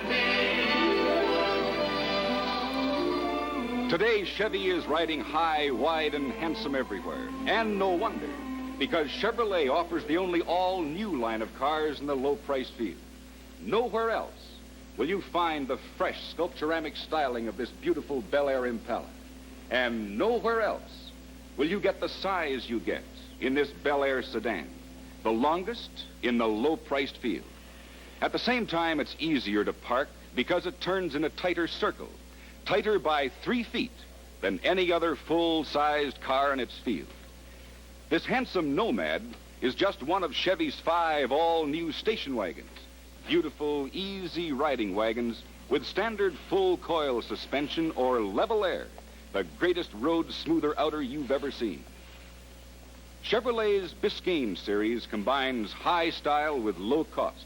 And like all Chevrolets, it's built to last with a new type safety girder frame and the craftsmanship of Body by Fisher. This handsome Del Rey offers most of the exclusive features that you'll find in every other Chevrolet. Special features like safety plate glass in every single window.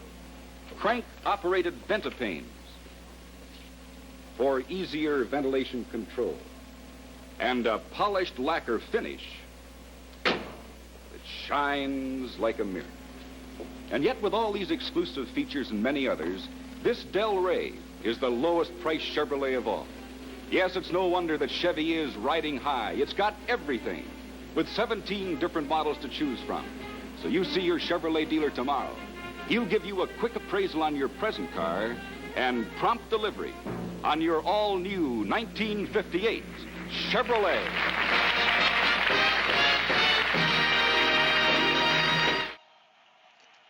Alrighty, we are back once again. Thank you very much for the raid, Math from C. Very, very, very nice of you to do that.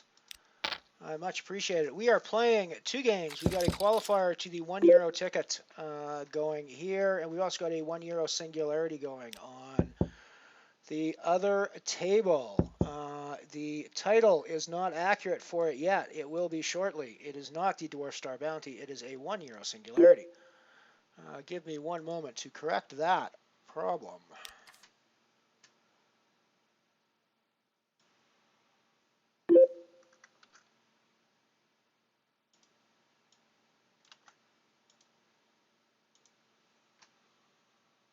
Get rid of the ace queen in the qualifier.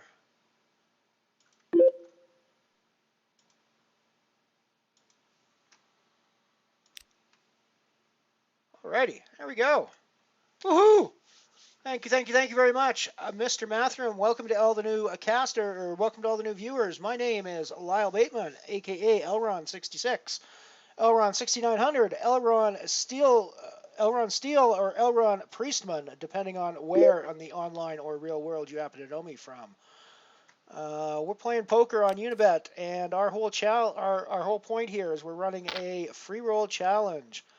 I did not deposit any money on this site, and I started playing free roll bounty tournaments and started playing for pennies for bounties and rolled that up into enough money to start playing nano tournaments, and then I rolled that up into We're sitting at about 75 euros on our bankroll now. After a high of about 114, and we've been on a bit of a downswing the last week or so. But today might be the turnaround on that. We're booking a profit for today, no matter what happens. So thank you all for coming by and checking out the Mothership poker stream. Click the follow button to get yourself beamed up to the Mothership. And that'll let you know every time we are in flight, ladies and gentlemen.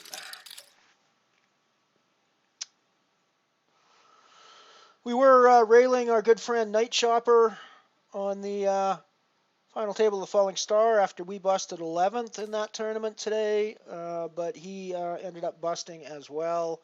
So he is now no longer in the Falling Star. We no longer have that table active because we're not going to bother watching randos play. We just rail the stream.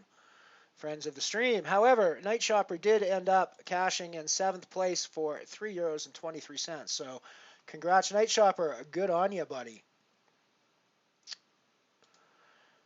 I did actually want to make a point about the Corvair ad that led this break off. The interesting thing about the Corvair is that car actually was the product that launched Ralph Nader's career as a consumer activist after he published Unsafe at Any Speeds, which was an expose of supposed or design flaws in the Corvair design, which caused it to do things like roll over and go out of control on turns and things like that, according to Nader's research. So it's an interesting thing. There's a lot of there's actually a modern theory is that he probably overstated the case, but that the Corvair was not the best. Didn't always make the best design choices. That said, it was a ridiculously modern vehicle by the standards of the day, and so there are bound to be some issues when you throw a whole bunch of modern tech together onto one new vehicle. So interesting though. I've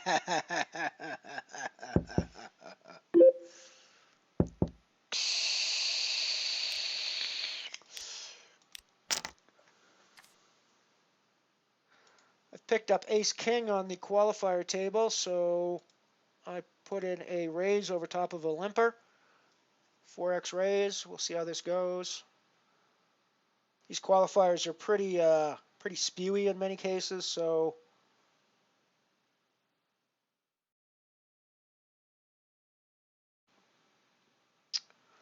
backdoor clubs here. The Ace-King can be the good here a lot. So I think we're just going to call behind here, see what happens on the turn, and go from there.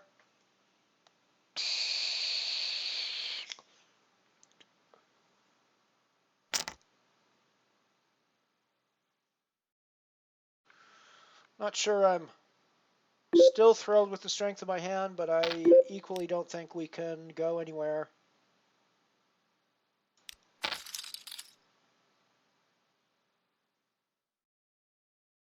So it takes away the clubs, but it gives us the gut shot with the 10. But for a chunky bet like that, I don't think we're going to stick around with just a 4-outer gut shot to our name. Especially not when we could be up against hands like 9-10 potentially. Although I'm not sure 9-10 is calling my raise pre-flop out of position, but then again, it's the kind of hand that wants to be able to bust big pairs and big hands. So I think we just get out of the way there with our Ace-King.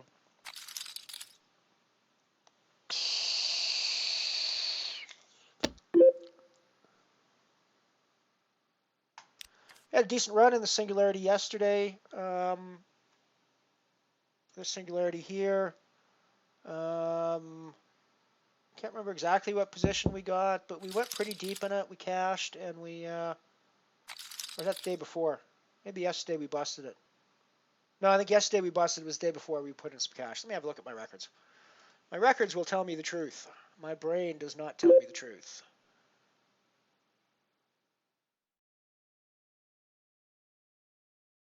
So yesterday we did not cash the Singularity, but we did cash the Singularity for 265 on Thursday. So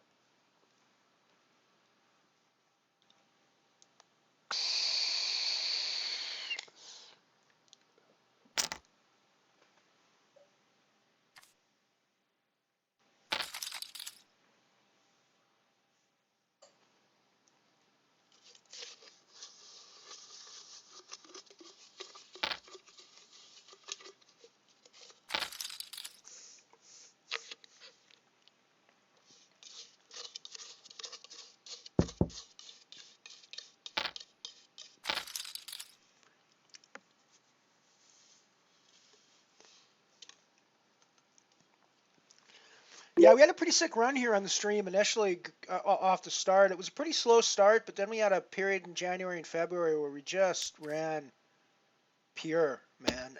And looking at the bankroll graph, you can see sort of up until we had very few downswings of any significant length until just recently. This last week is sort of our first major downswing on the Unibet Free Roll Challenge, and so far we've weathered it okay. Today's been a cashing day. Today's been a positive day no matter what happens here in this €1 Singularity and qualifier. We are a couple of euros up on the day anyways. So yeah, it's been a pretty good day. A pretty good day on the pokers.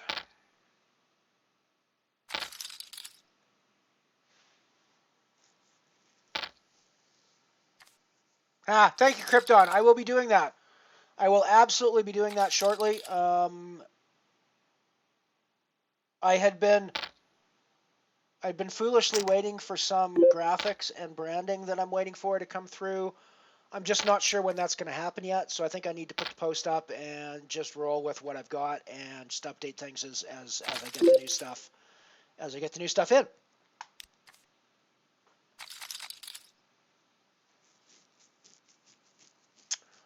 I agree, Mr. Krypton. Let's win the lot. Let us win the lot.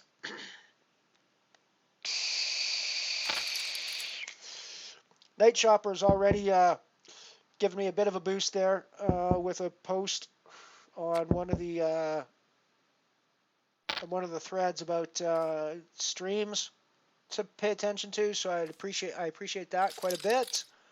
But I will do my own post in blogs and stories very shortly to get the word out, because I want to grow this community, and I want this to be a community. This is not about me. It's not about me playing poker all the time. I mean, we just spent close to an hour railing Night Shopper on his falling star because he was doing great on that, and I love to do that. And even on the ones, if I'm not in the tournament, if one of the friends of the stream comes up, we're gonna put that up and we're gonna rail if we've got a free slot open on our board. So that's part of it. It's not all about me. It's not necessarily always going to be about me playing poker. I want to feature people I want to feature friends of the stream as well while we're playing. Anyone who goes deep, if you mention it in chat and we've got free space, we're going to put you up and we're going to show you a little bit. We're going to show you off to the world a bit. If you want, of course. If you don't want that, let me know, and I won't ever put you up on stream if that's what you prefer. There's some people are shy and they don't want themselves being shown playing poker and stuff. But so let me know if that's the case. But I definitely like to feature friends of the stream.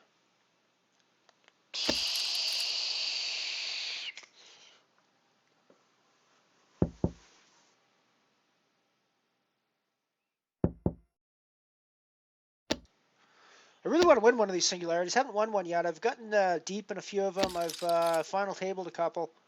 I've not won one yet. I'd really like to win one of these singularities. I'm a big fan, of course, of the freeze-out format. That's my favorite format of poker. I actually think the rebuy re-entry format is an attempt to make tournament poker more like cash games, where you can just repeatedly refire if you choose, and things are going bad for you. And I think one of the points of tournament poker from the beginning, sort of, was that one of the key things that's supposed to distinguish it from cash games is that you have one life to live. End of story.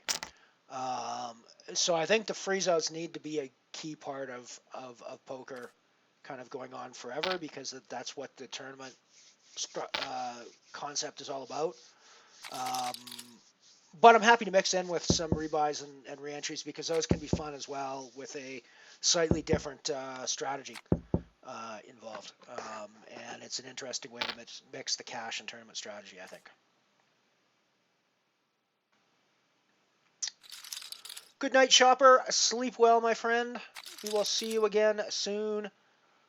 I don't know if I'm going to stream tomorrow or not. I might just fanboy Lanny's stream instead. Because, you know, that's always fun. And I do need a break from time to time. We have gone 6 days straight. At some point, I want to do maybe 2 weeks straight without a break. But I'm not sure today's the day for that, or this is the week for that. So probably we'll take a break tomorrow.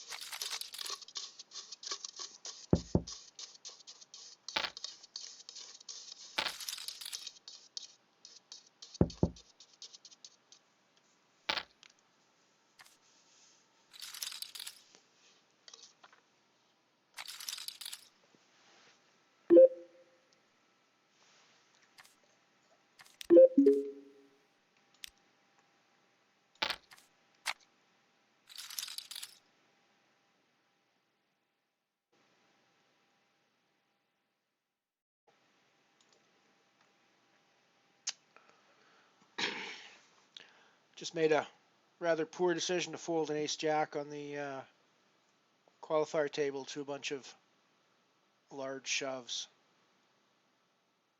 And I felt like I was ahead, and it turned out I was. But, oh well. What are you going to do? Ace-jack is kind of, when there's a shove and a reshove in front of you, well, shove and a call-off in front of you, ace-jack starts to look a little smaller than it did to start with, I think. That said, it turned out that the shover was 10-jack, and the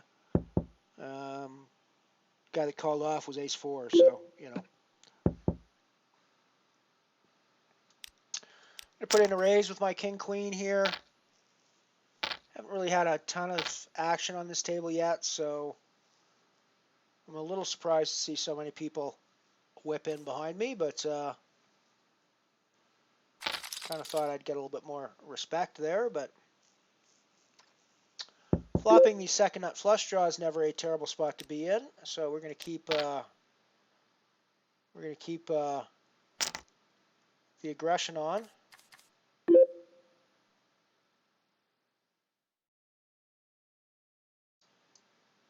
And I think we're just going to call this off, because we've got outs, even if he's got the ace. So it could be a short day in the singularity for us, or it could be a nice spot to double us up. And we're done, because he had the ace. So, GG us, I guess.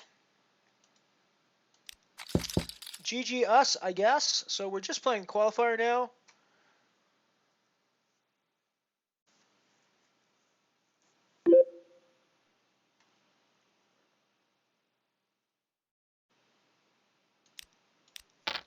Just playing the qualifier.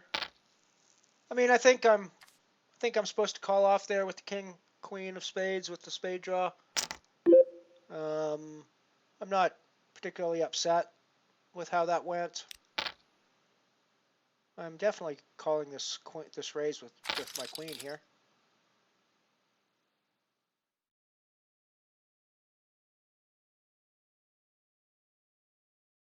I mean, maybe I'm just done here in the qualifier with a bad queen, but I think that this feels like clubs a lot too, trying to get people off the pot.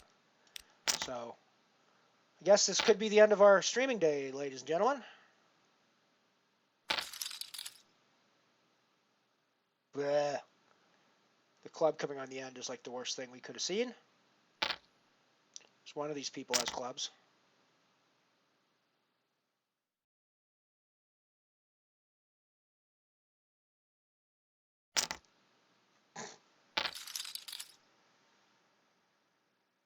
Wow, the straight. Gross. Alrighty, well, that was that ended up being short and sweet end to the day, but that's cool. We still had a profitable day. We 461 in wins versus 270 in buy-ins, so almost €2 up on the day. Almost doubled our buy-ins. 170% ROI for the day, which is not nothing to sneeze at. So thank you for hanging out with me here on the Mothership.